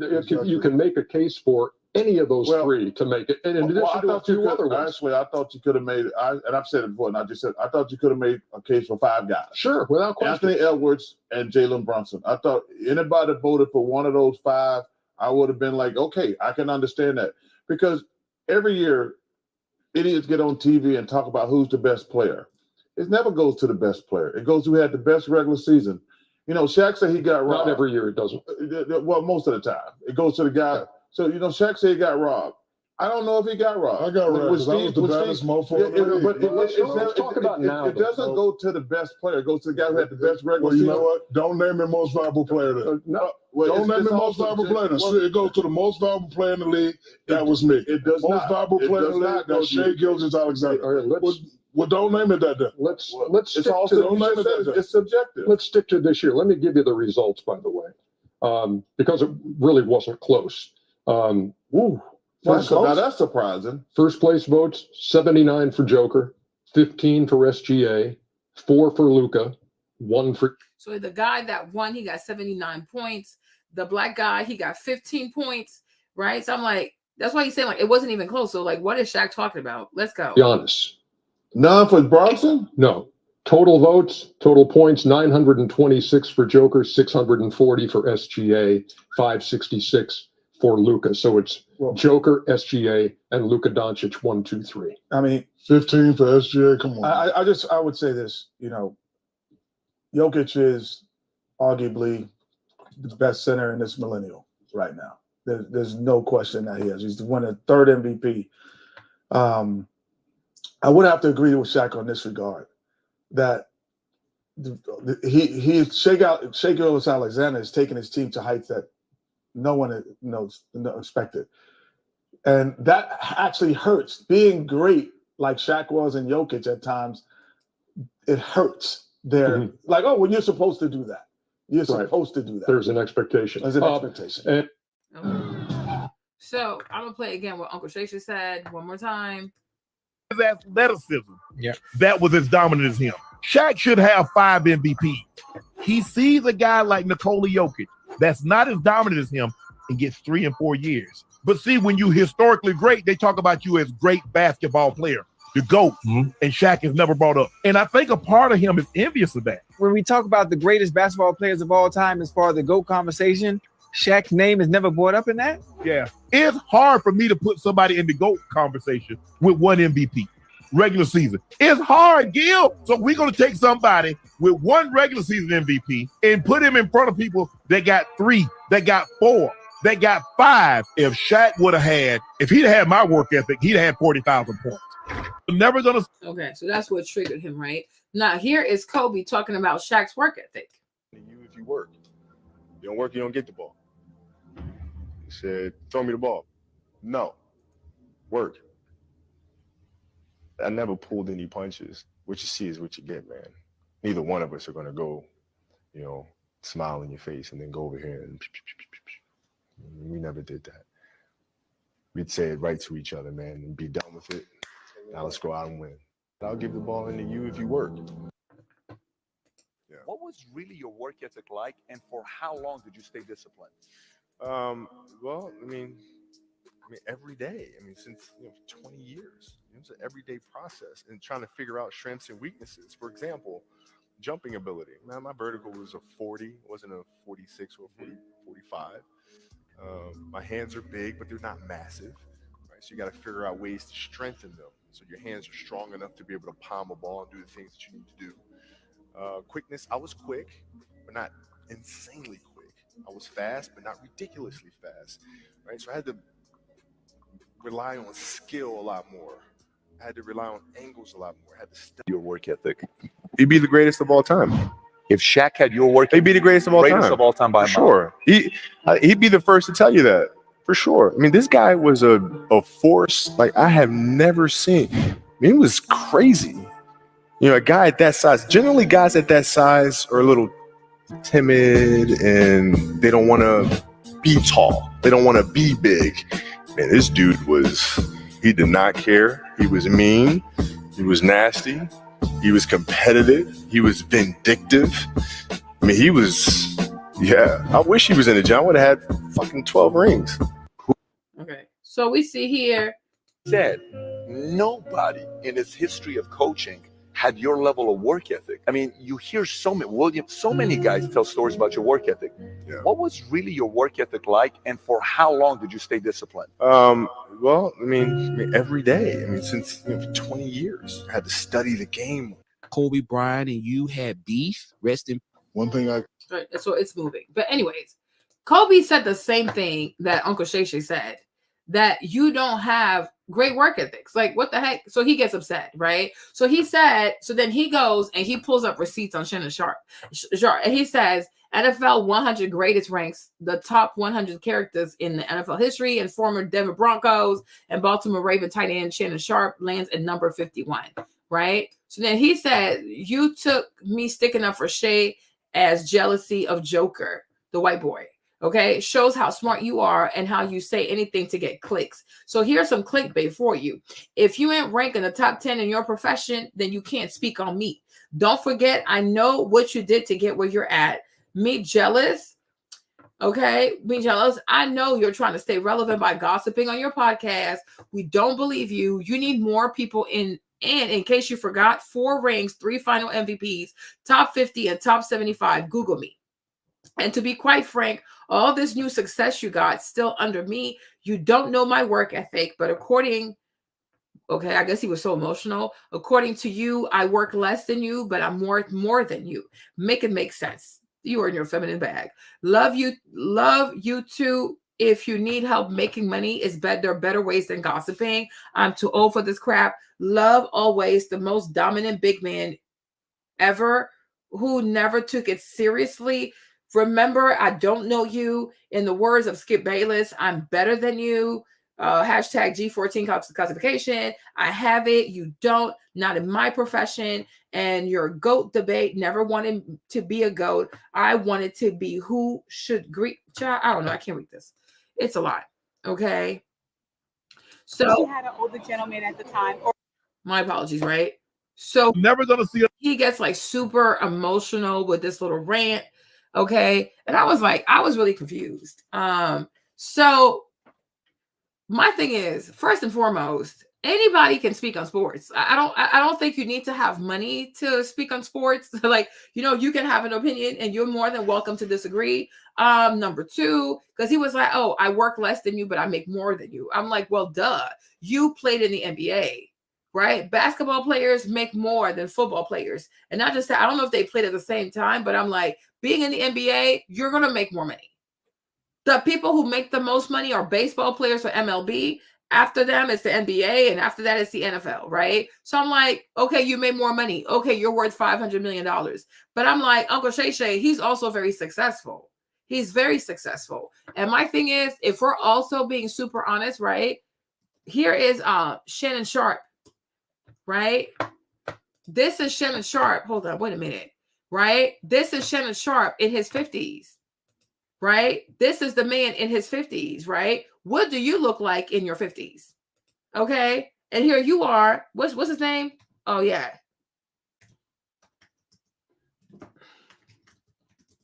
Hold on. Right? Here you are in your 50s. Okay? Titties, everything. You're obese, you're overweight, you're not taking care of yourself. I mean, like love handles, right? Got boobies going on. I'm like, you're completely overweight. Let me go if we can see these pictures. All right. Like here he is in his 50s. Big, black, and fat. I'm not trying to be offensive, right? But I'm like, and this is exactly what we're talking about, like the work ethic, right? Uncle Shannon, he hasn't played in like how many years? Like he hasn't played football in how many years, right? But he still takes care of himself. He still looks good. Like he is still very fit. He is very, very fit. Like he's in shape. Like this man is strong. Okay. You're 52, 57. You look like you're going on 75. You drink too much. You eat too much. You barely exercise. You're chasing 21-year-olds, right? Like your life is a hot mess. It's a hot mess. And it shows. Because like, what's the other guy? What's the other, oh my gosh, what's the other football player that's on TV? Oh my gosh. The guy who dated, what's her name? Nikki Murphy. Her fiance, Michael Strahan. There you go, right? Like, even when you look at Michael Strahan also, like Michael Strahan, I could tell he has great work ethics. I mean, look how good he looks for his age. Like, look at how good he looks. You know what I'm saying? I guess he's also a football player. So maybe football players do have better work ethics. It's just that the league does not pay as much money, right? But it's like, when you look at him, it's like, oh my gosh. My goodness, this man is fit, right? These people be in the gym. They're working out at their age, right? You're just like a big blurb of fat. Like Shaq is just, he does not look good. He does not look good. He does not look like he takes care of himself. Okay. So I'm like, you don't have work ethics. Because if you did have the work ethic, it will follow you today, especially when it comes to you being an athlete and how you take care of yourself. Right? Especially how you take care of yourself in the gym and you don't. But I'm like, Uncle Shay, he can say whatever he wants. Okay? He has the right to speak on you as an athlete. He was not talking about you as a father. He was not talking about you in your personal life. He was talking about your game and what you brought. And to even bring up this whole money thing to me was very silly because I'm like, Kobe talked about you. Kobe had $600 million. Okay? And he talked about you too. Like your best teammate said that, okay, had you had a better work ethic, y'all would have had 12 rings. So you're bragging on what you had when you could have had more. Like, it's okay. Like, I'm like, it's really okay to take feedback. You spoke on the Joker. You said how you felt about Nikola having the third MVP. You said you didn't feel like he didn't deserve it. He didn't go crazy on you. I don't even think he responded because you have the right to how you feel. That's it. That's that. And you kept arguing about his stats. The other man is telling you, no, you're wrong. The stats are saying he should have won, and he did win. And you're like, oh, well, it's subjective. It's subjective. So I'm like, why do you get to have an opinion, but other people don't get to have an opinion on you and your game and what you brought to the game? Just because you make a lot of money playing basketball, just because you make a lot of money, Shaq, does not mean that you're the best. Because I'm sure if Shannon Sharp knew how to play basketball, he would have been a problem. Okay? And probably he would have been better than you. So it is what it is. I'm like, what is wrong with this man? Saying a whole bunch of nonsense. Oh, you can't speak on me. Well, he spoke on you. Do something about it. Okay. And y'all know Uncle Shannon's not scared. So Uncle Shannon doubled down. Like, I said what I said. I've never professed. I've never professed that I was as great as Shaq. Mm-hmm. But what I will say, yes, sir, I got what I got because I worked my ass off. Now, Yes, sir. Shaq has been the one to say it. That he didn't work as hard, he didn't train as hard, he didn't eat as well as he should have. Right. Shaq is the one that anytime someone wins an MVP, he talks about how he should have been the MVP over Steve Nash. Now, you guys have heard me speak glowingly. I say Travis Kelce is better tight than I was. So was Gronk. So was my guy, what's his name? For the Chargers. Antonio Gates, Gonzo, Big Winslow. I'm cool. I got no problem. You know why I got no problem, Ocho, with giving people credit? Right. Because I got everything out of my God-given ability. God gave me the ability to do what I could do. But he gave me discipline. He gave me dedication, the way I trained, the way I've never professed. I've never, I ate the way I slept. So this was all I could get. Right. Now, I would have felt some type of way if I'd have got these numbers and I half-assed it, but I never half-assed it. Am I a top 100 player? No. Am I the equivalent as a football player as Shaq was as a basketball player? No. But what I did do is that I maximized that. And my question, if Shaq and because it's rough on the back. My question is, do you believe that you gave everything you possibly could in basketball? Did you train the way you should have? Did you eat the way you should have? That just goes to show you how great you was. That you didn't, you allowed your weight to get out of control. The injury started to creep up, and you got 4 rings, and you got 3 finals MVP. I ate the way I slept. So this was all I could get. Right. Now, I would have felt some type of way if I'd have got these numbers and I half-assed it, but I never half-assed it. Am I a top 100 player? No. Am I the equivalent as a football player as Shaq was as a basketball player? No. But what I did do is that I maximized that. And my question, if Shaq and because it's rough on the back. My question is, Shaq, if you took what I said as a slight, okay, I can get it. And people say, well, see, my thing is that I'm not saying that I've never said I was the equivalent. And I'm quick to say that when I talk about Kevin Durant or I talk about any player, I said, I'm not the equivalent basketball player, but all I can do is maximize my ability. Right. Shaq knows deep down, he can take all the shots. Yeah, you got more money. Yeah, you're more famous than me. Yeah, you're more well-known. You're going to have way more money than I ever have.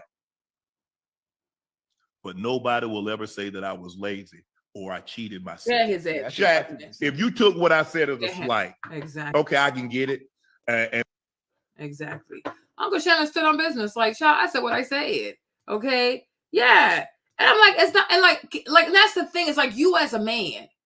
Okay. You as a man, right? Can you truly say that you gave it your all? Can you truly say you're sitting talking about this boy Nicola, but I'm like, you, Shaq, in all honesty, before God, right? Can you truly say you gave it all that you had to give to basketball? No.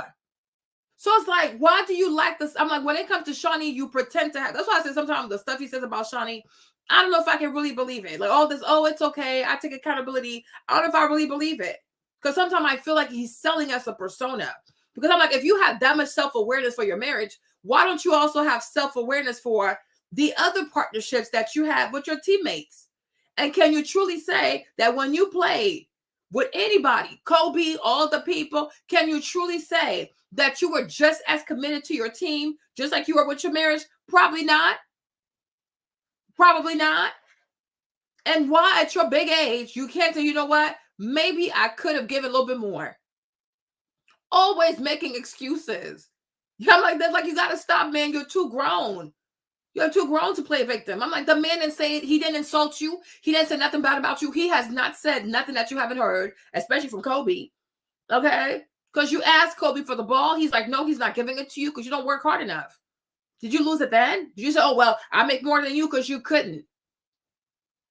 What I truly despise is like when you're talking to Black people and they always want to use money to say, oh, well, you don't make as much money as me, or you don't have this much money, so therefore you can have an opinion. Like how reductive are you?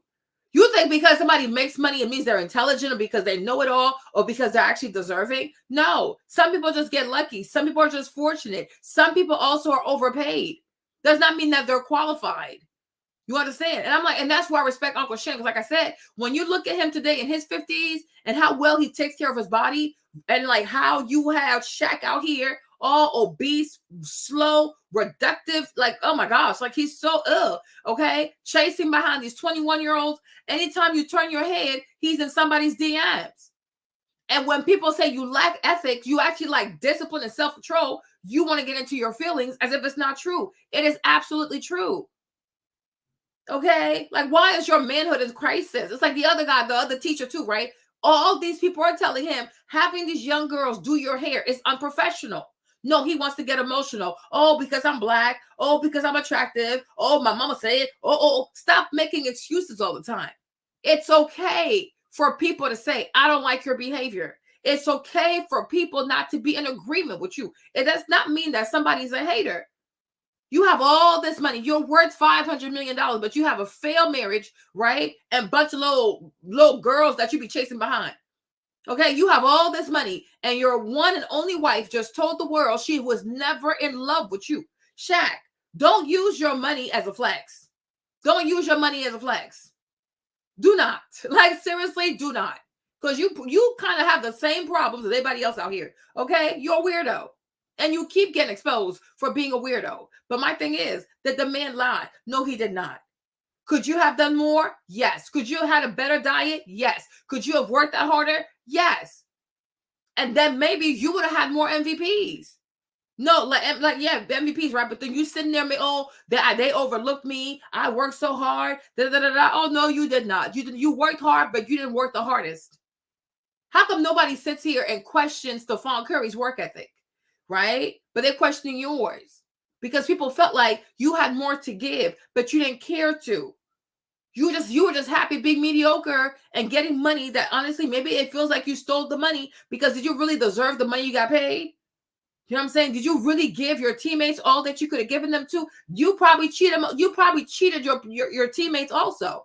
You cheat on your wife. You cheat on your kids. You cheat on your teammates. And you have like even cheating the team because I'm like, did you actually deserve this money? But you take no accountability. Instead, you don't talk about, oh, big bank, little bank. Everybody knows you're rich. Everybody knows you're super rich. And even I'm like, do you even know you're super rich? Because I'm like, for you to always be in people's DMs, for you to chase behind these girls, you can end up with a lawsuit. You can end up being accused of human trafficking. You can end up being the next Diddy. So I'm like, do you know how much money you make? Do you know how much money you're worth? Because the way you carry on with these little girls, right? Clink, clink, they could also come after you. You're not the richest man in America. You're definitely not. But I'm like, Uncle Shannon, stand on business. Because these people, I truly feel like so many of them are jealous because you do have the views. You see, like that's what what's his name? Damon Dash said, right? A man can have money and no style, no swag, no sense of fashion. But then another man not gonna have the money, but he knows how to dress. He has charisma. He knows how to enter a room and take over. Uncle Shannon might not be as rich as you, right? But guess what? He gets the views. He has the people talking. He invested it himself. You're so rich, but you got to go through ESPN to have a show. You so rich. Why don't you start your own podcast? Why don't you come on YouTube and compete under your own name and you finance everything? Make it make sense, right? Somebody who you claim how I make more money than you, I make more money than you, but you got to go work for ESPN. You work for Disney. Hey, Bruna. You work for Disney. He works for no one. He works for himself. Okay? So have the man with the least amount of money, he's betting on himself. You're an employee for Disney. You work for Disney. You work for ESPN. Okay? Your boss is a choo-choo person. Okay? You have to answer to them. Like, start your own business. Start your own podcast. Hire your own crew. You're so good at making money. You're such a great businessman, right? Stop chasing behind these little girls, right? And come on YouTube, start your own podcast, show Uncle Shannon how it's done. Make bigger numbers than him, right? Since you know so much. Google me, Google me. We've Googled you. And when we Google you, we see you with nothing. We see you with nothing but little girls, okay?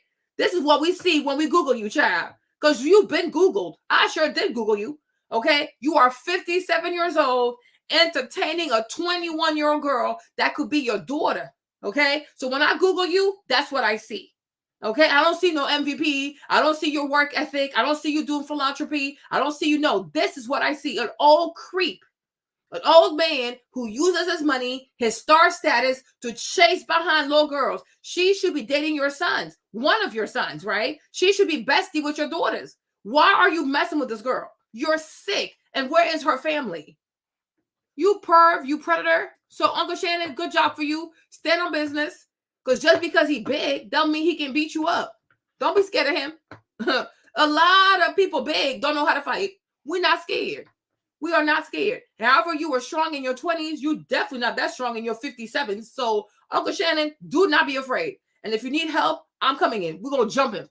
Okay? Y'all crazy. They are truly crazy. Like he said what he said. So then Shaq turns around and does a diss record. I'm like, okay, what in the Sukiana hell is going on? Okay. So he turns around and does a diss track at his big age, 57. I'm so rich. I make so much money. womp, right? But you got time to make a diss track for Shannon Sharp. You are pathetic. You are seriously pathetic. Let's see what he says.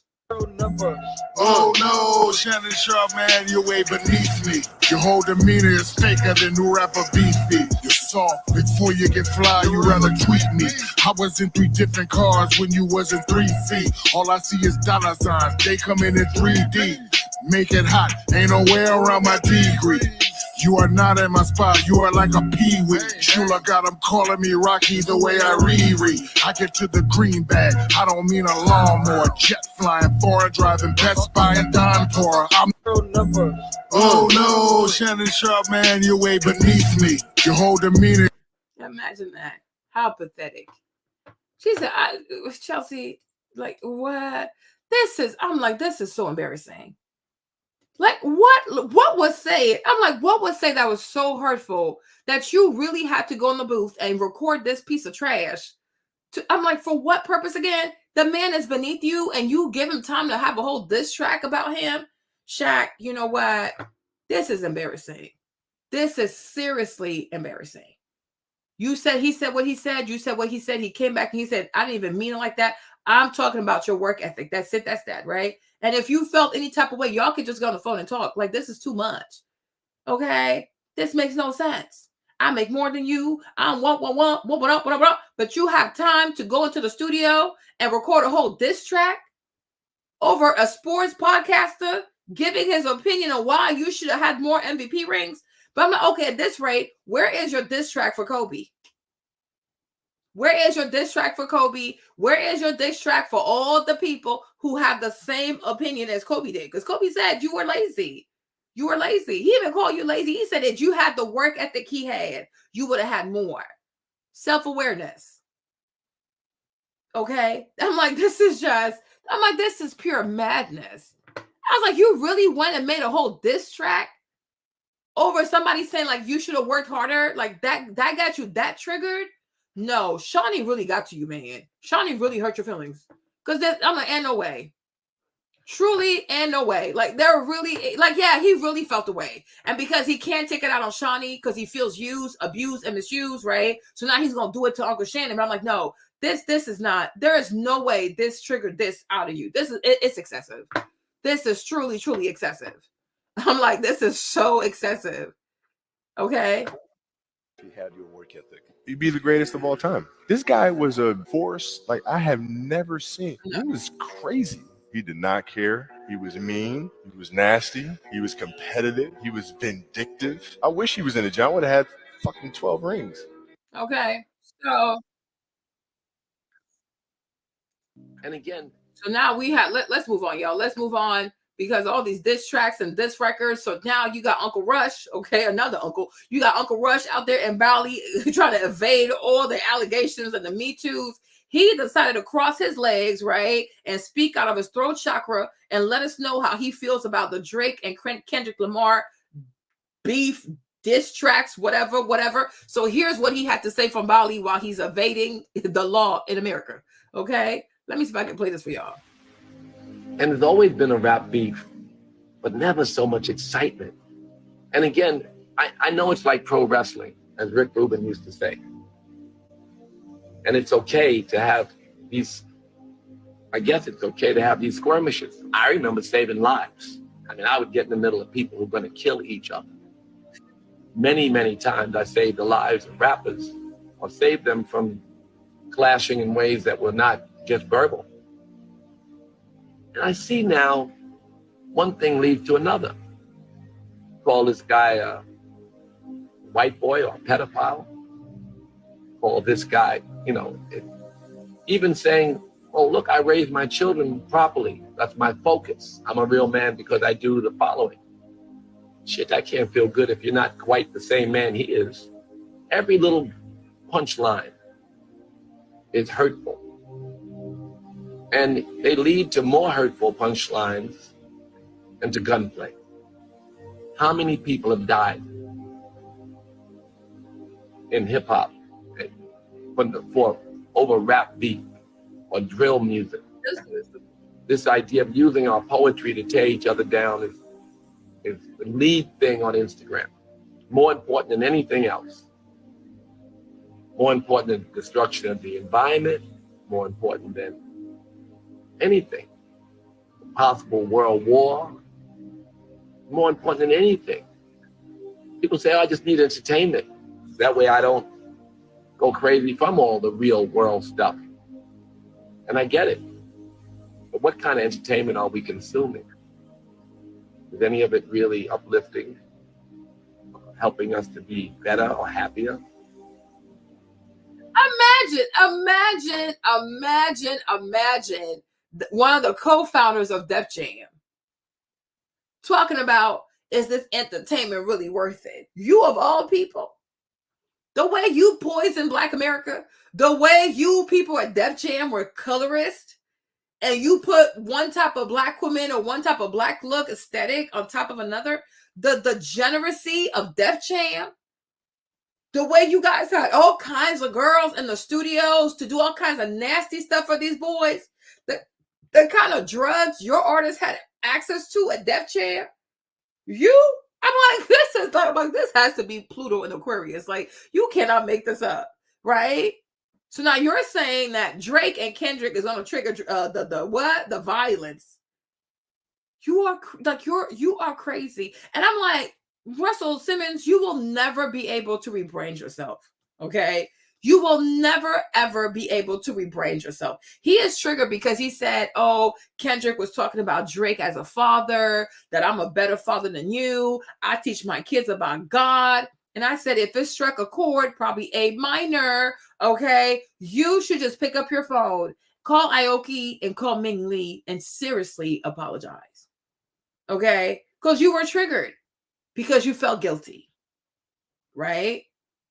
Because like the whole time these girls were born, from the time up to now, were you truly involved, or was it everything transactional? Were you just giving these girls money?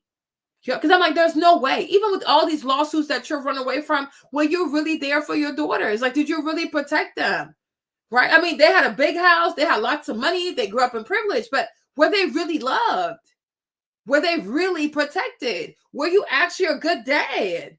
And now that they're growing up, I'm telling you, I can only imagine growing up and you have to carry this last name called Simmons, right? And it's like your dad is wanted by the FBI, okay, for like Me Too stuff. It's so embarrassing. It's so embarrassing. And you probably do have to be like, you know what? Everything I thought I knew, maybe everything was fake. Who is my dad? Like, is my dad not a good person? And I'm like, that has to be a lot. So if you heard the song and it struck a chord, probably A minor, okay, why don't you just pick up your phone and just call your daughters and truly, truly, truly, truly apologize?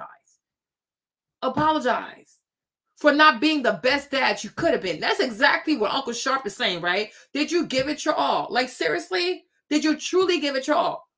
And if you feel like you didn't give your all to these girls, and that's why they're so damaged, they're so broken, Aoki's out here trying to get flued out, completely forgetting the fact that she's a Harvard graduate, right? Because she's so messed up in the head. Pick up your phone, call your daughter, apologize. You know what I'm saying? Like, truly, truly apologize to these young women, because I'm like, they're truly hurting. They are seriously hurting, right? And I'm like, Drake, whatever Drake did with all these kids, he brought that onto himself. He brought that onto himself. And people have to know, when you do evil, okay, there's a time clock. Your time runs out.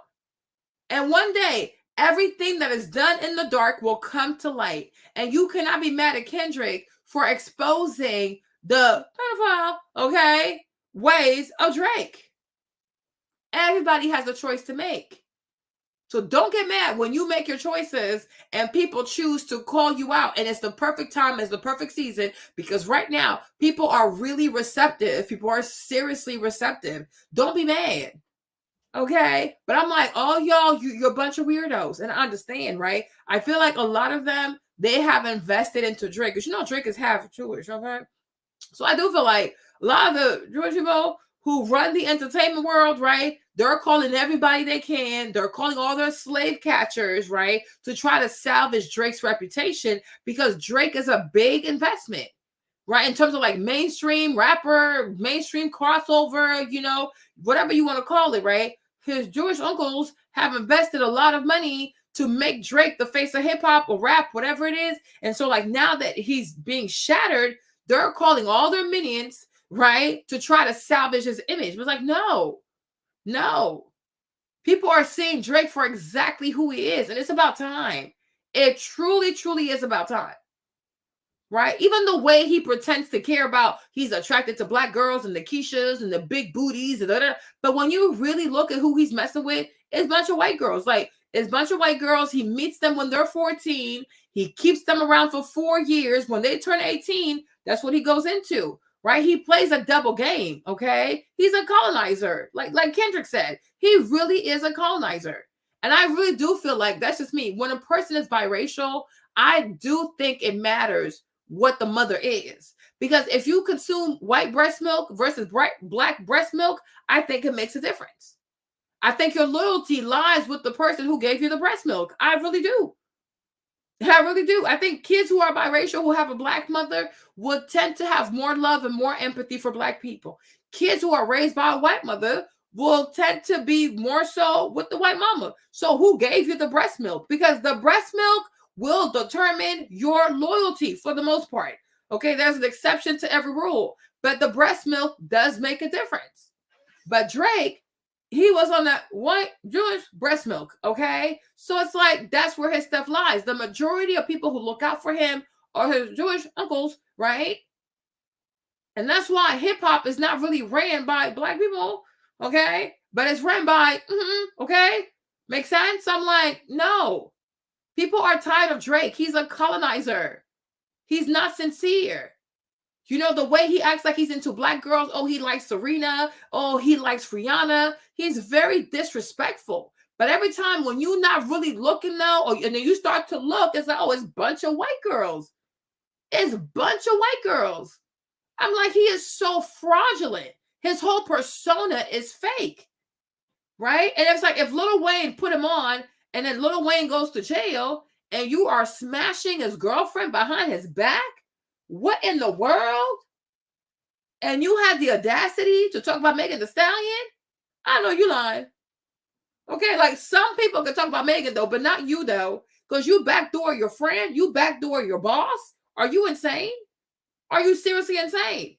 And then you go and you tattoo the man's face on your arm, knowing damn well you are having sexual relationships with his girlfriend while he's locked up? Like, who raised you? Who raised you? We don't know you over here. But he takes advantage of black people. So he has to be exposed. Like, we're sick and tired of this stuff. And nobody can stay at the top forever. So I guess the reign of Drake has come to an end. Okay, certified lover boy, certified pedophile. Okay, and we don't feel bad about it. Even the stuff about him, like, oh, his bodyguard was shot and there was a drive-by. Oh, I'm like, Drake, shut up. Shut the heck up, okay? You live in probably one of the most expensive neighborhoods in the world. Nobody can even get to the main gate to come to your house and do a drive-by, okay? Stop harming your people. He is weird. He is super weird, okay? Like, he's such a weirdo. He's such a weirdo. It's like, who has time for this? So I'm like, I don't believe that anybody did a drive-by at his house. I don't believe it. I'm like, he's probably shooting his bodyguard so he can deflect some of the heat off of him. Like, boy, you live in like a $60 million house. How can anybody get there to even do a drive-by anything? Like, what are we even talking about? Like, stop lying. Do we feel better when people are down than we can feel up? Yeah. We have to look inside ourselves and try to look up and be excited about our brother's rise, not his fall. But Drake is a brother to who? Like, I'm like, what? What is he talking about? When evil people are going down, we have the right to rejoice. Okay. When people who are celebrities, who can use their money, their fame, their whatever to get away with bad behavior, and they're finally being exposed, and the world is seeing it for what it is. And for once, people are not being impressed by celebrity status. Like, yo, this behavior isn't appropriate. This is not okay. We cannot sanction this. We should rejoice. It is not our fault if Drake is going down. He's responsible for his actions. He gave these people ammunition. But I'm like, our people, our brother, like our people is who? No, I don't know that man. He's not my people. He's not my brother. He's an entertainer. I don't know him. And I've never liked Drake. I've never trusted Drake. I just feel like this stuff right here is just so, no, never liked him. The way he treated Rihanna, oh, child, Serena, okay, I'm like, no, this man has no respect. He has no respect. He has no respect. So it's like, go somewhere. So when you tear someone down, or when you watch someone tear someone down, try not to get so excited. Why not? Why not?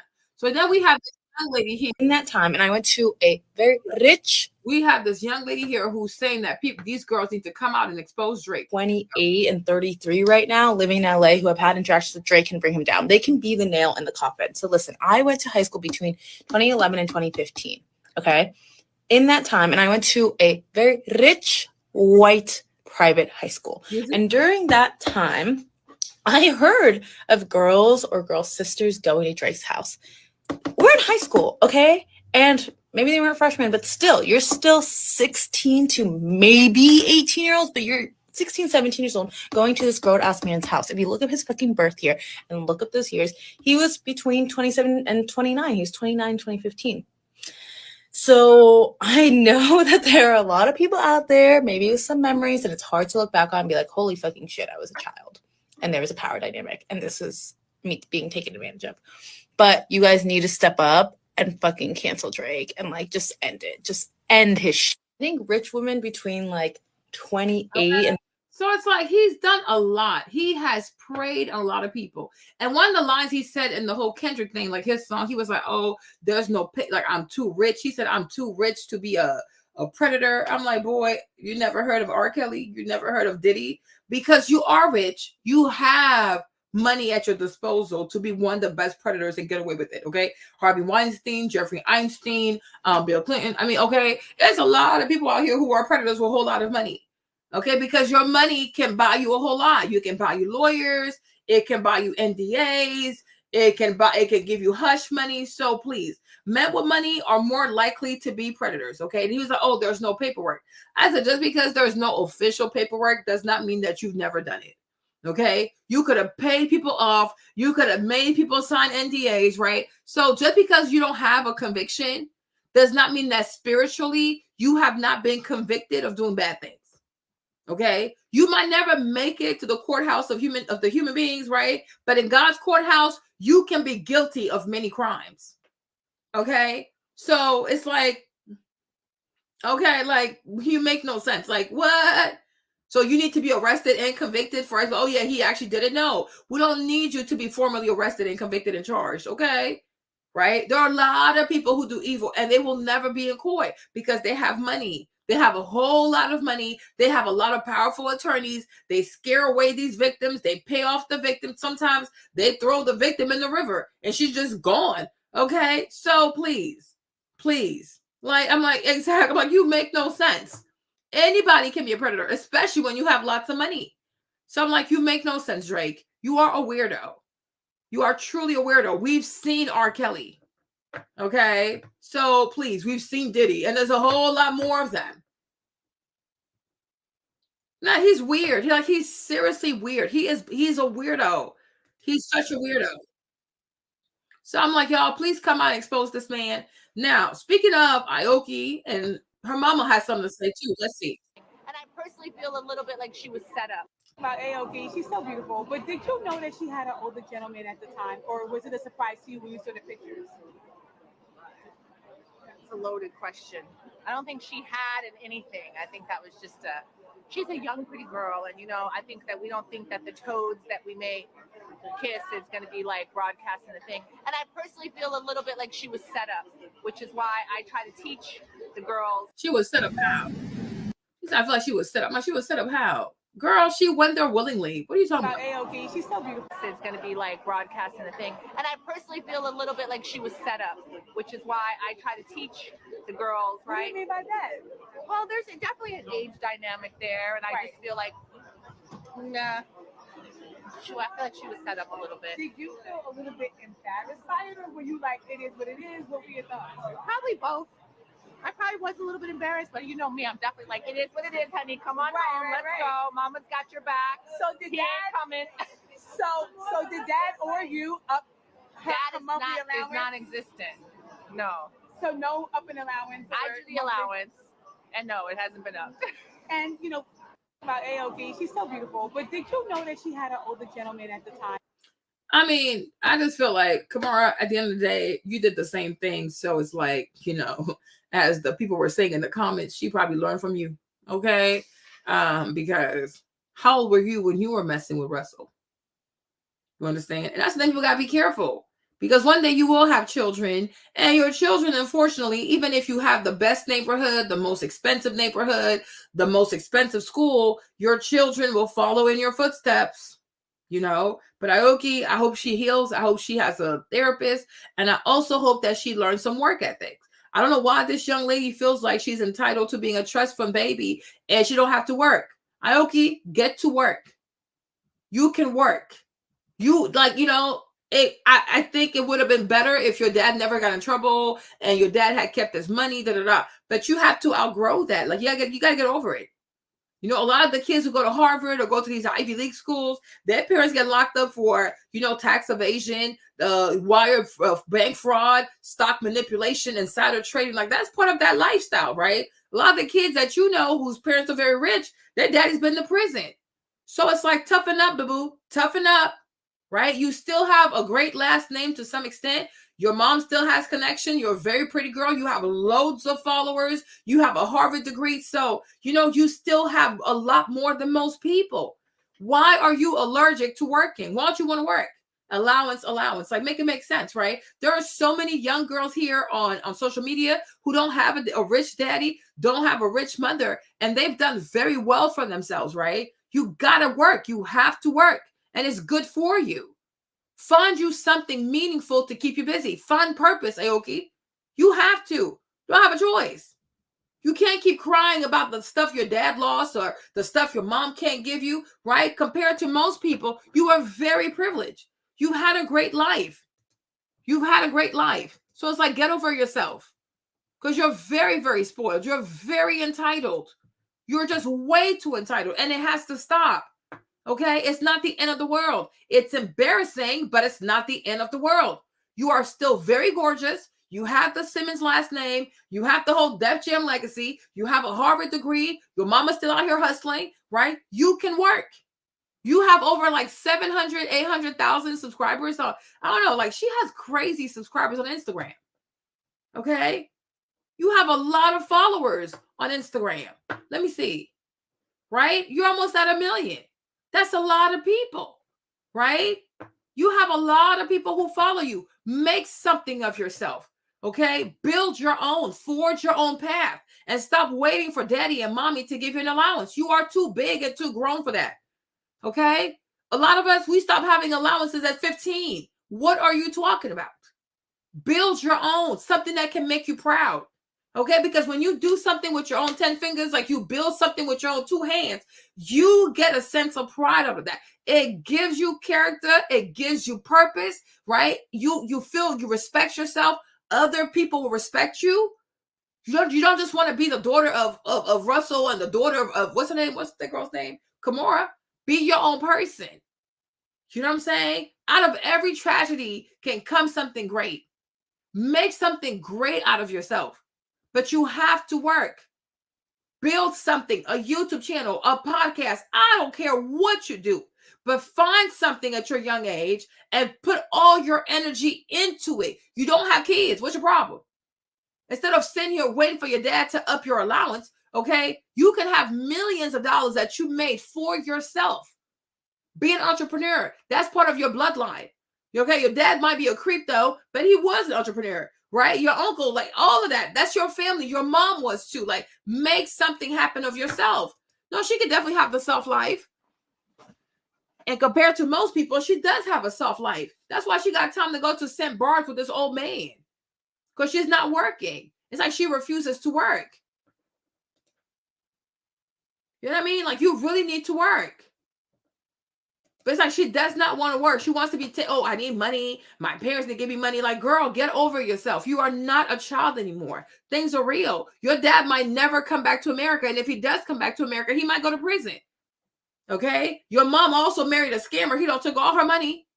And your mom's not going to be able to make money all her life now. She's getting older. She's becoming irrelevant. So it's time for you and your sister to get up, pick up the torch, make something shake. Every time I see your cousin Angela, she's up to something. Like Angela's selling stuff, right? I think now she's doing like cakes or something like that. Funnel cake. I forgot. Okay. But be more like Angela. Get to work. Right? Yeah, she's selling cake now, like funnel cake stuff, right? But one thing about Angela, she gonna have some type of hustle. So be just like your cousin. Reach out to her. Take advice from her. Learn from her. Build something. Make something happen for yourself. You know? Angela's not sitting here, oh, let me wait for my dad. And my dad, what dad? Who even says that, oh, the Reverend still even has money? We don't know. He might not. Right? But I'm like, learn something from your cousin and make something happen for yourself. You don't have to wait for your parents. They've given you enough. Now it's time for you to fly on your own. Now, how you gonna have a whole Harvard degree and you still need an allowance? What's the point of going to Harvard if you can't believe in yourself? Okay? Create a business. Go look for investors. Finesse these people. Get a bag. Start a business. Okay? Start a hair care line. I don't care what you do. You're very beautiful. Find something. Okay? You can have a skincare line. You could have a tanning line. You could have a hair care line. I mean, you could do so much. Okay? Get into health and fitness. Have an app. I don't know. You decide. But I need you to do something. Put this Harvard degree to work. Because I'm like, what's the point of going to Harvard and you're afraid to believe in yourself? Makes no sense. Truly makes no sense. So if you're not in the halls of like academia, if you're not at some fancy university, you don't know how to believe in yourself and make something shake for yourself, it's sad. This is really sad. Like, this is insane. Aoki, get a damn job. Build a business. Invest yourself in your business. Enough of your shenanigans. Like, I'm sick and tired of this. Okay. So now let's move on to the next topic, you guys. Yeah. She's so, I'm like, Angela always has something going on. Call your cousin and ask her to mentor you or something. Like, I don't know. She can do whatever she wants. Health, fitness, vitamins. I don't know. Do something. Hair care products, right? But I'm like, you are very pretty. Like, you have a lot going on. And instead of focusing on what you have going on, you want to focus on what you don't have. Oh, more of an allowance. Like, girl, the fact that you even have an allowance in this recession at your big age, okay, after you graduate college, you are really fortunate. Now it's time for you to prove to us that you have a Harvard degree. Because otherwise, what's the point of that piece of paper? But I couldn't imagine going to Harvard and I don't know how to finesse. Like, you can start a business. You can do an MBA. You could, pitch to investors because you're already famous. They're going to give you money. You can try to finesse your way into Sephora. Have a nail care. Like, you can have a nail polish line, a perfume line. I don't know. Go finesse Sephora. Go finesse Ulta. Okay? But I'm like, your brain is not working right now. And I don't understand. You said you went to Harvard. Prove to us that you went to Harvard. You know what I'm saying? Because otherwise, this is getting ludicrous. This is pure madness. I don't understand why such a pretty girl like that does not believe in herself. Why do you need an allowance? Like, make it make sense. Like, why? Okay? With 800,000 followers, you need an allowance? You're crazy. You know what I'm saying? We have people like Aaliyah's face. No wealthy parents, nothing. Her mom is not wealthy. Her dad's not wealthy. She dropped out of nursing school. Okay. Aaliyah's out here making all kinds of money. Okay. Self-made. Driving a whole Bentayga. She got a whole Bentley truck. Okay. She's posting content every Wednesday by herself consistently. She came out here with no last name, like no connection. Why can't you do this? Like, I'm like, no, go sit down somewhere. I'm tired of your ass. Like, I'm really tired of your ass, right? By herself, You have Def Jam behind you. You have your last name behind you. You have your mom behind you. You have so many celebrities. You have your cousins behind you, right? And you don't want to work. Like, I mean, imagine that. Imagine that. Okay? You have Kyra also, self-made. Nobody's rich. Nobody's rich. She ain't got no rich daddy. She don't have a rich mother, no last name. These young girls are like, they're out here, they're making their content, they're posting their content, they're creating their own brands, they're living. They can buy what they want to buy. They don't have to wait for nobody. And at your big age, you have a Harvard degree, you have a Simmons last name, you have all of this, and you want to talk about allowance? You want to talk about an allowance? You don't know how to work? You don't know how to leverage your whatever? Like, I'm like, this is crazy. You're a spoiled brat. And it's time for you to grow up. You have to grow up. Bunch of madness. I'm serious. I'm like, this is crazy. This is crazy. Every day I come on YouTube. I see so many Black girls who are self-made. They busted their behind, okay, for years. Look at this, 6 years ago. All right? 6 years ago. 6 years ago. Okay? 9 years ago. Okay? But you think you're too good to start from the bottom. You think you're too good to start from the bottom. Make it make sense. Okay? Raven Elise, self-made. Okay? And no rich parents, no rich mother, no rich daddy, no powerful last name. Almost 2 million followers. Right? 11 years ago. Okay? 11 years ago. And while you can't commit to anything, you can't try anything, you want to be flued out instead of actually sitting there and build something for yourself. Make it make sense. I don't feel sorry for her. You need to be spanked. Like, you need to be disciplined. Like, that's what needs to happen. And no way. That's why I say, like, spoiling children, giving your kids everything they want, and all that kind of stuff, you will make these kids paraplegic. You're going to hinder these kids. I'm like, this is just pure madness. So I need you to think of a business, or if you don't want to have an actual business, I need you to commit to content creation. You start your YouTube, you start your TikTok, and then your Instagram. Get me this Instagram to 1 million people. Sick and tired of your foolishness. Well, I'm like, what is this? This is insane. Moving on. Oh, Lord help me. I want to take a moment and just say thank you to these two Geminis over here, okay, for saving hip hop, for saving rap, okay, because, it's crazy. It really is crazy. I was telling my sister this. I'm like, and it's funny how, because we're talking about Meg Thee Stallion. We're going to get to Meg Thee Stallion next, right? But I was telling her how, like, isn't it funny how Lauryn Hill, she never got undressed, okay? Lauryn Hill was never naked, okay? All right? Lauryn Hill was not out here, okay, acting a fool, right? She was fully clothed, okay? Miseducation of Lauryn Hill, one album, with just one album, right? This lady went on to have 5 Grammys. 5 Grammys. I think the album is like 25 years old now, like, or maybe 30, 25, I don't know, right? She's still touring off this album. She's still making money off this album. She's still performing with this one album, right? Because it was so meaningful. It was so well written. It was intentional. It was smart. It was intelligent. It was prophetic. It was so many things, right? So like now and then, we've been in this like, I don't know, degenerate music, rah-rah music, mumble rap, I don't know, wherever you stripper rap, whatever you want to call it, right?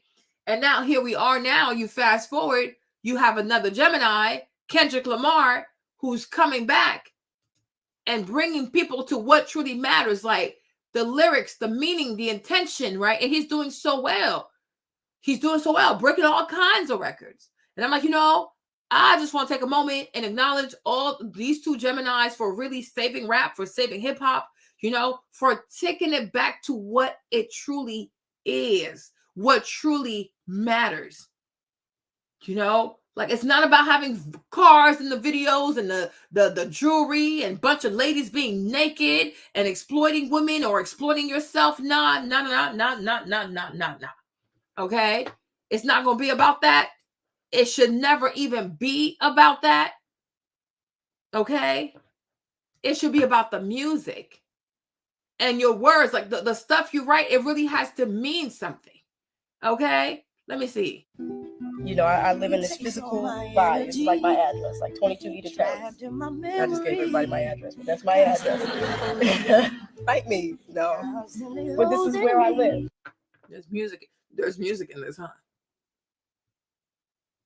Try not to get in trouble, y'all.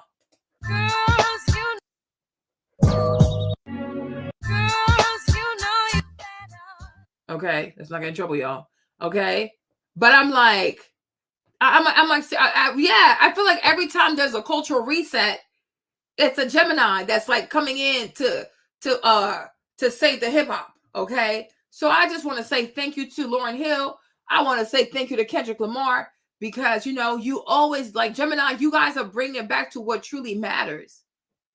You know, Lauryn did what had to be done, and now it's like Kendrick is doing what has to be done, and for that we want to say thank you. Okay, because I'm like, Kendrick, like, you really brought it back to what truly matters. Like, it's not the whole commercial pop. I don't know, however you want to call it, right? It's like, you got to get back to the music. You got to get back to the words. You got to get back to the skill. You got to get back to the pen game. I mean, it was just amazing. You know what I'm saying? No, Beyonce's just like, I don't know what she's doing, yeah. Okay. So I was like, yo, we got to say, like, we really got to say thank you to these Gemini right here. You know, so like Kendrick and Lauryn, you guys are timeless. Like, seriously, Gemini, I salute y'all. Thank you so much, because y'all, what I'm about to show y'all next, you're not even going to believe it. And I'm like, what is happening to music? So here we have Meg Thee Stallion, right? Who just released her new music video for her new song called Boa. Y'all, I was like, is this sex work? I'm like, I'm confused. Are you a sex worker? Come on, how is this music? How is this you being an artist? You guys, this is her. And I don't even, and you see the hypocrisy of YouTube, because I'm like, if anybody on YouTube had posted something like this, their channel would have been taken down. Okay. But the girl is pretty much naked. She is pretty much naked, doing God knows what. Okay. How is this okay? How is this okay? And I'm not even a fan of makeup, but I promise you, this made me sad. This truly, truly made me sad. How is this okay? I'm like, seriously, what does this do? I'm like, this is what it takes to be famous? Like, this is what you have to do to be famous? Like, this is madness. This is madness. And I'm like, oh my gosh, oh my gosh, oh my gosh, oh my gosh. What is this? And the problem is too, like, when you go into the comment section, nobody is shocked. Okay? No one is shocked. Like, Megan, what is going on? You don't have to do this. You don't have to present yourself like this. You're beautiful. Like, I'm like, people are here for the music. Why are you doing this to yourself? No one. Because people are so accustomed to nudity. People are so accustomed to corn. People are so accustomed to the what's it called? To the body of Black women not meaning anything. This is shocking. Like, I'm shocked. Because I'm like, is this OnlyFans? Is this the Pornhub? What does this have to do with the music? And why do you have to do this to get people to listen to your music? That is madness. This is pure madness. It is completely unnecessary. And the reason why I feel so bad for her, I'm like, because it goes to show you she really has no protection. She really has nobody who loves her. She has no protection. She has nobody who cares. Like, okay, long term, how is this going to affect you?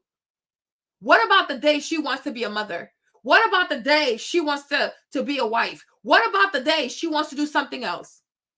These images will be here forever because nobody is thinking about her as a human being. She's a human being. Her mom is deceased. Her dad is deceased. Everybody that surrounds her is just there for money.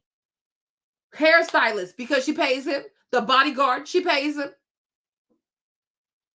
They're all getting paid. Because I'm like, if this was your sister, if this was your daughter, this was your best friend, that was your friend, would you be okay with her having to do this for fame, for money?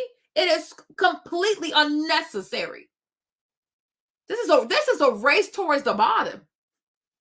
And my problem is, it's like these girls, like, I don't even know if this rap thing is like, is it rap or it's like a segue into human trafficking and the sex trafficking and God knows what else.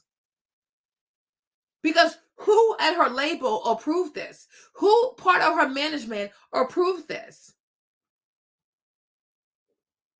I'm like, I was like, oh my gosh. Oh my goodness. This is crazy. This is really, really crazy. And I don't understand how YouTube even has this up on their thingy. Look at this, y'all. Look at this. Unbelievable. But I was like, this is so freaking unbelievable. This is excessive. This is so excessive. And you know what? And this video's been almost out all day. Look at this, right? It only has 1.5 million views. So what's the point? What is the point? Right? Whereas, like, if you look at what's it called? What the heck?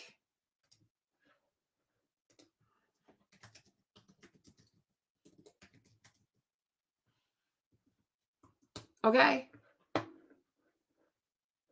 You see this? But look at the Kendrick video, though. Kendrick's video has 32 million views.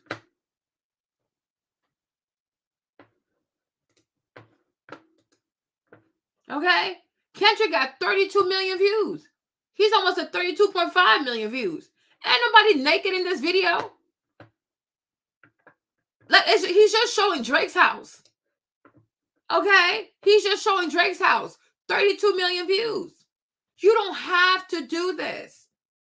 You do not have to do this. Like, you don't have to do, like, I'm like, why is it that your body is not sacred to you, girl? Like, what is wrong? What is wrong? Like, what is this obsession with glorifying corn, nudity, blah, blah, blah, blah? What is this obsession? Like, why are you people so afraid to keep your clothes on and work on your pen game, like your writing game, right? You don't have to do this. You don't have to do this. I'm like, you are not a corn star. You are meant to be an entertainer. You're meant to be a rapper. You are here to empower girls and things like that. You know, you're here to empower the hotties. But I'm like, this is excessive. And I'm like, who at the label said, oh yeah, this is a proper representation for her? Who? How can Rock Nation be okay with this? And I'm like, if it's not her, it's Chloe. I'm like, why is it that all the people signed to the Carters are always doing the most with their bodies, like they're sex workers? Is that what's required to pay the bills at the Rock Nation, with the Beyonce management? This is not okay. Megan is still young. I'm like, she has her whole life ahead of her. How exactly are you trying to get people to see this girl? What is wrong with you? And I always say this, like, if this was Blue Ivy, would Sean Carter be okay with Blue Ivy dressing this way? Would he ever have Blue Ivy in this position? But he was the one out here, oh, protect Black women, protect this. Oh, shut up. Shut up. Treat her the way you would treat your own daughter. Would you ever be okay with Blue Ivy dressing like this? Would you be okay with Rumi dressing like this? The way Haley's out here acting a fool, being pregnant, out of wedlock, having babies? Would y'all let that happen to Blue? Would you let that happen to Rumi? Chloe's out here doing God knows what? If that was Blue, would you be okay with that? They're not just your artists. These are also Black girls. Like, they're young Black women. You got to have structure for them. You got to have a vision for them. You got to protect them. Have mercy on them. Especially this one, Megan is an orphan. She has no mom. She has no dad. And this is what y'all do to her? For what? For what? Meanwhile, Kendrick is out here with just showing Drake's house, right? And he's out here with 32 million views. So it goes to show this stuff is completely unnecessary. It is so unnecessary. It's so unnecessary, right? We have Lauryn Hill got like 5 Grammys, one album, 5 Grammys, 25, 30 years later, she's still eating from that stuff. People are still buying tickets to go see her perform the Miseducation of Lauryn Hill. So it goes to show you, you don't have to be naked to have a timeless album. You don't have to be naked to be meaningful to the people. You don't have to be naked for people to support you. It is a lie straight from the pit of hell, I guess, from the pit of Rock Nation. Desiree Perez got a whole narco out here, huh? A whole Latina narco from Colombia handling the image of a black woman. You sick, you demonic pera, okay? And stunning firma in your head. Like, what is wrong with you? This is why Nikki be cussing you out. Des Perez, you are an evil woman. You are seriously a bruja. You're a witch. You are a witch. How can you handle this girl like this? How can you do this? Why don't you take one of your Latina sisters from Colombia and make her do something like this? Okay? I'm like, you can do anime without doing all of this. Like, you don't have to do all of this. This is too much. I'm like, Megan is naked. I'm like, this is not even entertainment. Look at this. Look at this. And they truly have this on YouTube. How can YouTube even be okay with this? Like, this one wasn't too bad. Like, it's kind of cute, whatever. But the other thing had me shocked. See, this is not bad. This is not bad. This is cute. I can get with this. I can get with this. But I don't know how YouTube can have this. How can they have this on the platform? I mean, look at this. It's like your body means nothing. It's like your body is a prop. And you use it to get people's attention. You use it to make money. But at that point, Megan, stop rapping. If this is what you really want to do, stop pretending to be a rapper and just go be a corn star. Embrace it. Because I'm like, this is insanity. Queen Latifah, she's been relevant for the past 40 years. I have never seen her titties. Okay? I have never seen her boobs. Never even seen one. Never seen one. Right? Unbelievable. And Queen Latifah and all these black women, for y'all not to speak up when you see what's happening with the young people, you see what's happening with the youth, I have a problem with that. But you got time to speak up on this. She was talking about something else last time. Hold on, what was it? I forgot. She was on somebody's Instagram being upset about something. Okay? But I'm like, y'all will talk about anything because, but when it comes to what you truly have to talk about, y'all stay quiet. But it's like, what's happening to female hip hop though? What's happening to black women in hip hop? What is happening to black women in rap? It is not okay. It is not okay. They are being turned into sex workers. They're being abused. Because what? They give you weaves and fancy dresses and they let you go on the Met Gala. You are not a slave. You're not a slave. I'm like, you have your whole life ahead of you. You don't know what you might want to be 5 years from now or 10 years from now. You might have kids, like, you might want to have a family one day. And these images will be all over the internet. For what? Because for what? For what? And it's like, to me, it's really giving, like, you have low self-esteem. Like, you really have low self-esteem. You don't believe in yourself. You don't believe in your talent. You really don't believe in yourself. Because if you did, you would not go to such an extreme for attention. How can you be so desperate for attention that you're pretty much walking on the camera set naked? You are fully naked. It is so unnecessary. Only for you to have 1.5 million views.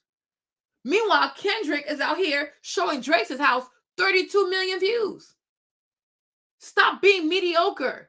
Stop being mediocre. Actually put effort into your craft. You don't have to have an album every single day. You don't have to have a song every single day. I'd rather you take as much time as you need and write something that makes sense. Write songs that make sense individually, and then write songs that make sense collectively. Give us a cohesive album that people can get behind, right? But I'm like, this is completely upsetting me. Like, it is upsetting me. It is upsetting me. It is upsetting me. You are way too beautiful for this. You're too precious for this. Your life is way bigger than hip hop. Your life is way bigger than rap. Your life is way bigger than being famous. This ain't it. And I don't know, when you thought about being a female rapper, is this what you had in mind? Is this how you want to be seen? Is that how you want to be remembered? Is that how you want young Black girls to see you? You have people who look up to you. You truly do. Like, your actions affect other people. There are better ways to get attention. There are better ways. There are better ways. There are better ways. There are better ways. And you have to keep working until you figure out your personal recipe, your personal sauce. You understand? I'm like, this is so dangerous. Because when you show up like this, when you walk like this, you dress like this, or you barely wear any clothes, right? Do you have any idea what you're telling people about yourself? Do you have any idea what you're telling people about your self-worth? You know, how can people treat you right? Or how can people see you as a person that's worthy of love, respect, protection, and value? People are not going to respect you. They might lie to you, but deep down inside, this right here, it diminishes your value. Like, this is not empowering. There's nothing empowering about seeing you in this condition. And I'm so hurt and I'm so disappointed because this is completely unnecessary. You are just way too beautiful to resort to these types of low down, dirty tricks to get some stupid ass clicks and views on YouTube. It's never that serious. It's truly never that serious. It is never, ever, ever that serious. It's not that serious. If this is what it takes to be famous, they can keep it. Yeah, they can truly keep it. Like, this is sad. You're not just a collection or amalgamation of body parts. You are a human being. You're a human being. You're a human being.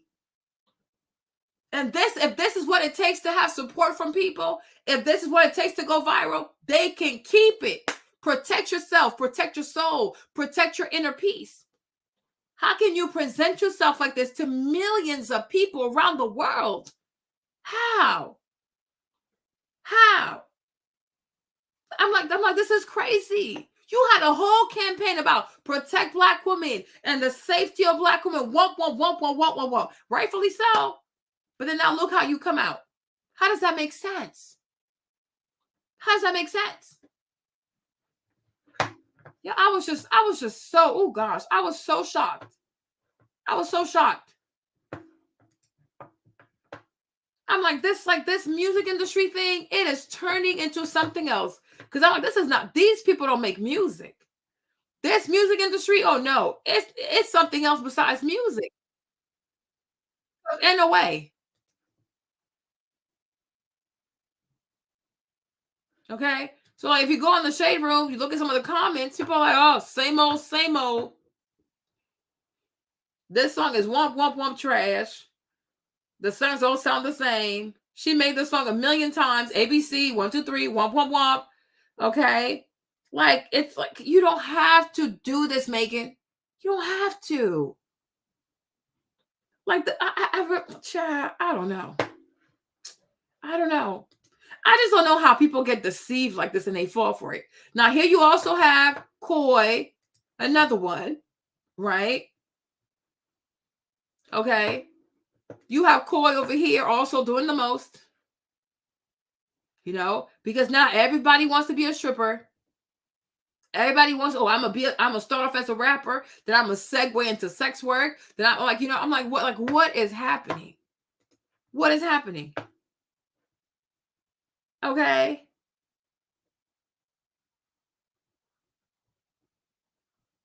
I'm like, I don't know what's happening. Oh, Lord Jesus.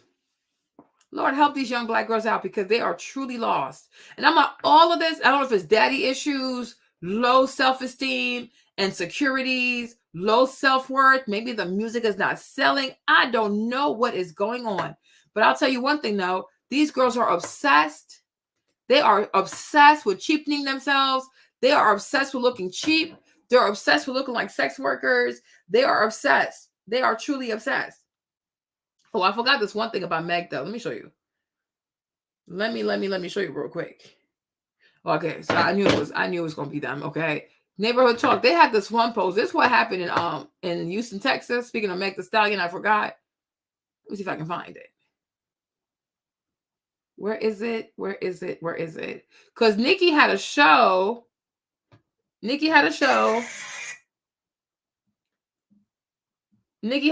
in Houston, Texas, right? So while she had her show in Houston, Texas, the barbs were acting crazy. Okay, so here's what the barbs were singing.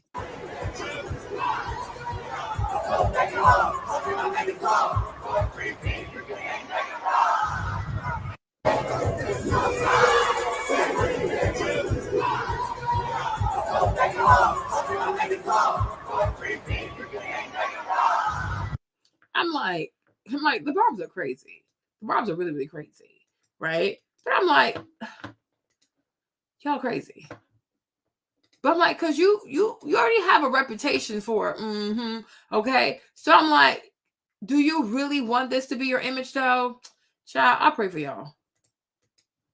Well, I swear, I feel like this whole like being famous stuff, it really is not cracked up to be what it should be, because this is really bizarre. This is seriously bizarre. It's bizarre. I'm like, I don't recall music like being so dependent on like you being a sex worker like that. I'm like, it's really given. They want these young girls to be out there like truly being sex workers. They want them connected to the sex industry. They want these young women to be connected to the sex industry so badly. And they keep falling for it. Because like me, I can't do this. I'm like, you know what? I guess I'm not meant for this because I can't. I really cannot do this. This is crazy. This is crazy. Now, we had a whole thing with JT. So y'all know we had the whole Sukiana and JT situation, right? So that people were saying, do you think that JT should respond to Sukiana? Right? And I was going to play this one video by Charlamagne, because you know Charlamagne always has something to say. Let me see if I can find it. There you go. No. Yes. He's a multi-platinum artist, though, right? She's been platinum a couple times. But so what? First of all, JT can rap, so I always enjoy hearing JT rap. And she need to stand up for crunchy black long titty women. Like, you know what I mean? What? That's what Sukiana called her on the record. She did. And I don't think JT is one of those at all. But you can't, like she got a fan base. That's not who she's standing up for. Oh, boy. Yo. Jesus Christ. Yo, okay, so we'll see. Should JT respond, though? Yes. He's a multi-platinum artist, though, right? She's been platinum. I personally do not think JT should respond because I'm like, y'all not the same. And Charlamagne, you're just instigating. You are truly instigating because you know dang well JT should not respond to that girl. Because I'm like, what would that do? And like, I mean, besides the whole Kendrick Lamar situation, but it's like, diss tracks don't go far. They don't make you money. They don't go far. Like, you don't get nominated for Grammys. Like, they serve no purpose besides being petty and being messy, right? JT, do not respond to that girl. Okay? Do not respond to her. Live your life. Ignore her. And she can figure out how she's going to pay her lawyer fees by herself. Okay? Don't get involved. Because it'll lead you nowhere. Okay? It will seriously lead you nowhere. So, now let's go back to this. We have another Boo Boo the Fool on the street. So that's Keisha Cole. Okay? All it takes is for this man to sing her a song and she's right back at it. Okay?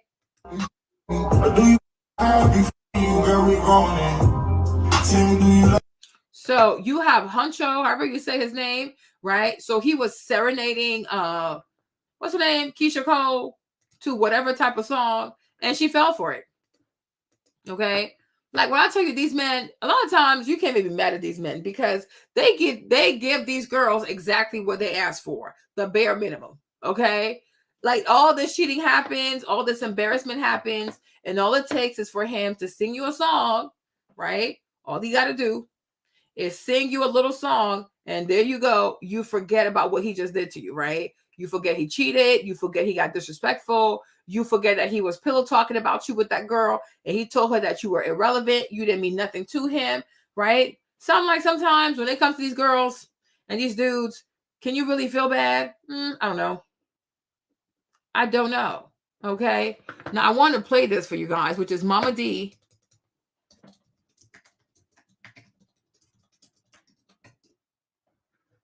Okay. You got Mama D speaking on the Keisha Cole situation. So let me see what Mama D had to say. If we can find this one. Let me find a clip for you guys quickly. Go, Marlene. Okay, there you go. Okay. Where is it? Where's the whole Mama D thing? Hold up. These people post so freaking much. Like, this is like, I gotta fold. Like, how many people y'all got working for y'all? All these posts. It's a lot of posts. Where is it? Boom, boom, boom. I'm almost there. Oh, there you go. Cole, you know, she got this rapper new boyfriend. He's 24 and she's 42. He's 24, I believe, and she's 42. And allegedly he's been cheating on her. And saying will gloss up. You know, she's a rapper, and I think she's out of Atlanta or Memphis. She's out of one of them. And that's been a lot because even Scrappy had gave his little 2 cents on it. And child, did you get into all that, T, child? Yeah, you know, Mama D had to chime in. And the reason, because when I talked to Scrappy, he said that what Keisha had felt that he was trying to say wasn't what he was trying to portray. So, as you know, I clapped back, but in a respectful way to Keisha. I love Keisha. I miss her mom, Frankie. We were good friends. Recipe, Frankie. He was just trying to say that, you know, some of the stuff that people see ain't real. And Keisha clapped back and said, well, maybe this ain't real, but maybe love and hip hop is too real. You know, being the oldest cast member, I can honestly say there's no scripts that we read. Mama D has been transparent from the very first time you've met me. Scrappy has too, to a fault. And if you look at Scrappy, facial expressions over the years when he's been caught or something he's unexpected, his eyebrows meet and his mouth open up. So that's letting you know he don't know what the fuck going on. He don't know what to say. So I hate that he's cheating on Keisha, but sometimes younger men like older women because they're mother figures. They want to be taken care of. They want a woman that cook, clean, and do all the things that a 40-something-year-old woman is capable of doing. You don't want a girl his age because she's still stupid. You know what I mean? She's still trying to find her way. Seriously. So, but what you don't want to be is sugar mamas. You know, some women love that word cougary, but to each his own. But I personally, I'm not finna take care of damn nigga, because my husband Ernest, he had to pay half his mortgage bill. No, I'm not taking care of nobody, because if I gotta take care of somebody, it'll be my children who I birthed. I'm not taking care of somebody else. Not doing it. I'm not feeding you a plate of food. I ain't giving you a glass of water. You ain't getting from Mama D. I'm not re-raising nobody's child. I don't need that. So when you look at it like that, I look at it like, you know, if you got it, they don't got it. You can flaunt it if you got it. Like, so you saying, you know what I mean? So you saying, Dre, baby, so it ain't tricking if you got it. Yeah, women can be tricks too now. Tell me. I'll tell no it. shade. Like, come on now. Like, how many of y'all in the comments didn't pay for some dick or something? Like, everyone's paid for dick before or... Okay, he's doing a little too much. So that's what the conversation was over there, right? Now, since people are talking about paying for stuff and paying for this, Let me tell you what's happening over here with Instagram. Okay, so 4 tiers of subscription. Instagram wants you to pay. They don't. They Instagram. Meta, who owns Instagram, just rolled out 4 tiers of subscriptions in order for you to actually reach more people. These range from $15 per month for basically like verification to Business Max for $350 per month for increased prioritization in the Explore tab, having an enhanced profile, being a featured account, and a boost to search engine optimization. Am I happy about this program? No. Do I think that this program is going to work? No. Will I be joining this program? No. The single most important thing that we can do right now is make it clear to Instagram that this is not what we're interested in. Not by a long shot. Let me know what your thoughts are in the comments. Make sure to tag Instagram, especially if you have strong thought, and follow for more social media tips, support, and updates. Breaking news in the world of Instagram. Meta, who owns Instagram, just rolled. So they want to charge anywhere from $15 to $350 a month. So I guess this is like for business people, like for businesses. What do y'all think? Let me see what she's saying. Instagram for a second. I know there's stylists and salon owners. Let's talk Instagram for a second. I know there's big changes that are coming with Meta Verified, and I know that there's a mix of frustration and confusion out there. So this new tier system or pay to play, check mark, or whatever it's called, it seems like it's geared more towards business accounts, not just any creator or hairstylist. So if you're running a salon or you're looking to gain new clients, this could mean a different kind of impact that you might expect. So most of us feel like we post and it's just disappearing into the void. Like there's low reach, no engagement, no comments, and it's exhausting, right? But here's the twist. What if this system could actually help us? Imagine that we invest $150 to $350, not randomly, but strategically. This could bring in new clients, like paying for ads on Yelp, but potentially more effective because your brand is on your Instagram. And I know it sounds like a lot, but if targeted correctly, this could mean getting quality reach over quantity, reaching the right people in our local area who are looking for exactly what we're offering. Now, not every salon or stylist will want to jump on this, but think about it. This could be a big way to compete with big names and ensure your posts are actually seen by potential clients. In the next part of this video, part 2, I'm going to share my strategy on ensuring you're getting in front of the right clients with or without this new tool. So it's finally happening. Okay. So she seems to be in agreement with it. Honestly, me, like years ago when I was not years ago, but I guess like years ago, like when I was like running my business on Instagram, I was like, yeah, I would have paid a subscription just so you could have access to like customer service. If you get shut out of your account or something happens, because a lot of people, like, Instagram was their business. Like, you lived off of Instagram. So if your Instagram was not working, you can reach people, right? Then Instagram started making us pay for ads, and some of these ads, I feel like they're just a money grab, because I'm like, are we even reaching people? It's kind of bizarre. But I do feel like I can see both sides. I can see how it could be like, why would I pay for this? Like, this is crazy, right? So, because if you're telling me if I pay you the money, then I'll reach more people. So it's like, okay, so you're also letting us know you control the views. So it's like, is this even a fair game to begin with, right? Because, oh, no, it's just the algorithm. But now we see in Meta decides who gets views and who doesn't get views. That's why sometimes I say it's not really about how hard you work. It's truly about who you know at Instagram. It's who you know at YouTube. It's who you know at TikTok. And if they do like you, or if they feel like you're a good fit for their platform, they'll definitely boost your stuff. You won't have to, like, it's not because you work hard. It's because they really like you. Okay. And they want your stuff to be bigger because they feel like you represent the brand. Right. The other side is too, it's like, well, when it comes to like social media apps, if you have a business, they're putting you in front of clients and you're also making money from that. So they feel like they should get a cut. So I see that part too. Right. So I'm like, I feel like it'll depend like who really, how badly you want it. But because it's a new program, let me say this, right? This is what I would say. Anytime these people have a new beta program, you might want to do it, because just because you're one of the first, they might give you more results so that you can hype other people into joining. And then once more and more accounts start to sign up for these business features, they're not going to have the same impact.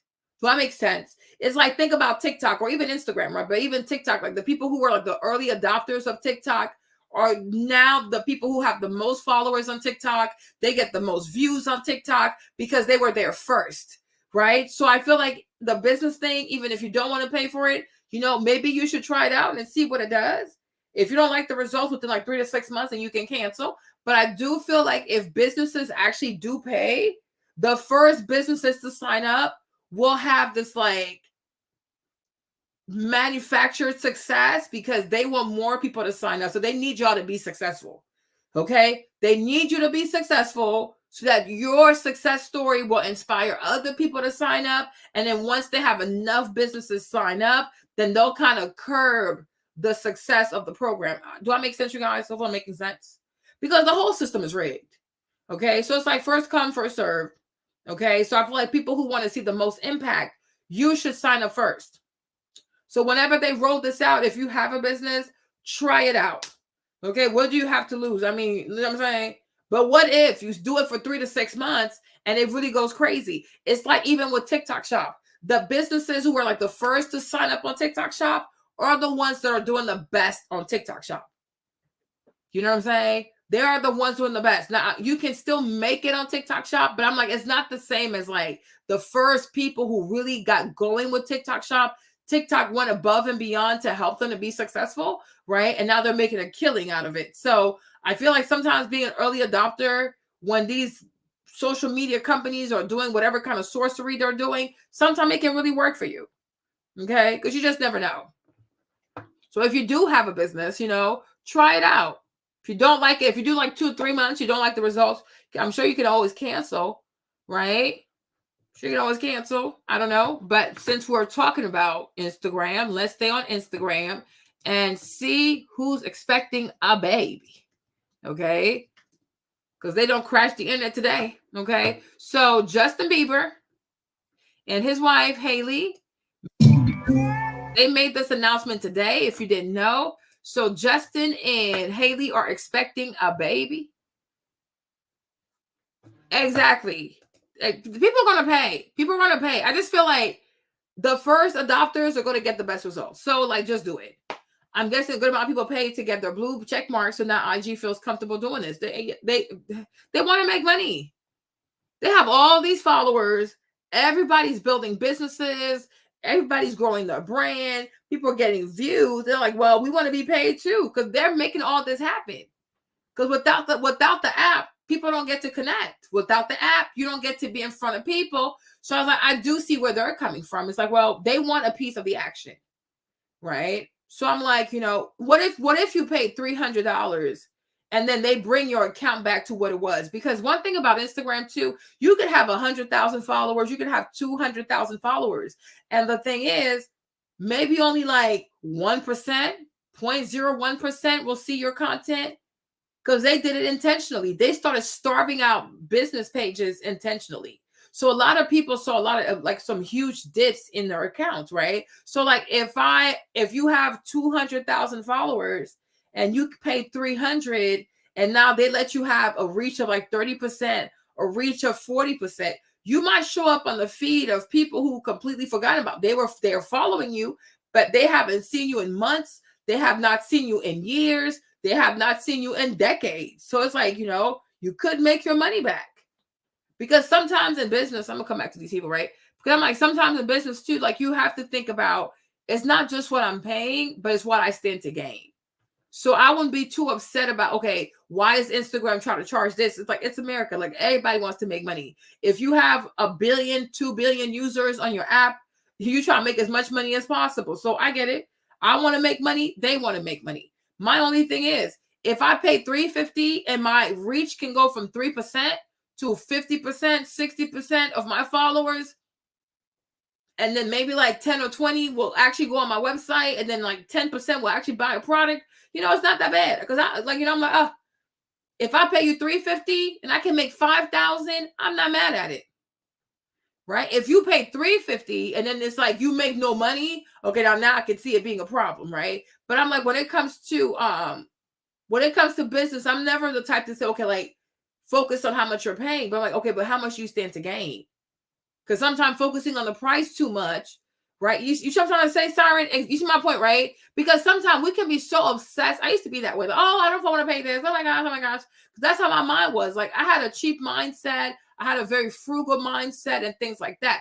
But I'm like, we got to look at money differently, because the whole point of having money is for money to give you access, opportunities, make your life a whole lot easier. So my thing is, if you think about this, right?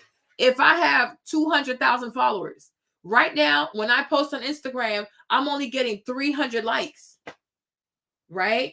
If I pay Instagram $300 a month, and then they say, okay, Marlene, out of the 200,000 people, we'll just let you reach 100,000 people, even 50,000 people. I'm like, well, you know what I'm saying? Then the 50,000 people, I might get like 20,000 likes. That's not too bad. Out of the 20,000 people who like my post, I might get 10,000 to go to my website, right? And then out of the 10,000 who go to my website, maybe 550 people will place an order. I'm like, well, if you're going to do this for the whole month, I'm going to get my money back. So like, that's my thing. Like, I never mind like paying for stuff if I can get my money back. That's how I look at things. You know what I'm saying? Oh, Jeffree Star said he will call YouTube to put him on the trending page. I'm telling you, like, the game is rigged, y'all. The game is rigged. It's just like politics, right? Black people always crying, like, oh, Democrats, they be forgetting about us. Yeah, because Black people don't pay money. Right? Jewish people, they pay a whole lot of money, child. They spend a lot of money. Politicians, they want money. They want money for their campaigns. They want money for their kids. Politicians are corrupt.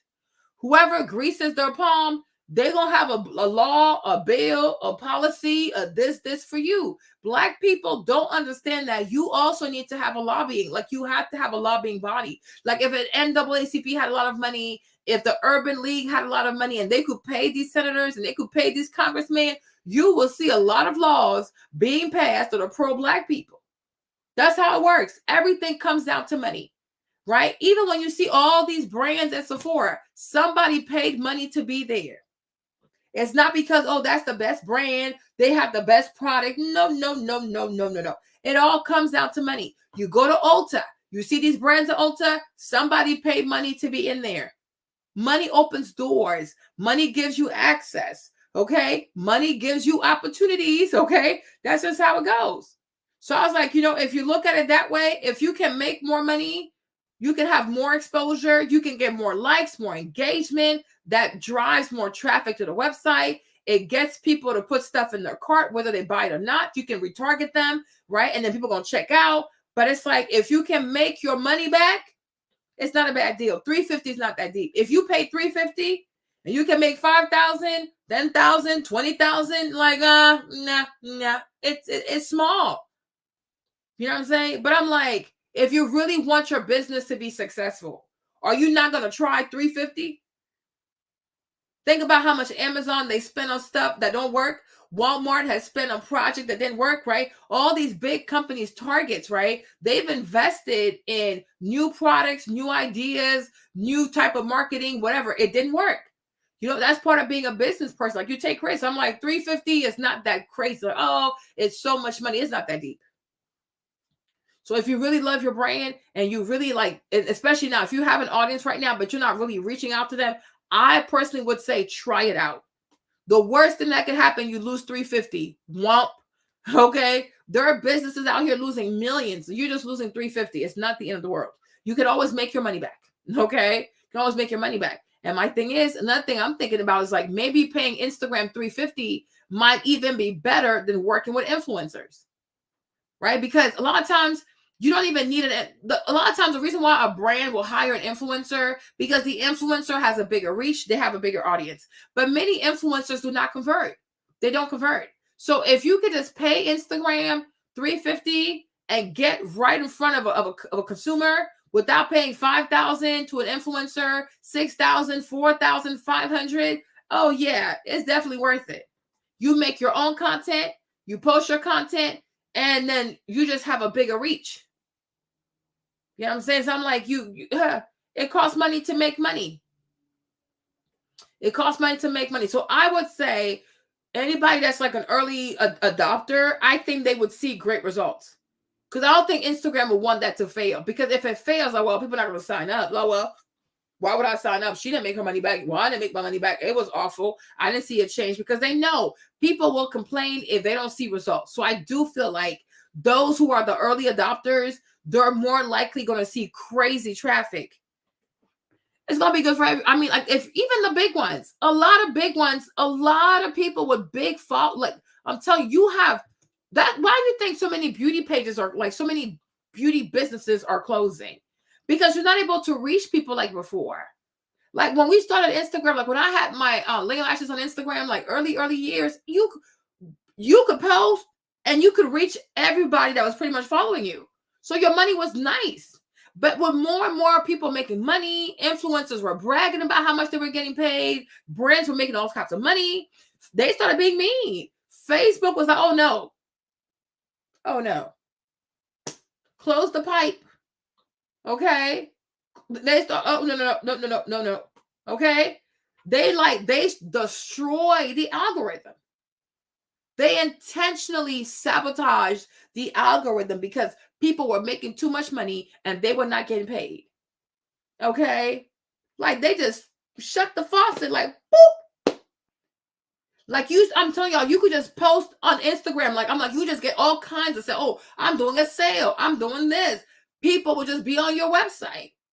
But like as time went on, like especially like when the Anastasia started to make it and all these other brands started to make it, they're like, hold up, wait a minute. You know, influencers were bragging about how much they were making, how much they were charging these brands, whatever. So Instagram was like, oh, we're going to make sure nobody sees you. That's when trouble started to happen for a lot of people, myself included, because you were no longer like you were not being seen anymore. So now it's like you're going to have the money to go reach out to influencers, right? So me, I didn't have it. People that have bigger brands or people who are at Sephora and things like that, they got that kind of money. I didn't have that type of money, right? Because these influencers too, if you don't pay them, they're not going to support you. So whatever. But I'm like, if this is a way to go around the influencer and just have direct access to the people for $350 a month, I don't think it's that bad. I have wasted $350 on stuff I can't even remember. So it's like, I wouldn't mind seeing like, if I was active right now, I would not mind seeing what it would look like to pay $350. I wouldn't mind seeing it. What's the worst thing that could happen? I lose $1,000. Like I'll do it for 3 months. If I make it, cool. If I don't, like, okay, at least I tried, right? But what if it does work out, right? But it's like you got Beauty Bakery closing, right? Because I'm like, she has 1 million followers. You go on her page, she only gets like 200 likes, right? Color Rain. There was a point, Color Rain, there was a time, Color Rain, she was selling so many liquid lipsticks. She bought herself a Rolls Royce. She bought her husband a Rolls Royce, right? And then one day it's like, bloop, bloop, can't do it no more. You know what I'm trying to say? Like, you really can't because you're not reaching people. And the only way that you can reach people is like if you go through influencers. But these people too, their prices are ridiculous. They try to buy a whole mansion on you. Like, John, you're insane. For a 1-minute video, like this is excessive. It's so excessive. And a lot of influencers don't know how to sell. They don't convert. So it's like not every influencer is worth the money. Like, oh, pay me my price, pay me my worth. Like, no, you're not worth this money. You think you are, but you're not truly worth the money because I'm not going to get my money back. So I'm like, people that have businesses, like, I would say try it. What's the worst thing that could happen? You lose $350, you lose $700. Well, okay, wumpty wump wump. But if you're that afraid of losing $300, like, should you be in business? You know what I'm saying? Yeah. So I'm like, I would not mind trying it. That's just me. It never hurts to try something new. The worst thing you can say is, okay, I lost $350. Trust me, you'll get over it. Like, you'll be just fine. You'll be just fine. I'm like, I would try it. So now let's get back to this. So Justin Bieber announced that him and his wife, Haley, are having a baby. Okay. So they're out here posing. All right. Showing how much they love each other. Okay. Which is so weird because Justin was crying about a week ago. Justin was crying about a week ago. He was just crying, posting all kinds of weird stuff. Like, why is he crying like this? Nobody knew why he was crying, but maybe he found out he was going to be a daddy. So maybe he was emotional about that. I don't know. You know, but this boy, I don't know. I just feel like he'd be going through a lot. I could be crazy though. Okay. Let's go to Haley's page and see what she's posting. Let me see. Okay. So she also posted the same thing. Yeah, they're pretty much like, I feel like they kind of crashed the internet today with their announcement that they're about to be a mom and a dad. So good for them. Wish them all the best. Healthy and safe pregnancy, I guess. You know, it's a new chapter. Enjoy the baby, y'all. Enjoy the baby. There's always, I hope you have many more. I hope you have many more. But I was like, what in the world? Now you got Yaya over here being sad. Yaya was a little sad. I'm like, you know what I'm saying? I'm like, what is going on with Justin? He was just, I'm like, you just posting yourself crying like this? You're weird. So Yaya was upset because she was like, Justin, no. But I'm like, Yaya, when you had NBA Youngboy make you a baby mom, when you had a baby with NBA Youngboy, were you thinking about Justin? Girl, let Justin build his family. Okay. Who is 30? Justin Bieber, 30 years old? Yeah, he's been around. He has been around. So I'm like, what is going on here? What is happening? So Yaya's a little sad. Because I guess she thought she's going to have the NBA Youngboy and Justin Bieber to herself. No, boo-boo. He is married. Okay. Now you have this other, look at this other teacher looking for attention. These people are just so silly. He is crazy. But anyways, I don't have time for this. Let's go to Instagram. Let's TikTok. So let's go to TikTok. There's this one TikToker, Haley Bailey, getting backlash because she went to the Met Gala dressed as Marie Antoinette. And she made a comment. She repeated a quote from Marie Antoinette. Okay. And now the people are just going crazy on her. I'm like, this is just so excessive. Let's see. Let them eat cake. Here, take the bomb. We're going to starve the rich. We're going to eat the rich. Just like the time that the Dutch ate their prime minister. Hi, I'm Kaylee. I'm Dutch. And I'm going to tell you all about the time the Dutch ate their prime minister. No, we did not eat him whole. We killed him, cut out his liver, roasted his liver, and then ate his liver. But you know what? Potatoes. Nearly the same thing, right? Haley Bailey just accidentally started a revolution against the rich and famous. Real quick, if you already know about the Haley Bailey let them eat cake situation, skip to this point. But for those who don't, let me briefly explain it to you. So at this year's Met Gala, Haley Bailey decided to dress as Marie Antoinette, and she also made a video where she used a sound saying, "Let them eat cake." Now, a lot of people found this video to be very out of touch and distasteful because of the context behind the saying, "Let them eat cake." Basically, the saying was allegedly used by a very rich and royal Marie Antoinette when asked what her starving subjects could have for food. Because of this, a lot of people are basically saying what Haley Bailey did is the modern version of what Marie Antoinette did, as she's attending a lavish party for the rich and famous, where everyone is dressed like they're from District 12 in the Hunger Games, by the way. And she's attending this lavish ball while many Americans right now are struggling to even be able to afford groceries. So her video comes off very, very distasteful, to say the least. Now, because of Haley's one video, people have started an entire movement to block all rich and famous celebrities they see on their social media. Basically, Haley's video opened a lot of people's eyes as to how celebrities just have these lavish parties constantly, and they essentially laugh in our faces during these lavish parties by doing things like making videos saying, "Let them eat cake." Since the video, a lot of people have also started going to Haley's page and calling her out. Basically, everybody just wants her to address the Marie Antoinette video, but as of right now, Haley hasn't even acknowledged that she even knows what's going on, at least publicly. Haley Bailey just accidentally started a revolution against the rich. So this girl Haley, right? Let me see if I can find out the picture of her, right? Hey guys, I know what a lot of you guys want from me right now is answers, and I want nothing more than to give them to you. So hopefully I can answer every question that you have about what happened on Monday night. About a week and a half before the Met Gala, I was contacted by E to see if I had any interest in being a pre-Met Gala host. There are usually 3 hotels that celebrities leave from to go to the Met Gala. I was stationed at what's called the Mark. I was supposed to do content with celebrities and on air about their departures to the Met. The Met is one of the most exclusive events in all of fashion.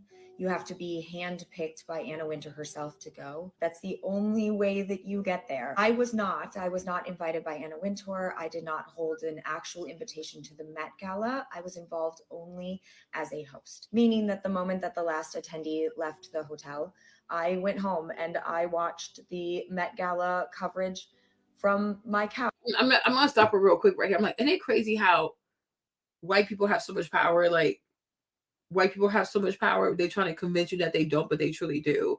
The fact that Anna Wintour single-handedly gets to pick all the guests, that's crazy. Like, that white woman gets to decide who gets to celebrate fashion, excessive fashion, ludicrous fashion, overly priced fashion, right? It's like you have to wait for this white woman to say, oh yeah, you're good enough to be here. I'm like, who are these people again? And the fact that even Black people show up to these things is crazy to me. Like, I could never imagine in my life giving a white woman that much power over me. Like, she gets to decide if I'm good enough to show up at a party that's $75,000 a person. Girl, bye. Girl, bye. You are insane. You are so insane. I'm like, it's not even like a board, like different people who get to decide. Like, she's like, oh yeah, I am the fashion vanguard. I am the authority. I am the voice. And I'm like, girl, what? I'm like, that's just crazy. I wouldn't go. Just for that alone, I would not go. I'm like, that's crazy. Isn't a fundraiser? Yeah, it's a fundraiser for the Met. The Met is the museum, right? But I'm like, that's just asinine. Like, she's the only one who gets to decide. Like, she gets to pick every single guest. Like, who is she? Like, really, who is she? Like, I'm like, why does she have so much power? Because she has a fashion magazine. Like, girl, bye. There are people dying of hunger in the world. And I'm like, they're coming for her. Like, I'm like, people are such cowards. Like, people go for people they could actually bully. Because this girl, even though she's famous on TikTok, she really is a nobody. Okay, she really is a nobody. So it's like, yeah, go attack her. But I'm like, you're not going to go after your politicians. You're not going to go after Anna Wintour. Like, the people who truly make the rules, people who maintain the system, people who maintain all these inequalities, right? People who allow the rich people to do all kinds of goofy ass celebrations while people are starving. She's not responsible for the Met. Right? Like, go attack the people who truly matter. No, you're not going to do that, though. You're going to go for this little goofy ditzy girl that really is a nobody. She has no power. She really has no influence. Like, what can she change? You know, you're not going to go after Joe Biden. You're not going to go after Kamala Harris. Like, you're not going to go after, like, what's her name? What's that lady's name? Anna Wintour herself? She could not postpone the Met Gala, given what's happening in Israel and Palestine. She could not postpone that thing. They really had to party while millions of children are being starved in Gaza. That's who you need to be really mad at. But what can this girl do? It's like you're just attacking her because you can. Like this goofy white girl on TikTok. Oh, let's just attack her and make her like pay for all of this. I'm like, girl, she's not responsible for the prices. What she got to do with inflation? Okay, take it up with the Federal Reserve, like take it up with Jerome Powell, whatever his name is. Like, that's where you need to be really mad. But I'm like, why this girl? Like, she's a nobody herself. Like, if TikTok disappears, like, who's gonna think of this girl? Okay, she's irrelevant.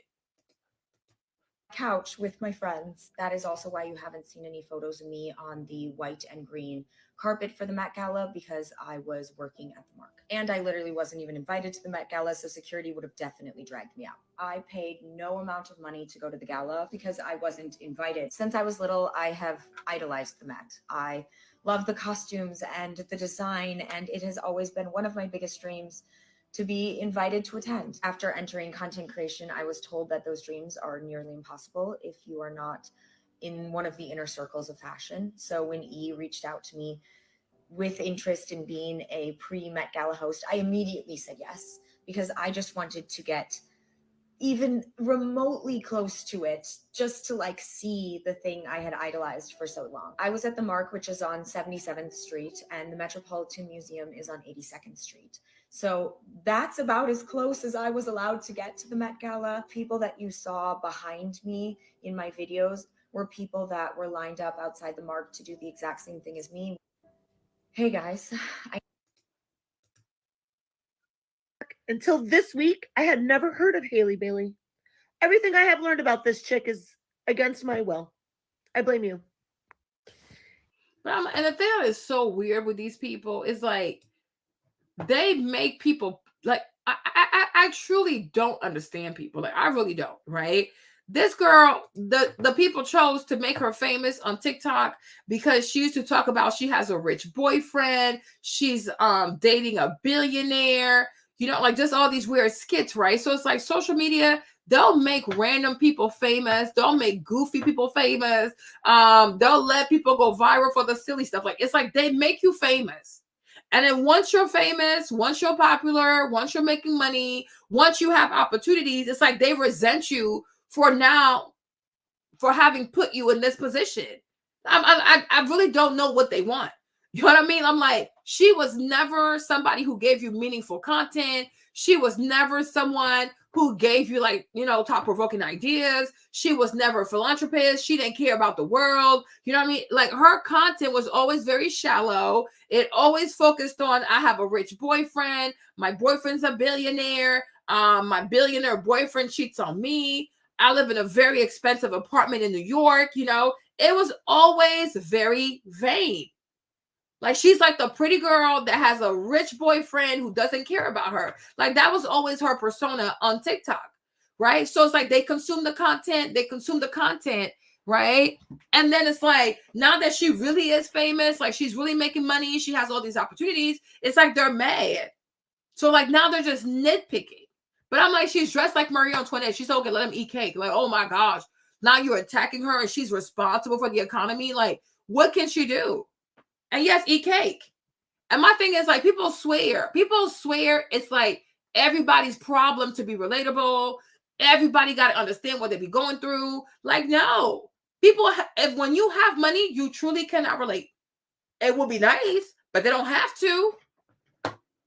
It's like, yeah, they prop these randoms up who have no talent, no skill, just because she's pretty or because she looks like Kris Jenner or because she looks like Kardashian and da-da-da. They will make random ass people famous for no reason, right? For no reason. They're just like obsessed with you, right? And then when you finally become successful, like the stuff that they actually want you to become, it's like then they resent you for like, wow, like she's doing better than me. She travels more than me. She looks better. I'm like, y'all just weird.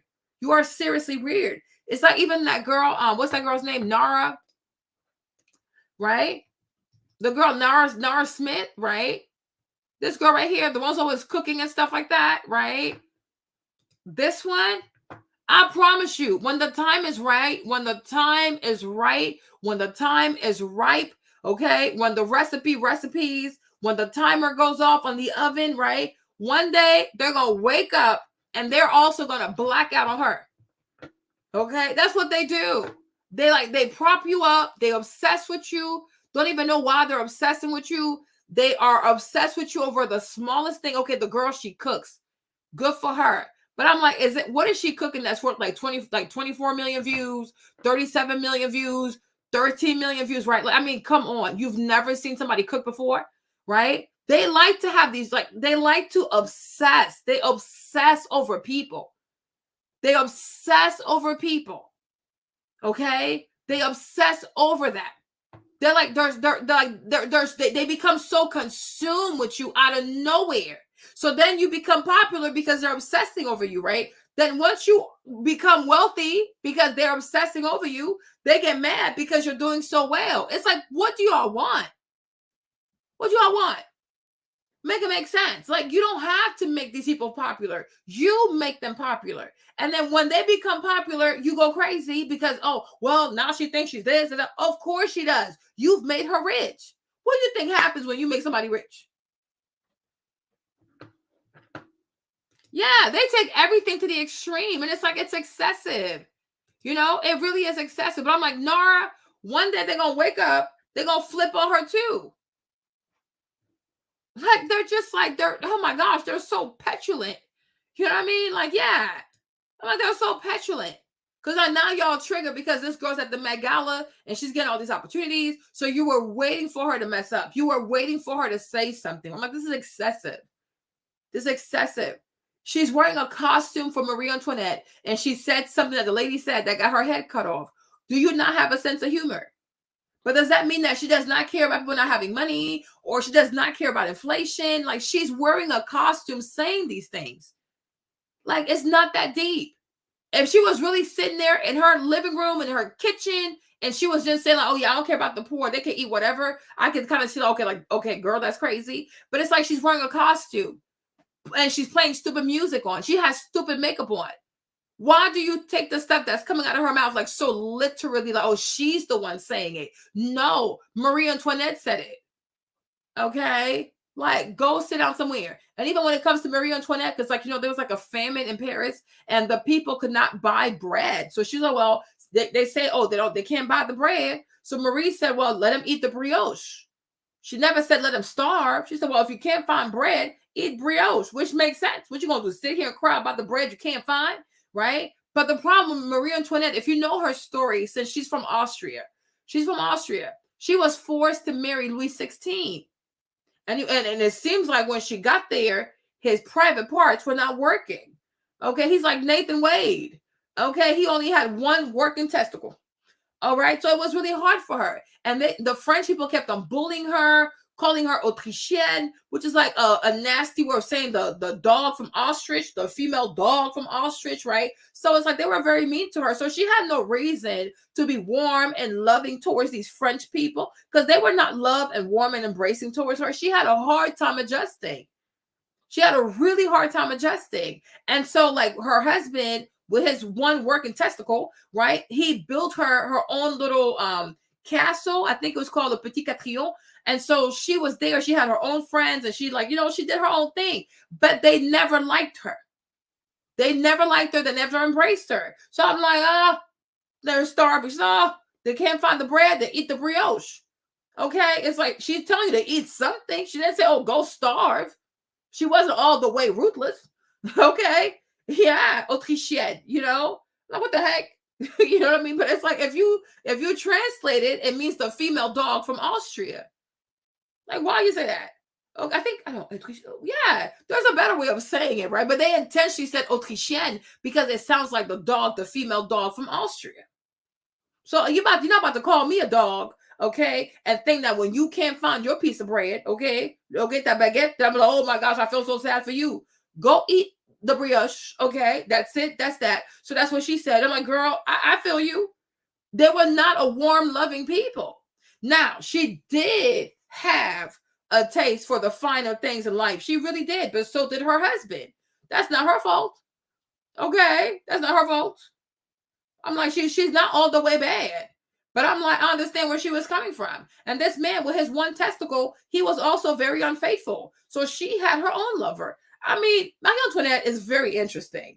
She's seriously interesting. But it's like she's not to me, she's not this callous woman that they're trying to portray her out to be. Because the French people were not nice to her. They were truly not nice to her. Her father sold her into marriage to guarantee peace between Austria and France. She shows up. The man only has one working testicle. Okay, all kinds of issue with his private parts. Like, what the heck? Okay, and he's not attractive. Girl, she been through a lot. She's like, go eat some brioche. Leave me alone.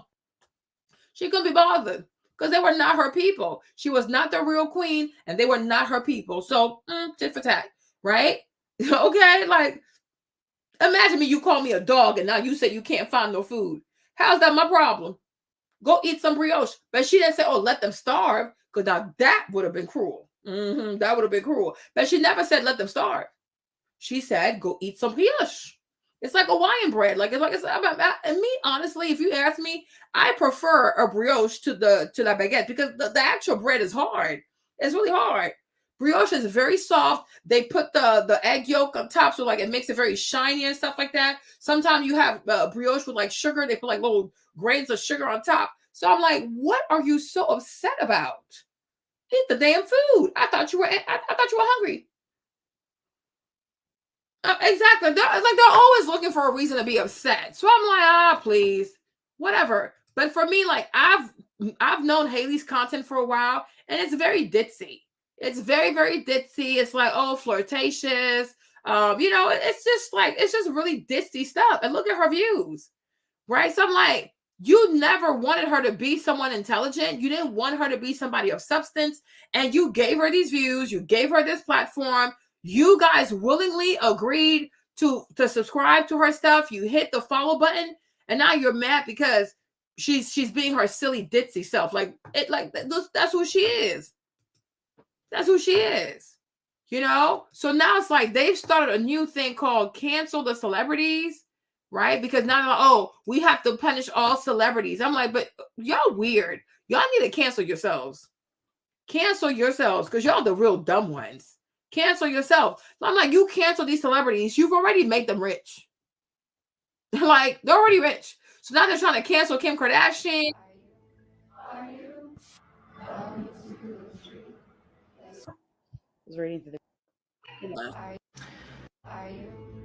So I guess like they're counting because they're trying to they have a list of like bunch of celebrities that they're trying to cancel, and they're keeping track of how many followers they're losing. I don't know. I'm like, who has time for this? But ultimately, these people are already famous. So I think Kim Kardashian lost like 3 million followers or something like that. And I'm like, yeah, you guys are unfollowing just to go and follow again. So this makes no sense. But ultimately, Kim is already famous. Kim is already a household name. Kim is already established. Kim already got things going on. So you're wasting your time. But my thing is, like, you cannot be mad at celebrities. You truly have to be mad at the system itself. Okay? Be mad at the politician. Be mad at that. Be mad at the Met Gala. Be mad at Anna Wintour. Be mad at Vogue. Okay? But to pick on these little Instagram, TikTok people, to me, it's just cowardice. You're a bunch of cowards. And you have this mob mentality, and you like to just attack people. Seriously, if they truly care, exactly. If they truly care, they do it in silence. I don't believe it. It's fake outrage. You know what I'm saying? I'm like, oh, please. You people are so insufferable. Like me, I couldn't imagine like being a celebrity I would really tell people like, go F yourself. I don't care. What is he saying? Perfect example of how celebrities are so out of touch. Okay, perfect. The Met Gala to me is a perfect example of how celebrities are so out of touch with your average Joe. It's like some dystopian Hunger Games type of weird. It's like you people never cared though.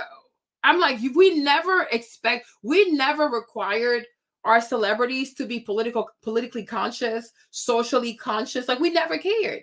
I just feel like now because most people are broke, now because you're broke, your eyes are opening up. So now you want their eyes to open up. But the problem is they ain't broke. You're broke, right? A lot of people are the ones going to concerts for celebrities. You buy their merch. You give them money. You're always giving rich people more money to be richer. You give your money to celebrities. You give your time, your energy, your money to celebrities. Then you cry because you realize like, whoa, I'm broke. They've got more money than me. You don't say, you dumb, right? You got played. You always get played into giving money to people that have way more money than you. And then when times like these happen, you're shocked because, oh, well, what? Nobody's ever required these celebrities to be any type of conscious. So let's not start now because we're broke. You're broke. So your eyes are opening up. But they don't owe you anything. I'm like, they do not owe you anything whatsoever. Like, please leave these people alone. Okay? I'm like, no, celebrities are vain. They've always been vain. You've enjoyed the fact that they were vain. You've loved the fact that they were out of touch, that they were not like regular. You were perfectly fine with it. And now that you're broke, now you want everybody to understand your struggle. Nobody wants to relate to poverty. Okay? No one wants to relate to poverty, so don't be mad. Do not be mad if they can't relate. They were never expected to relate.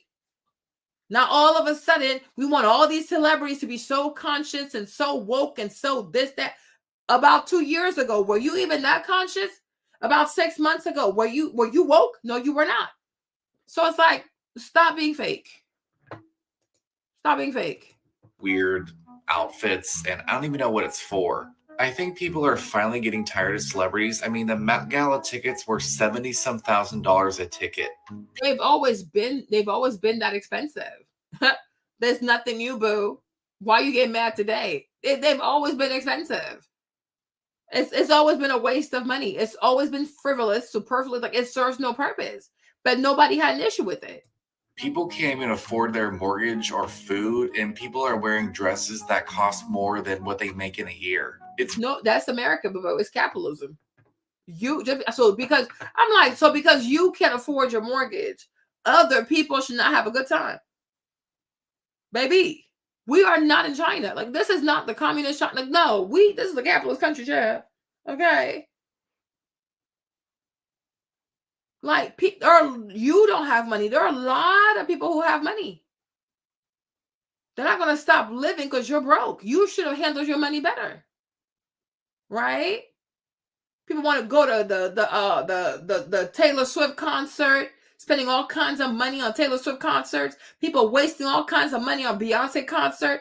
Now people want to cry because they broke. You wasted all your stimulus money, giving all your stimulus money away to these celebrities, right? And now they have more in their treasure chest, and you have nothing. Yeah, like nobody wants to struggle. Like nobody wants to relate to poverty. It's really easy for someone with millions of dollars to make just some woke statement on stage just to appease their followers. I don't know why people continuously get their political advice from someone who lives in Beverly Hills with a multi-million-dollar home. I don't really understand how people think that celebrities' opinions are their own opinion. They're under a contract and they're pretty much forced to say things that maybe they don't even agree with, but they're afraid of their own followers to say something wrong. It's just a bunch of narcissists in one room, and they're all trying to get the most. Well, duh, you just realized that? I'm like, you people are crazy. You know? Don't be mad. Are you? Yeah, you can't afford groceries. Like, people don't care. I'm like, do y'all not know how many people go hungry every day in America? Nobody cares. No one cares. I woke up so confused today. 1, Justin Bieber is having a baby. 2, everyone's canceling celebrities for some reason. I genuinely want to know, like, why is everybody getting unfollowed right now? Like, all these celebrities. I see everyone posting about it, but no one's explaining, like, why. I know I've seen some people saying, like, they're too rich and they want to, like, people want to stop that. Even if, like, Kim Kardashian fell off today, bro, she's rich forever, bro. I don't understand what people think they're trying to do here. Plus, if you think about it, she's like an A-list celebrity. It takes a lot more than millions of people to unfollow her for her to, like, fall off. Because whether people like it or not, people are always going to watch stuff like that. Like, yeah, it's just, I don't know. I don't understand it. I really don't. So, yeah, it's very silly. Okay, so to break this down, I don't necessarily know for sure from what I perceive. She's being canceled because she posted a Marie Antoinette inspired Met Gala outfit, which she's an audio said, "Let them eat cake," which is extremely tone deaf in this climate right now, because there's a forced famine in Palestine.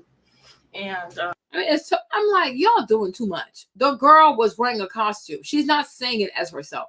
Like, you're just being remedial at this point. Like, seriously, you're intentionally being slow. Okay. She is wearing this. Hold on. She's wearing this silly outfit and have a silly sound in the background, right? Where is she, right? Silly outfit, and she's in a costume. with all this weird makeup on. I'm like, and you took that stuff seriously, child. Just say you hate this girl and you've been waiting to get her behind. That's it. That's that. I'm like, that's so silly. Is under fire today after using the Let's Eat Cake sound with her Marie Antoinette inspired Met Gala look. Let's talk about it. So while let them eat cake as a phrase is attributed generally to Marie Antoinette, most historians do not think she actually said it because she would have had to have said it when she was 9 years old. She was said to have said it during a time of great famine in France, a time that was leading up to a very bloody, the French Revolution. And the French Revolution was all about the economic inequality. There were people who were rolling in riches and there were people who were starving to death all in the same country. Do you see kind of where I'm going with this? The phrase wasn't actually attributed to Marie Antoinette, though, until like 50 years after her death. She developed a reputation for extreme spending, for lavish parties, and with much gluttony, with tons of food, tons of everything. The phrase first makes its appearance in the 6th book of Rousseau's Confessions. And it's an anecdote about how he is looking for some bread to pair with some wine that he stole. And he comes upon a, quote, great princess, who, when she is told that the peasants have no bread, she says, well, let them eat cake. Now, fast forward to last night, Hailey Bailey hits 10 million followers, and this video has 1.4 million views, I think, now. And while I think she most definitely was just using the sound to use the sound because she was wearing a Marie Antoinette inspired outfit, it rings hard. No, yesterday was also the day that Israel officially began its entry into Rafah, where over 1 million people have been. So because you know this, so she's supposed to know this. Like, how would she know? Y'all act like the news is out here covering what's happening in Palestine. You act like it's just obvious fact to know what's happening in Palestine, in Gaza, in Rafah. Like, they're hiding all this stuff from us. You know, but I'm like, Hailey is not a conscious person. Like, she makes goofy content. So just because you know something doesn't mean that she knows it.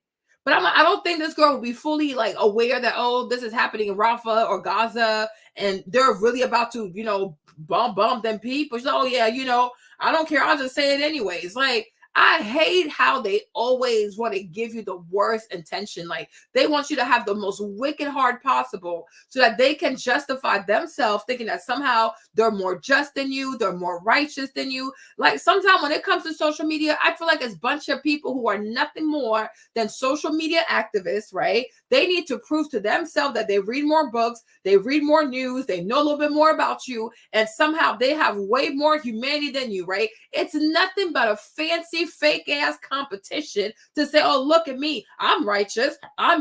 Like, y'all want to be righteous so bad, but how many of y'all giving money?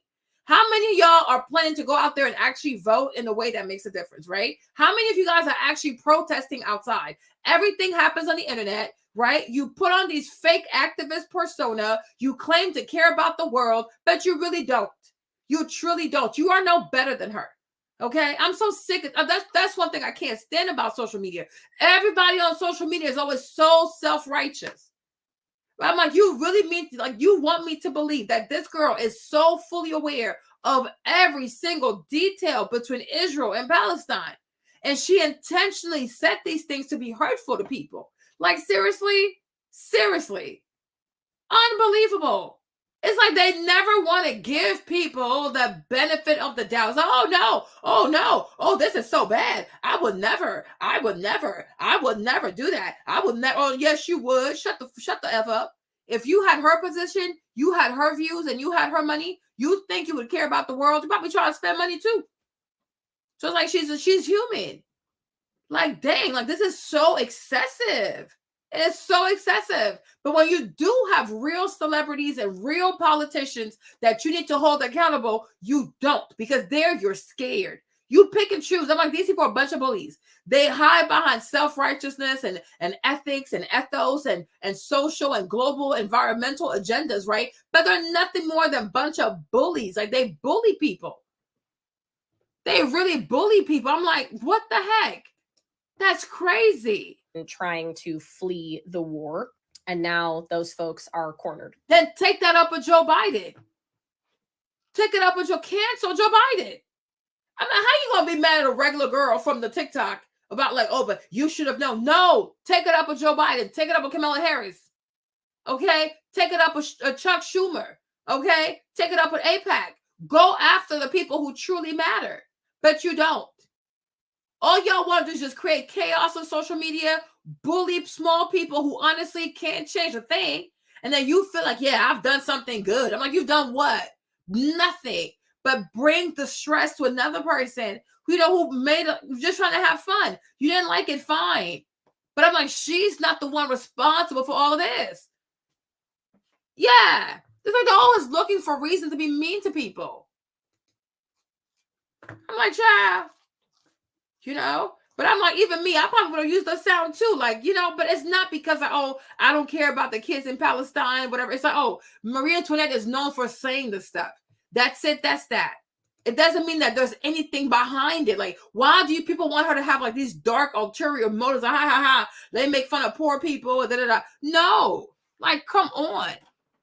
And that's exactly what everybody's saying. Like Dave Chappelle, Jerry Seinfeld's like, yo, comedy is dead now in America. Like, you can't even have a sense of humor. Everything is so literal with people. Like, shish, like, go somewhere. I will cuss their asses out. That's why I say I could not be popular, because I will cuss these people out. Okay? Leave me the F alone. Like, you don't even have the right to make jokes anymore. You can't even, no, everything is so literal with people. Like, it's crazy. Yeah, it's all about their own egos. They want to be so, that's what they do on social media. They want to be so self-righteous on social media. They care so much about the environment. They care so much about this. But when it come election time, they're not going to be bothered to go vote for nothing. Okay? Because they're full of it. They're so full of it. If you really have an issue with what's happening, if you have an issue with what's happening in Gaza right now, you need to be registered to vote and vote accordingly. And call Joe Biden, call your senators, call your congressman, and let them know how you truly feel. That's how you make real change. But you unfollow Kim Kardashian, you bully Haley. What does that have to do with anything?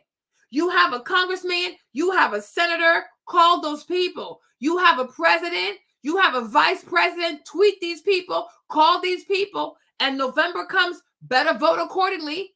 That's how you make real change. But to go attack a private citizen who's dressed like Marie Antoinette and goofy makeup on her face, the makeup alone should let you know she's on some clown behavior. Imagine being that angry.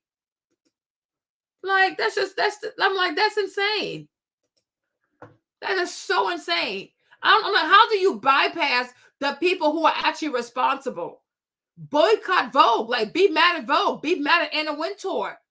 Go do a strike or whatever to cancel the Met Gala. The man that she spends her time fundraising to stop hunger in America, right? But no, you're not going to go after Anna Wintour, but you're going to go after Haley Bailey. Like, what the what? You make no sense. Yeah, they're just posing. It's a mannequin challenge of activism. Like, these people are not serious. They're really not serious. Nothing but a mannequin challenge. I will cuss their asses out. I don't have time for this. Tickets to the Met Gala were $75,000. And we have people working 5 jobs just to make ends meet. Okay. I saw a creator. It's like being mad. There are people in New York who can barely afford a place to stay. Meanwhile, there's somebody in New York who's buying a $44 million penthouse. Like, do you not live in America? These disparities happen every single day. Right? But no, we want more capitalism. We want more capitalism. No problem. But these are the consequences of capitalism. Okay? It's a severe disparity between the rich and the poor. That's it. For as long as we've lived, the middle class has always paid most of the taxes. Like, it's not a fair system. But I'm like, why take it on Haley when you have politicians who are responsible for that? Right? You have business people who are responsible for that. Why are you taking on this girl? What can she do? What can she truly do? Because you're a coward. So you attack someone. Hey, Nisha, what's up? You attack someone who cannot defend themselves. I'm like, what can this girl do? You're that mad? Call your congressman. You're that mad? Call your senator. You're that upset? November 24 comes around. You better be at the poll. You better be at the poll. But as long as we live, as long as we human beings occupy this planet, you will always have rich people and you will always have poor people. It's not going to stop. It will never stop. We like it like that. It's not gonna stop. It's not gonna stop. So I'm like, y'all just bullying this girl just because you can. Or two that was saying, people are paying $75,000 for the Met Gala, and I'm just trying to make enough to support my family while I'm undergoing cancer treatment. So needless to say, this really came. So fight for healthcare. Fight for healthcare. People have to learn. I'm like, a lot of people gonna have to learn to grow up. Take politics seriously. Take these policies seriously. When you have politicians running, you cannot just vote because you care about abortion. Okay? You have to expand. Okay? Your causes for concern. You cannot just vote because all you care about is abortion. Because healthcare matters. And having abortion is not healthcare. I'm so sorry. I'm so sorry. You know what I mean? You were more likely to need a doctor for so many things throughout the year. And I don't even think abortion is one of them. Right? Oh, abortion.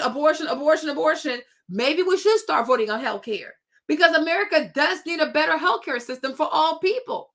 There are more people who need proper healthcare than people who need to have access to an abortion. But somehow, every election year, abortion. And nobody says who is going to fix the healthcare system. They're saying that Social Security fund is going to run out by 2036. No, 2035. I'm like, so in about 11 years, they're not going to have any more money for Social Security. They're not going to be able to cover the way they're supposed to cover. I think it's 50% or 80%. And I'm like, oh my gosh, what are these people going to do? Right? There are real issues in America right now. And it's no, nobody's talking about it. Trustees for Social Security and Medicare warn policy changes are needed, or else the programs won't be able to pay full benefits to retiring Americans. Now, they did announce a measure of good news in their annual report Monday. The go-broke dates for both programs have been pushed back thanks to the improving economy. Medicare is getting a 5-year lifeline and can continue full payouts through at least 2036. Social Security will be unable to pay full benefits beginning in 2035, which is 1 year beyond last year's estimate. Past that point, Social Security will only be able to pay 83% of benefits. About 71 million people, including retirees, disabled, and children, receive Social Security. President Biden has pitched raising taxes on people who make $400,000 or more a year to shore up Medicaid. He's not offered a plan for Social Security. His Republican challenger, Donald Trump, suggested he'd be open to cutting both programs. Okay. So we have a financial crisis that nobody is talking about. Social Security is running out. There's simply not enough workers out there making enough money to fund the Social Security that was set up for older generations. The only way to fix that issue is to either get paid out less, in which case you're making less money in retirement than what you paid in, essentially. It's a big scam. Or they raise the taxes on new generations to pay for the old. It's a terrible system. The other fact of the matter is, besides home equity, people have very little money for savings. So instead of retiring at 65, they're going to work until they're 80. They're going to have a part-time job to keep up with health insurance, because otherwise it's going to be too expensive to pay for on their own. It is a huge issue throughout our economy, and the fact of the matter is, unless you start saving today and you're in your 20s or early 30s, you're going to have a lot of catching up to do. So yeah, it's really bad. They don't have money. Okay. It is all a scam. They don't have your money. They are dead broke. Yeah. This is all a scam. I mean, we got people that's getting ready to retire that's going to try to live off $2,000 to $3,000. Impossible. It's impossible. Because what happens, it comes up here, we spend it. We're $35 trillion in debt. We don't have any money. We're dead broke. And then taxpayers have $2 trillion in credit card debt. We are in huge trouble. In this body, we had better start figuring that out, because we're going to have a run on this city here soon, and there's going to be about 150 million people coming up here saying, where's our damn money that we paid in? I could have put my Social Security money 40 years in tax in the market and probably be worth 8 to 10 million today. The federal government wasted it. So I'll get off my high horse there. It's good that we have this, because we got, I get a little pension check from education. I was part of a union. It's not going to help people. People are going to have to work, continue to work. Yeah, so it's they don't have the money. They don't have the money, y'all. and they're not talking about it. They carry on like, you know, they don't have the coins. They don't have the coins. And every time you look at these politicians, oh, let's talk about abortion, everything to distract you from what like really, really matters. It's like retirement affects a lot of people. It affects all of us. But your parents, your grandparents, your family, like a lot of people are not going to get their money. And yet they paid into that. So I'm like, there are real issues here. So I'm like, so to bully this girl, it's like, it's crazy to me. It's like, go take it up. Go take it up with the people who truly matter. Across, not how she intended it to come across on the internet. Yeah, they're a bunch of bullies, you know? But she's never been known for making any type of conscious content, okay? It's always been about her looks, her face, her body, her billionaire boyfriend, her fancy apartment, blah, blah, blah, blah, blah, blah. So I'm like, y'all just need to give it a rest. Okay? Give it a rest. I'm like, child, please. Oh, y'all crazy. Yeah, they like going to war. They don't take care of the veterans. They don't take care of the retirees. They don't take care of people here. Okay, they print money, or they take our money to go give it to Israel, give it to Ukraine, and you're not supposed to say anything about it. So if you're really upset about inflation, you're upset about this, bullying Haley is not going to fix anything. Call your congressman, call your senator, call Joe Biden, call Kamala Harris, and when November 2024 comes around, you better let your voice be heard. Now, that's where your voice matters. But I'm like, going after a TikToker, though, y'all weirdos. Like, you people are just bizarre. You're seriously bizarre. You are bizarre, okay? Like, I mean, it's expensive. I understand why people be afraid to have children, because it's like, can I even afford to take care of myself? You know, even now, a lot of young people are also considering, like, you know, maybe I'm not going to go to college because it's like, it's expensive, you know? And the people are just not a priority. People are just not a priority. Everybody else is a priority. So it's like, well, is college worth it? Is having children worth it? You know, is having even a job and paying taxes and contributing to the Medicare, Medicaid, Social Security, is it even worth it? Because by the time you need it, the money's going to be gone because it's a Ponzi scheme. Okay, I'm like, it's a whole Ponzi scheme. So make it make sense. But all right, you guys. So I covered all the topics for today. Whew, I did it. It's 4 o'clock in the morning, y'all. 6 hours and 30 minutes. I did a pretty good job. Okay. I like the flow. I like how I be flowing and stuff. I like that. It just flows nicely. It flows nicely. I will hopefully will see you guys tomorrow because Sunday is Mother's Day. Right? Sunday is Mother's Day. So I don't know if I'll be here on Sunday. Maybe Sunday night. Yeah. My hair is doing so well, you guys. I'm so like, oh, it looks so much better than when I went like 4 months ago. Yeah. Oh, Erica, you're still here. My hair looks so much better. You guys, it looks so awful. I wasn't proud. I wasn't happy. I was not happy with my hair. And today I told her, like, yeah, feel free to cut a little bit more. Because she trims, but she's very shy with her trimming. But I told her, like, girl, go ahead, just do it. Just go ahead and do it, girl. You know what I mean? So guess she did it, right? Because I went back in I went in January and stuff, and I was like, oh, my cuticles were bad. I didn't like the way my hair looked. But now I'm like, oh, I like this. I mean, I still have ways to go, but it looks a lot better. You know, it looks a lot better. It really does look a whole lot better. So, like, here's the brand. Hold on. Oh, no, I didn't mean to do that. Yeah. It looks really good. It felt good. And I took my own products there today. I took my own conditioner because I asked them, oh, is it okay if I bring my own conditioner? She's like, yeah, sure. She's like, we just can't guarantee the results, though, but you're more than welcome to bring it. We'll use it. I said, girl, I only do quality, sis. Okay. I'm not bringing Garnier Fructis over here. All right. Yeah, it's really nice. So I have this I bought this conditioner from this brand. It's called Ceremonia. Right? And then what did I buy? What did I buy again? So, okay. So I bought this kit, but I've only used the conditioner. So I've only used the conditioner today, which is like this one. Oh, they were all in love with it. They're like, oh my gosh, it smells so good. It feels so good. Your hair is so soft.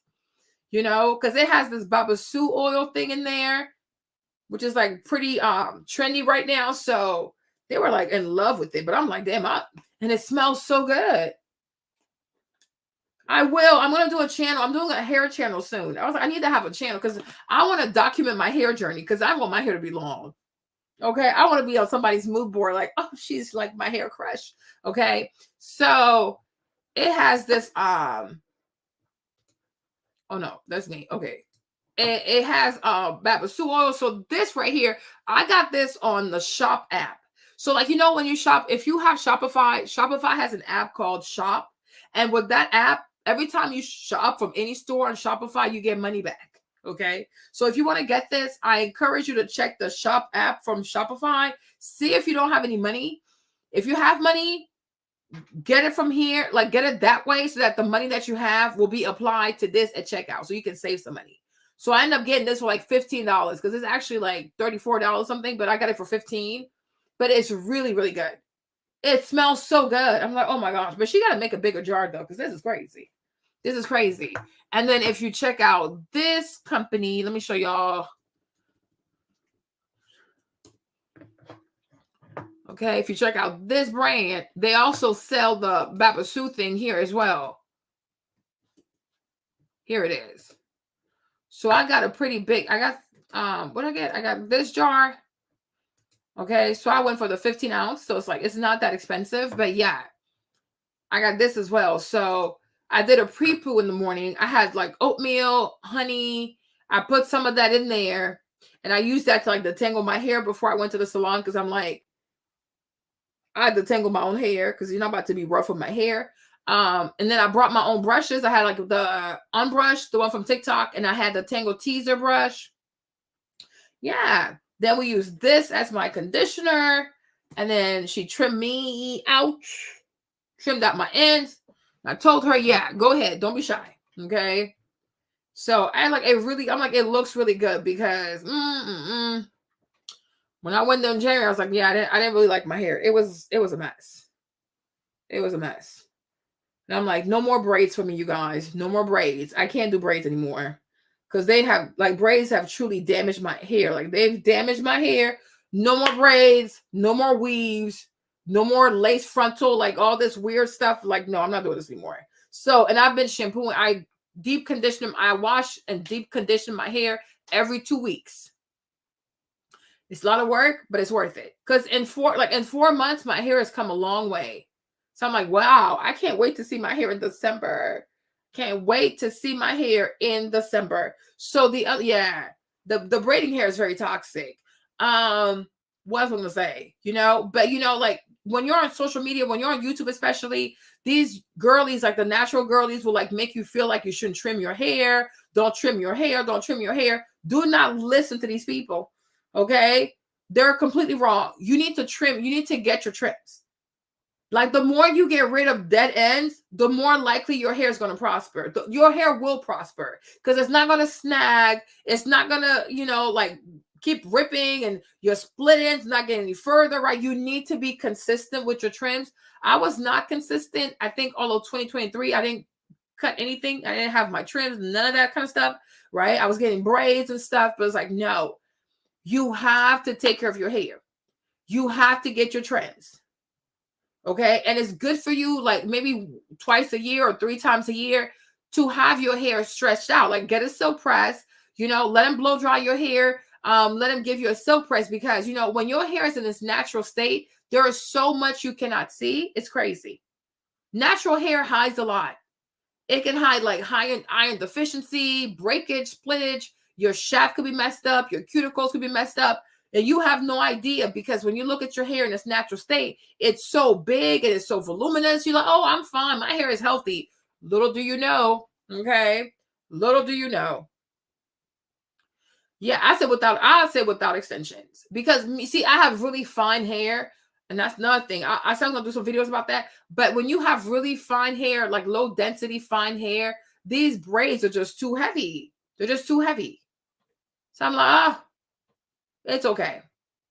And nothing, the way I looked at it too, is like, okay, if I used to go get like medium knotless braids, I would pay like $350, right? $350. But the thing is, you're thinking that you're doing a protective style, and the whole time it's like you're damaging your hair. Like you're paying someone to really damage your hair. Like that's what it comes down to. Okay, because I'm like, I really do feel like if I didn't do braids and I was actually taking care of my hair like every 2 weeks, I think my hair would have been longer. I think it would have been fuller. It would have been like even like blacker, I guess, and it would have been longer. Because the girls who have like really long natural hair, they don't do all this weird stuff. Yes, $350, right? So I'm like $350.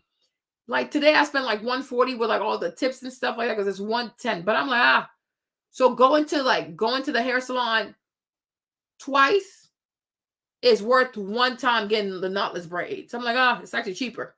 Okay. And then like every 2 weeks, I take care of I do my own stuff, take care of my own hair. So it's more affordable. You know what I'm saying? But then you guys see, like I do like the 2 strands twist, whatever.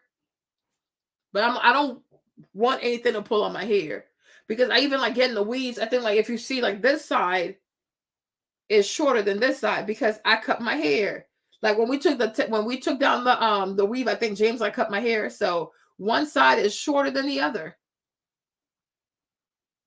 You know, I'm like, I never should have put that crap in my head. But I was like, oh, it looks good. It's protective styling. But sometimes you call something a protective style, the whole time it's messing up your hair.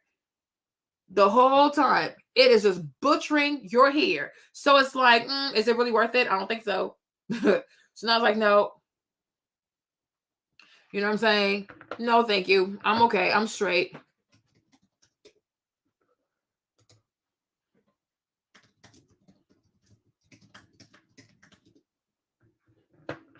Because there's this one like that I want. There's this steamer right here that I want. Let me show you. Oh. There's a steamer here that I want. And I'm like, you know, if I didn't waste my money on all these braids, I could have bought this steamer a long time ago. So this blah, blah, blah. This steamer here, like it has like red light therapy. Like it does like different lights. Like it's pretty cool. And I was like, oh, I want to get this one. So it's like $700. I'm like, yeah, I'll probably get this one very soon. I don't know. Right. But I'm like, you think about it, it's like sometimes, you know, it might be a whole lot better for you to buy your butters, buy your conditioners, buy your combs, buy your tools. You know what I'm saying? That might be a better investment than like paying for weaves and bundles and braids and this. That is so cool. I was like, oh, I need to get this, right? I absolutely have to get this. Yeah. You know, so I'm like, oh, I want to get this steamer so badly. And I probably will very soon, right? I was like, I need to make sure I'm consistent. So if I'm consistent for the whole year, then maybe I'll give that to myself, right? But it's like, it's a lot better to just invest in like having great products, you know, having the right tools, the right combs, you know, and then like you have to learn to take care of your hair. But it's like, you know, but putting these braids in with the extensions, like the weaves, the wigs, you know, anything like the thread and all that kind of stuff, like it's a lot. It's a lot. It's too much for the hair. It really is too much, right? And if you take care of your hair, it's going to grow. And then once your hair is grown, like it's really like, you know, thick, luscious. But oh, Lou, I love this. I really do love this. So I was really happy today. I was like, yeah, my hair looks good. All like the 4 months of hard work I put in. And plus I have a hair journal. So like I write notes to myself, like to encourage myself to take care of my hair and stuff like that. But I have a regimen. I do like every 2 weeks. I do wash days every 2 weeks. I do a hot oil treatment. Yeah.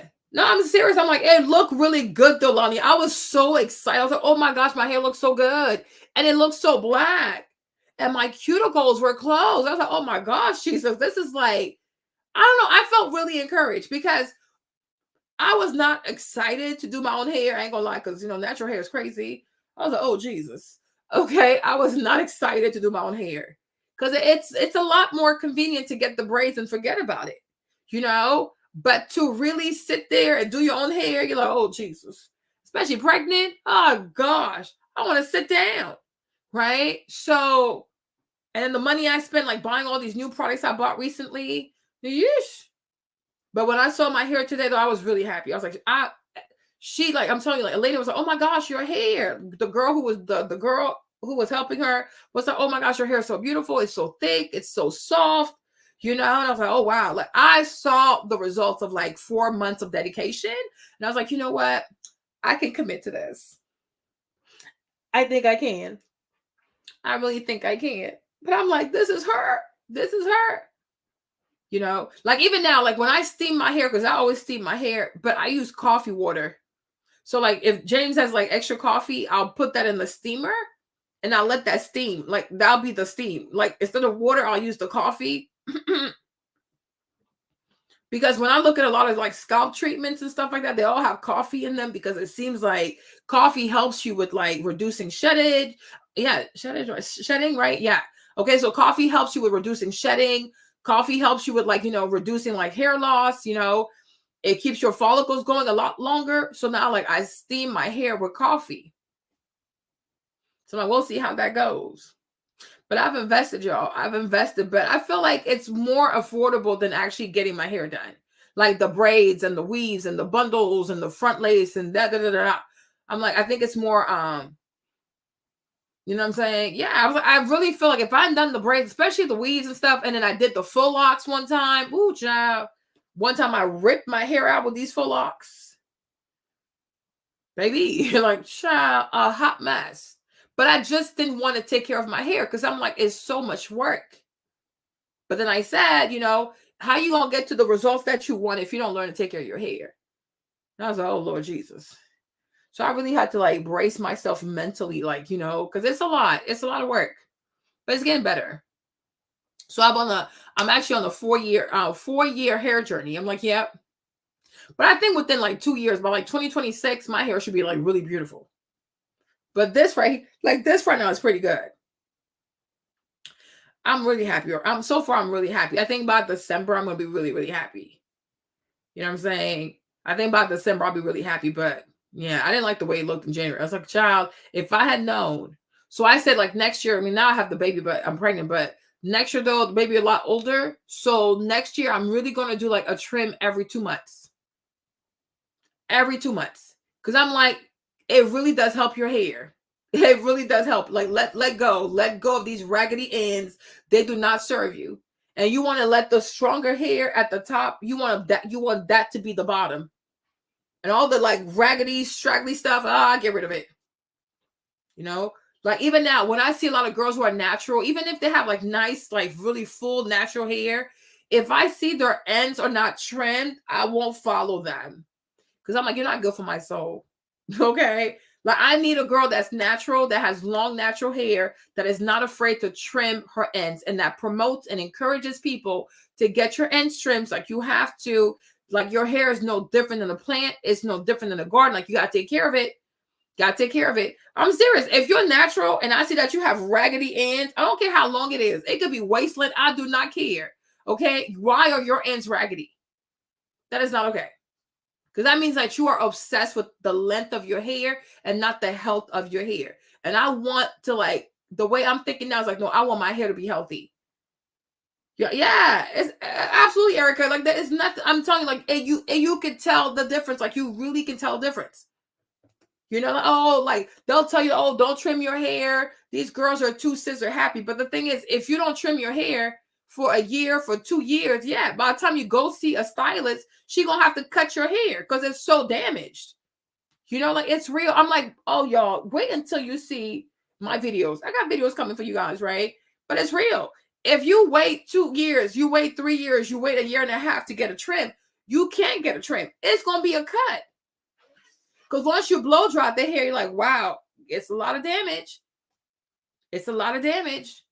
So you can't fix damaged hair. You got to cut it off.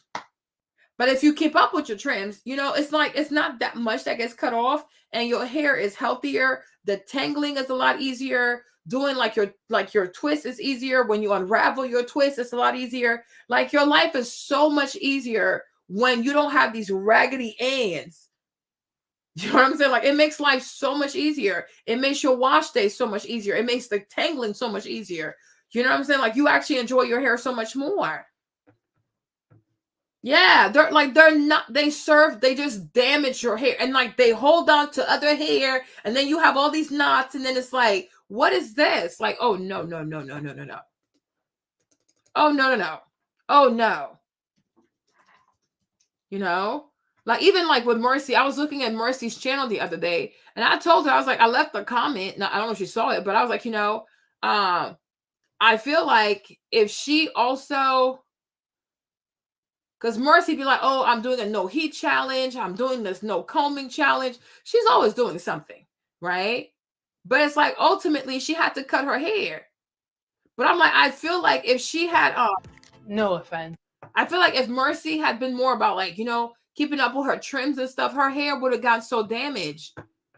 Because her hair got so damn. I'm like, oh my gosh, all your pretty hair is gone. But this obsession with, oh, I don't want to cut my hair. I don't want to trim my hair. I don't want to put heat in my hair. Like, child, heat is not that bad. Okay.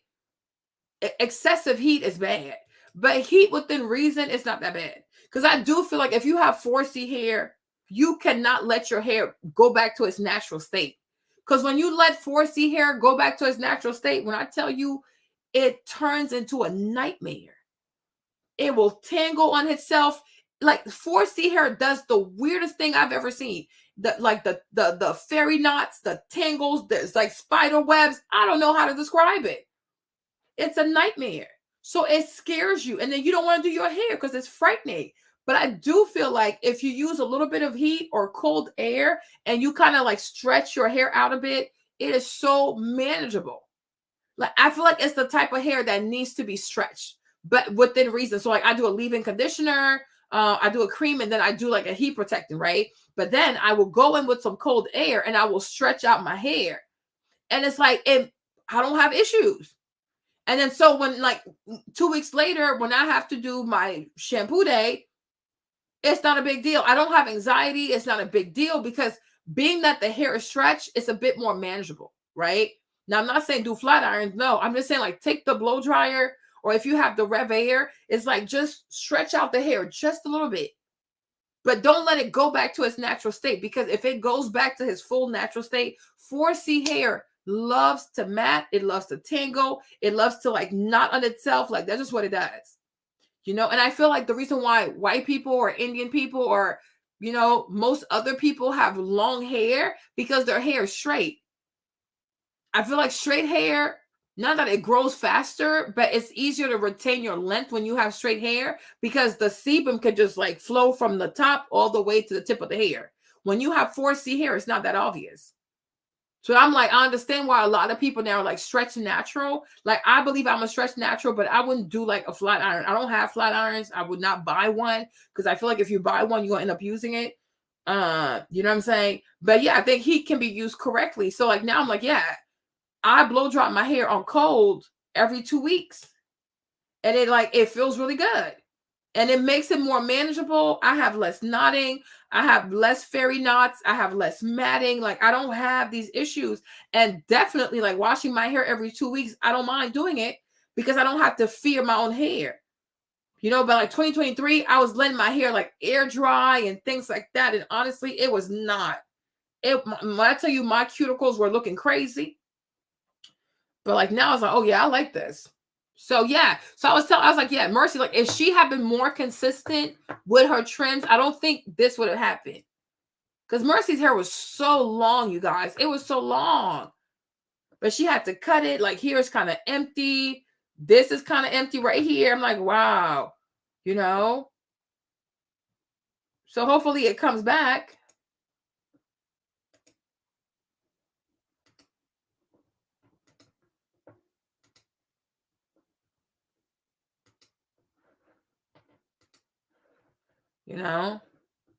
But it's kind of sad because when you're here, when you work so hard, like, she did, like when you work so hard for your hair to be so long and then you have to cut your hair out, like, it hurts. Like, what the heck?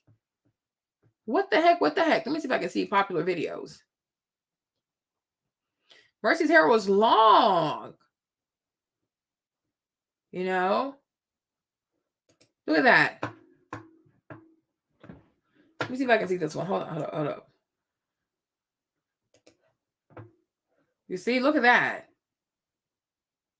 She had to cut off because it fell out. I mean, it was so damaged. And I'm like, oh my goodness. I would have cried. I really would have cried. I would have cried. Let me see if she's showing her hair. Like, yeah, hold on.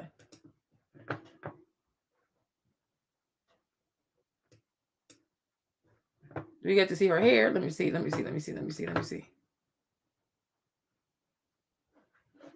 Child, where is that video? Because sometimes these girls, like, they can take it too far with their challenges, like no heat challenge for a year, no combing my hair for a year, no trim for 2 years. It's like, it's excessive. Y'all just doing too much. Y'all just doing way too much now. Oh, yeah, I think it was, look at this. Look how long her hair used to be. You see that? You see? Look at how long her hair used to be. And like now she had to cut that thing. I'm like, girl, I would have cried. All that hair, y'all. Oh my gosh. She worked so hard. You know? Like you worked so hard to get. I'm like, oh, her hair was so beautiful. I almost cried. I was like, oh my gosh, Mercy, what happened to your hair? Fighting with Gerard and stuff like that. Foolishness. Yeah. Y'all see this? It was a lot of hair. Look at that. All that hair. Oh, she lost so many inches. Hair so long, it looks like weave. But all that was her hair.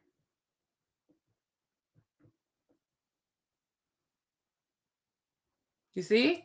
That's like...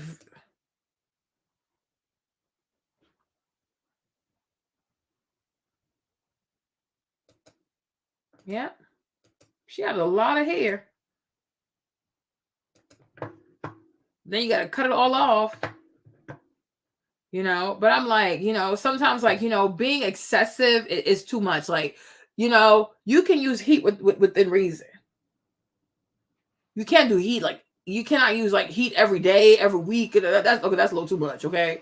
But it's like, you know, you know, but it's like, do your trims, like trimming your hair helps a lot. Cause I'm like, I'm like, if she had kept up with her trims, her stylist would have been able to save that hair. But, oh, I don't trim, I don't comb, I don't do this, I don't do that, I don't do this. Before you know it, your hair is completely gone because you can't keep up with it. You know? So I was like, you know what? And then I thought about it. I was like, you know, this is no different than like, when it comes to like working with your stylist, like your hairdresser, it really is no different than like setting up a doctor's appointment.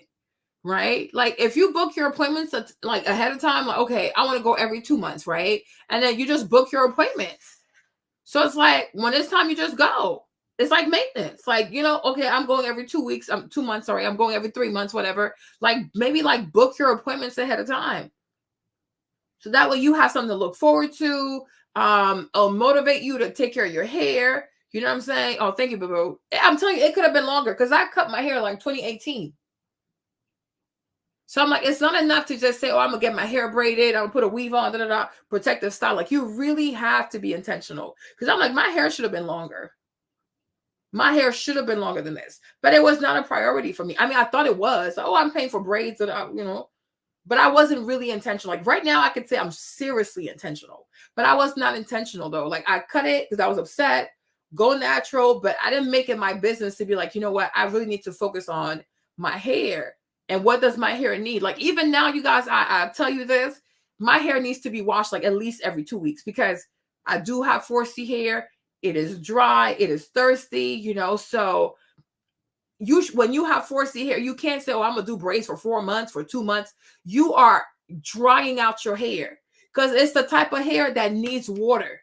Like when I wash my hair, I could just feel my hair saying, oh my gosh, thank you so much, girl. I was thirsty. You know what I'm saying? Like I can really tell. I was like, oh, I was thirsty as hell, girl. Thank you so much. But I can really tell, like I have my type of hair needs water. That's it. That's that. you know? So I was like, yeah, there's just certain things you cannot do. Yeah, it just loves water. Like so you can't say, oh, because I used to get my hair braided, like leave it for 2 months and 3 months. And I was not even aware that it was like that harmful. Because I'm thinking like, oh, I'm doing protective styling. I'm not thinking much about it. You guys hold on, give me 1 second. Give me a second. I got the twist. I do like the little twist. Give me 1 second, y'all. Hold on. Oh, what is that? Oh, that's the hair clip.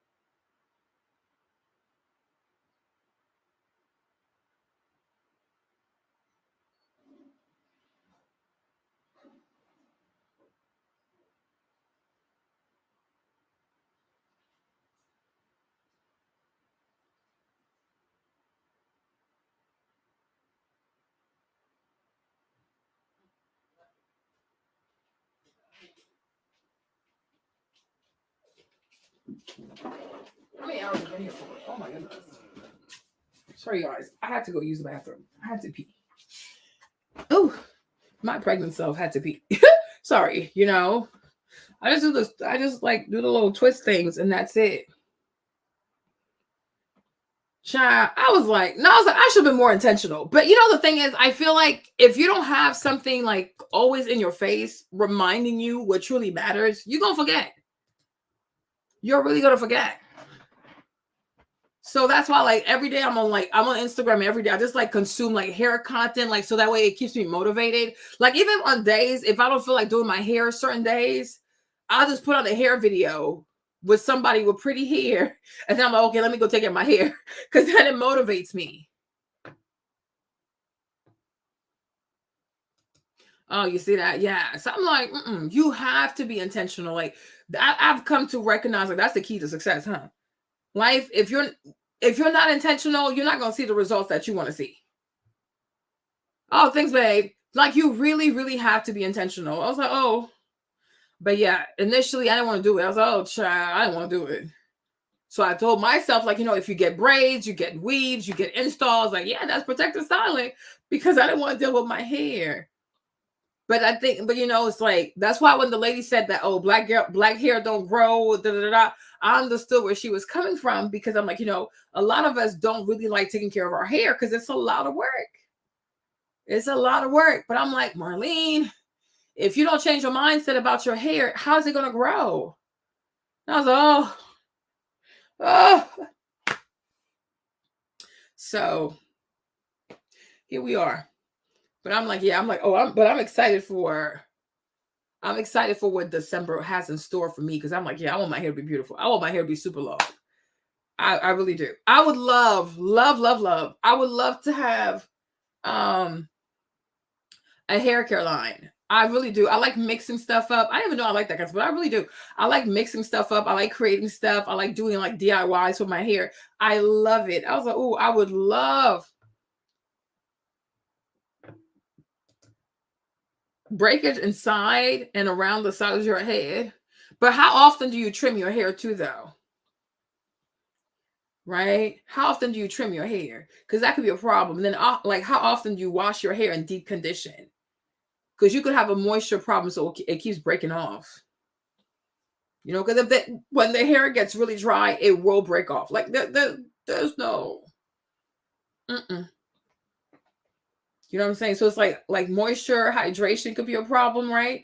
That's why I said Like I've really recognized, like if I wash my hair every 2 weeks, like I can feel my hair being super happy.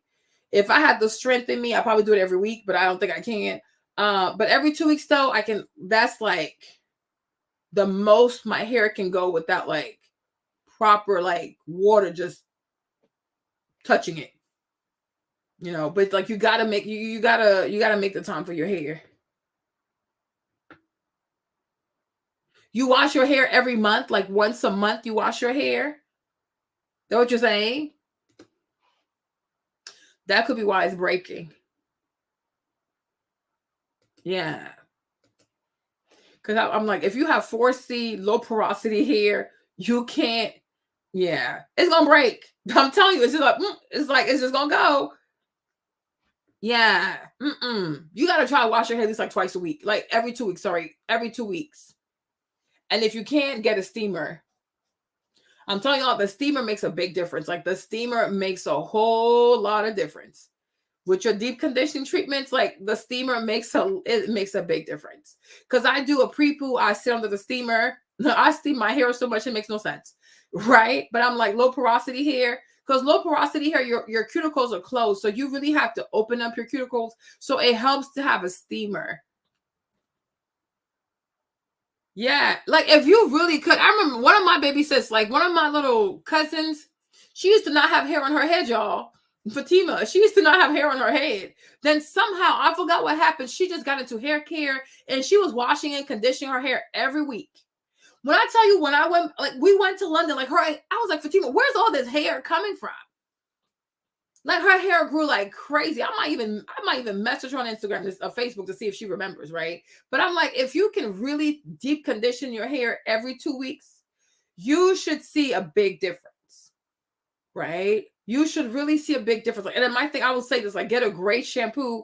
Shampoo matters. Do not buy any kind of cheap ass shampoo. Don't be cheap. Okay? Do not be cheap with your shampoo.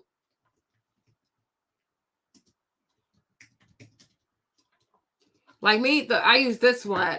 They're actually on sale right now. Avita's on sale right now.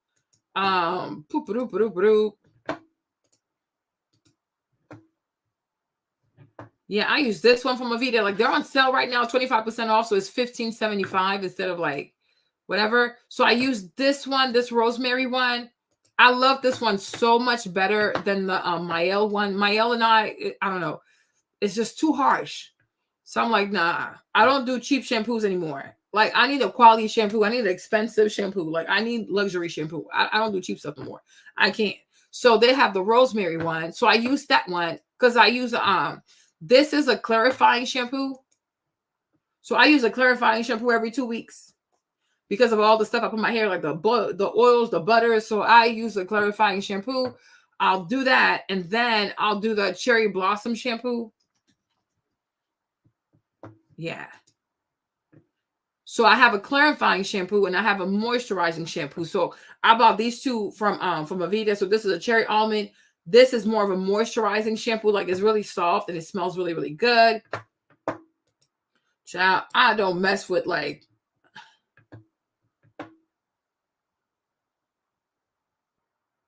Yeah, sometimes you forget, but I'm like, the hair does get dry though. It gets really dry. It is low porosity hair is extremely thirsty. Like it is extremely thirsty. It's sad. Like it's just really thirsty. It's like you'll put all kinds of water, like lotion, and then like you turn around like 2 minutes later, it looks dry all over again. It's like, what happened to you? It's crazy. You know, so I'm like, get a great shampoo, like get some great shampoos and then really invest in like some good deep conditioners and then get a steamer. And you should start to notice that the breakage like is stopping. Right? Yeah, that's just how it is. It gets dry. Like it's real. It's thirsty. You know, and I'm sure like when you wet it, it's like, oh my gosh, I'm so happy. Like I needed some water. You know, but I'm like, water really does matter though. I'm like, we have to like, you need to let your hair like soak in some water, you know, and then maybe like once a week, you have to moisturize it. Like you get like a leave-in conditioner, you get a good cream and like a good oil, a good butter, right? But you have to keep this hair hydrated because if you don't, it's going to break off. It is. That is how it's gonna break off. So like for my leave-in, I use this one. The Afro G one, the leave-in conditioner. Let me see if I can show y'all. It's the liquid one.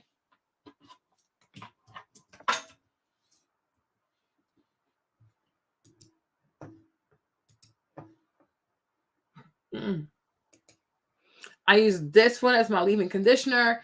I put it in like those spray bottles. Let me see if I can go on Temu. Let me show you.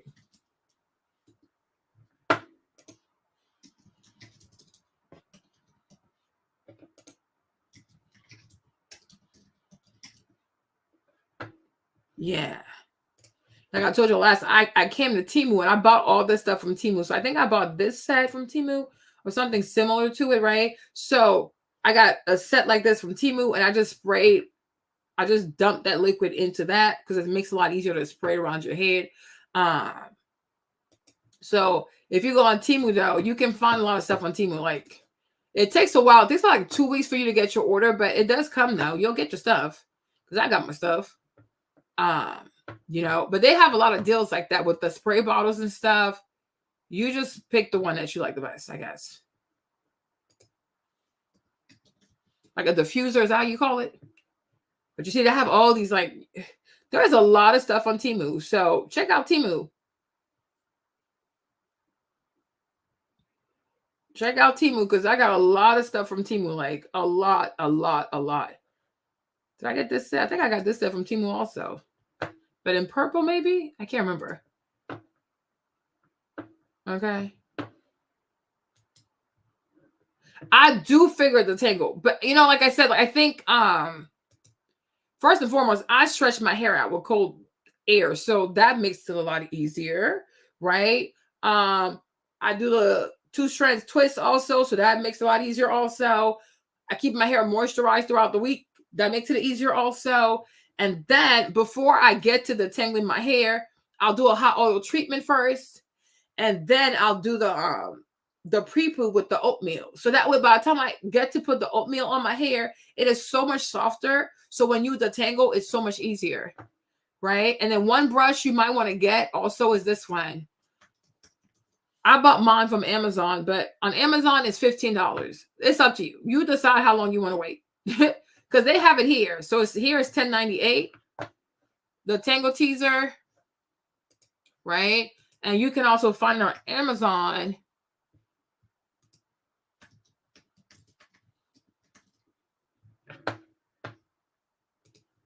So if you don't want to wait, get it on Amazon. If you don't care to wait, get it on Temu. Okay. Oh, thank you, Nikki, right? So it's like, but they'll help you too. And I'm telling you, like this brush, the Umbrush, this brush right here too is great for detangling your hair. I took it to the salon with me today. I was like, she's like, oh, it's fine. I have a Y2 comb. I said, no, but we're not doing that anymore. So I gave her this one, and then I gave her my Tangle Teaser. And she was like, oh my gosh, these are so good. We have to buy them for the salon. We gotta buy them for the salon. I'm like, girl, how y'all hairstylists and y'all don't have the latest items? Like, make it make sense, right? So, but yeah. And then let me show you, like the pre-poo one. Where can I go? Where can I go to show you this quickly? What's it called? Oatmeal pre-poo. Okay. So a lot of ladies have done the oatmeal pre-poo. So if you go on YouTube, you'll see some formulas like DIYs. I don't know how to explain it, but it's really just oatmeal. So you boil the oatmeal, like you try to make it a little liquid, okay? Don't make it too thick because you got to drain it. If it's too thick, you won't be able to drain it. So you boil your oatmeal, add some water, dump the oatmeal into the blender. You blend the oatmeal, right? And then you have like a cheesecloth. You got to drain it. So that way you remove like the debris, right? And then once you have your oatmeal stuff, it's like it gets like really sticky. It feels really good. I will add some honey to it. I'll add some oils to it. And then I'll just put it on my hair. right? Child, the TikTok brush. So I put that on my hair, and then I'll just go under the steamer. Once I'm done with that, then I'll start to detangle, because at that time, like, my hair is just so soft. It's just so, it just glides. So I'm never in a rush to finger detangle. Like, I do the hot oil treatment first, then I do the oatmeal pre-poo, sit under the steamer, and after that, then I'll start to detangle. So by the time I get there, my hair is just like, it's just so soft. It's like butter. Like, it's amazing. But this brush, if you don't want to wait for this brush, they have it on TikTok. The only thing is, if you buy it on TikTok, it'll cost you a little bit more. So you decide. If you don't mind waiting, I would just say, like, just get everything from Temu. Because when your order is like past a certain amount, you get free shipping. They have bonnets on here.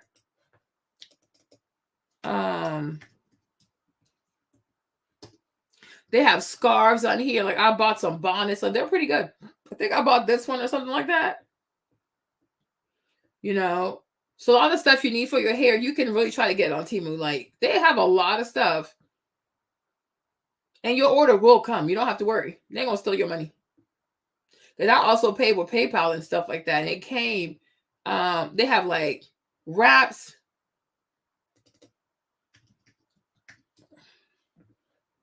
They have all kinds of stuff. All kinds of stuff. Whatever you can think of. I mean, you can find it on Temu. Thank you, Bree. The only thing is with Temu, you gotta be patient, because you're paying, like, you know, you're paying a little bit of money, so it's not gonna be fast, but it will come to you now.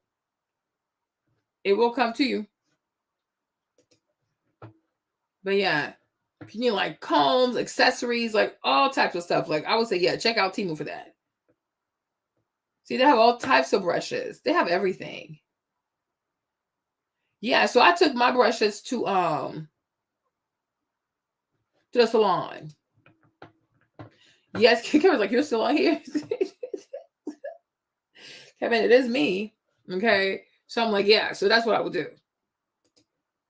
But if you can, also check this one out. The ceremonial stuff is really good. It is really, really good.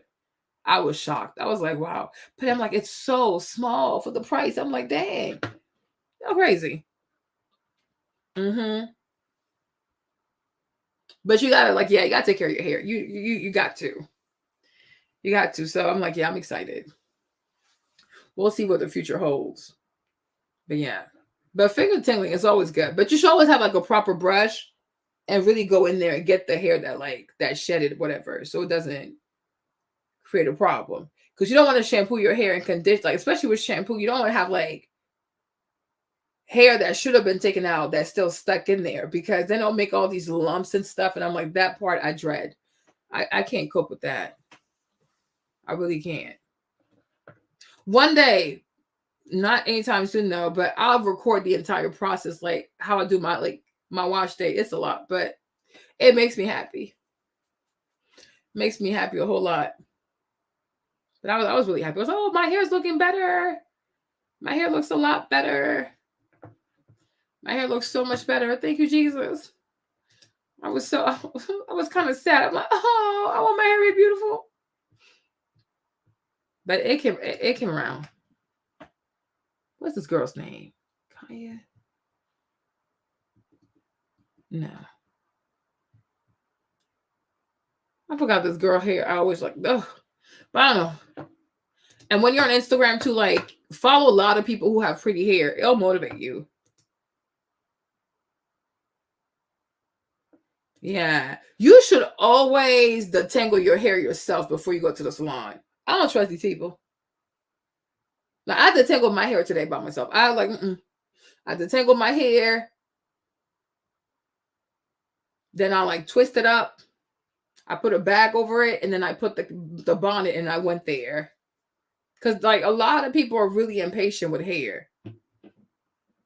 A lot of people are really impatient. And they will just like go straight through your hair because like they try to save time or whatever, right? So yeah, I'm like, hair care really is self-care. I'm like, you're not about to damage my hair. I don't think so. So I always detangle my hair myself. Like even today when I was like looking at how they were doing some of these girls, I'm like, How you gonna shampoo this girl's hair without detangling her hair first? Make it make sense. It makes no sense. Well, let me see who has like, cause I have so many things I'd be saving you guys. I'm like, it's so some people have this. Oh gosh, some girls have this pretty hair.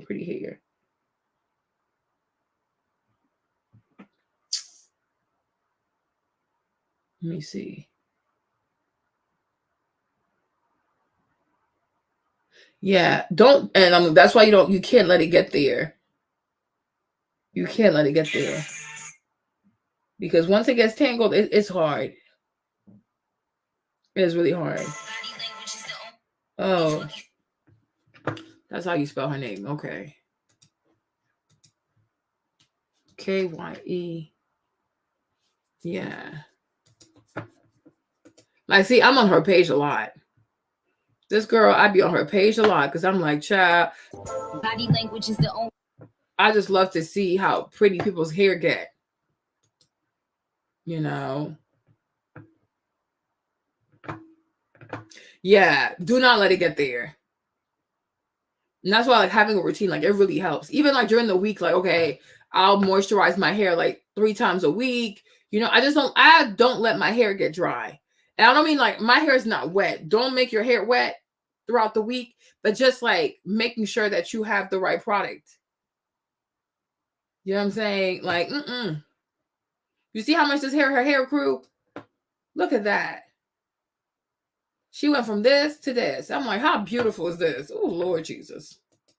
Because hair grows. Like, your hair grows every single day. Like, it really, really grows. Now, the trick is, how do I keep my hair? Okay. Feathers when I say this. But somebody got to address braid season before it comes. So today's the day. And I'm really just speaking on behalf of my clientele. I can't speak for nobody else's. But y'all got to watch how these braiders are braiding your hair. Like, just look at this. Will somebody come and look at this? Everything that I'm touching on her hair are split ends. And this girl been in my chair since 2020. I can't speak for all of y'all, but most of y'all don't need to get no braids done. And there's several things that can be happening when you get these braids done. Number one, they could be too heavy. And what I mean by that is if she's applying too much hair to each individual braid, it is causing a heavy tension that you may not know is there, but is there. So over the time of 2, 3, 4, 5, 6, some of y'all even 8 weeks of having that hanging on your hair, guess what's happening? It's breaking off and it is reducing your density. And if you know, like I know, you know that density is the hardest thing to grow back and the easiest thing to lose as soon as your hair starts breaking. And I got my girl back together, but I say this to say, us hairstylists are not going to keep saving y'all because time and time again, every time you go back to get the same braids done by the same braider, it's going to happen again. Some of y'all think that because y'all waited 2-3 months that it's not going to happen again. If your hair cannot handle wearing braids, you need not do them now or never.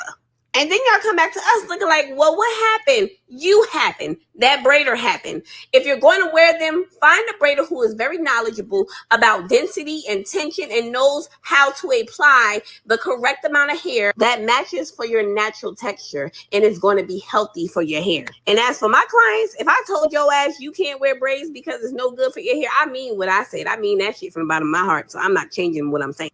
This is just some mere education for the girlies that's gonna wear braids and don't have no direct. But in my opinion, is every time you put braids in your hair, is make your hair feel finer and thinner. Don't wear them. Yeah, and that's like I had lost my density was really bad. I was like, you know what, me and braids, we just don't agree. It's okay. It's sad that it took me this long to realize though, because braids had me in a chokehold. But child, here we go again with this child.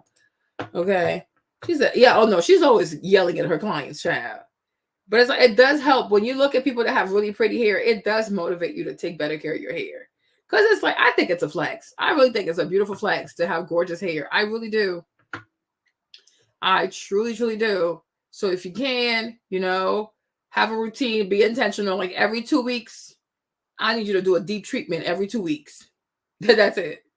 You know, put that conditioner, sit under the steamer and let the conditioner do what it does to your hair. You're not gonna regret it. Cause it's like I was really happy today. I was like, oh, I was so happy. I tipped them really good. I was like, oh, I'm so happy to be here. My hair looks so good. Thank you, Jesus. Oh, thank you, Jesus. Okay. Sorry, you guys. That was me. Hope you enjoyed today's live. Maybe I'll be back later with part 2. Like, it's crazy how much content celebrity give you all day. I'm like, these people could have you making content every single day. That's crazy to me. I'm like, there's always something to talk about. That's just like these people are just wow. But you know what, though? All jokes aside, though, I think it's a good thing that we do have celebrity culture because they keep people employed. They really do keep people employed. I'm like, imagine if celebrities actually started behaving right. There'll be nothing to talk about. There really would be nothing to talk about if celebrities were acting right.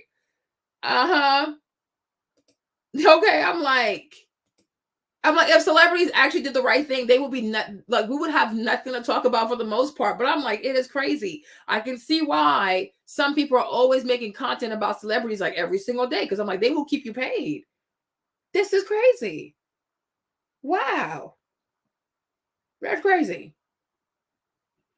That's really crazy. I can't even believe this. And maybe tomorrow we'll talk about Priscilla and B. Taylor.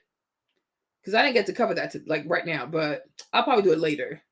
Because these two are a lot. They truly are a lot. We might have to do that tomorrow. Because tomorrow's what?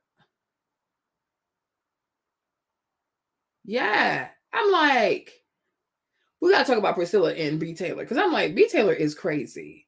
She is really crazy. I'm like, girl, you are really insane. You are truly unhinged. Like, something's off with you. Like, you are crazy. You're seriously crazy. Okay? So, love you guys. I'm going to go get some rest. So I can come back later, hopefully, early. So I can finish early. Okay? Meantime, enjoy the rest of the video. Or, like, if you're doing a live replay, I hope you like the video. Okay? I'll talk to you guys later. Leave your comments. I'll read your comments. I'll respond. Okay? Let me go get some rest. And I'll be back. Peace out. She got to go. She's tired.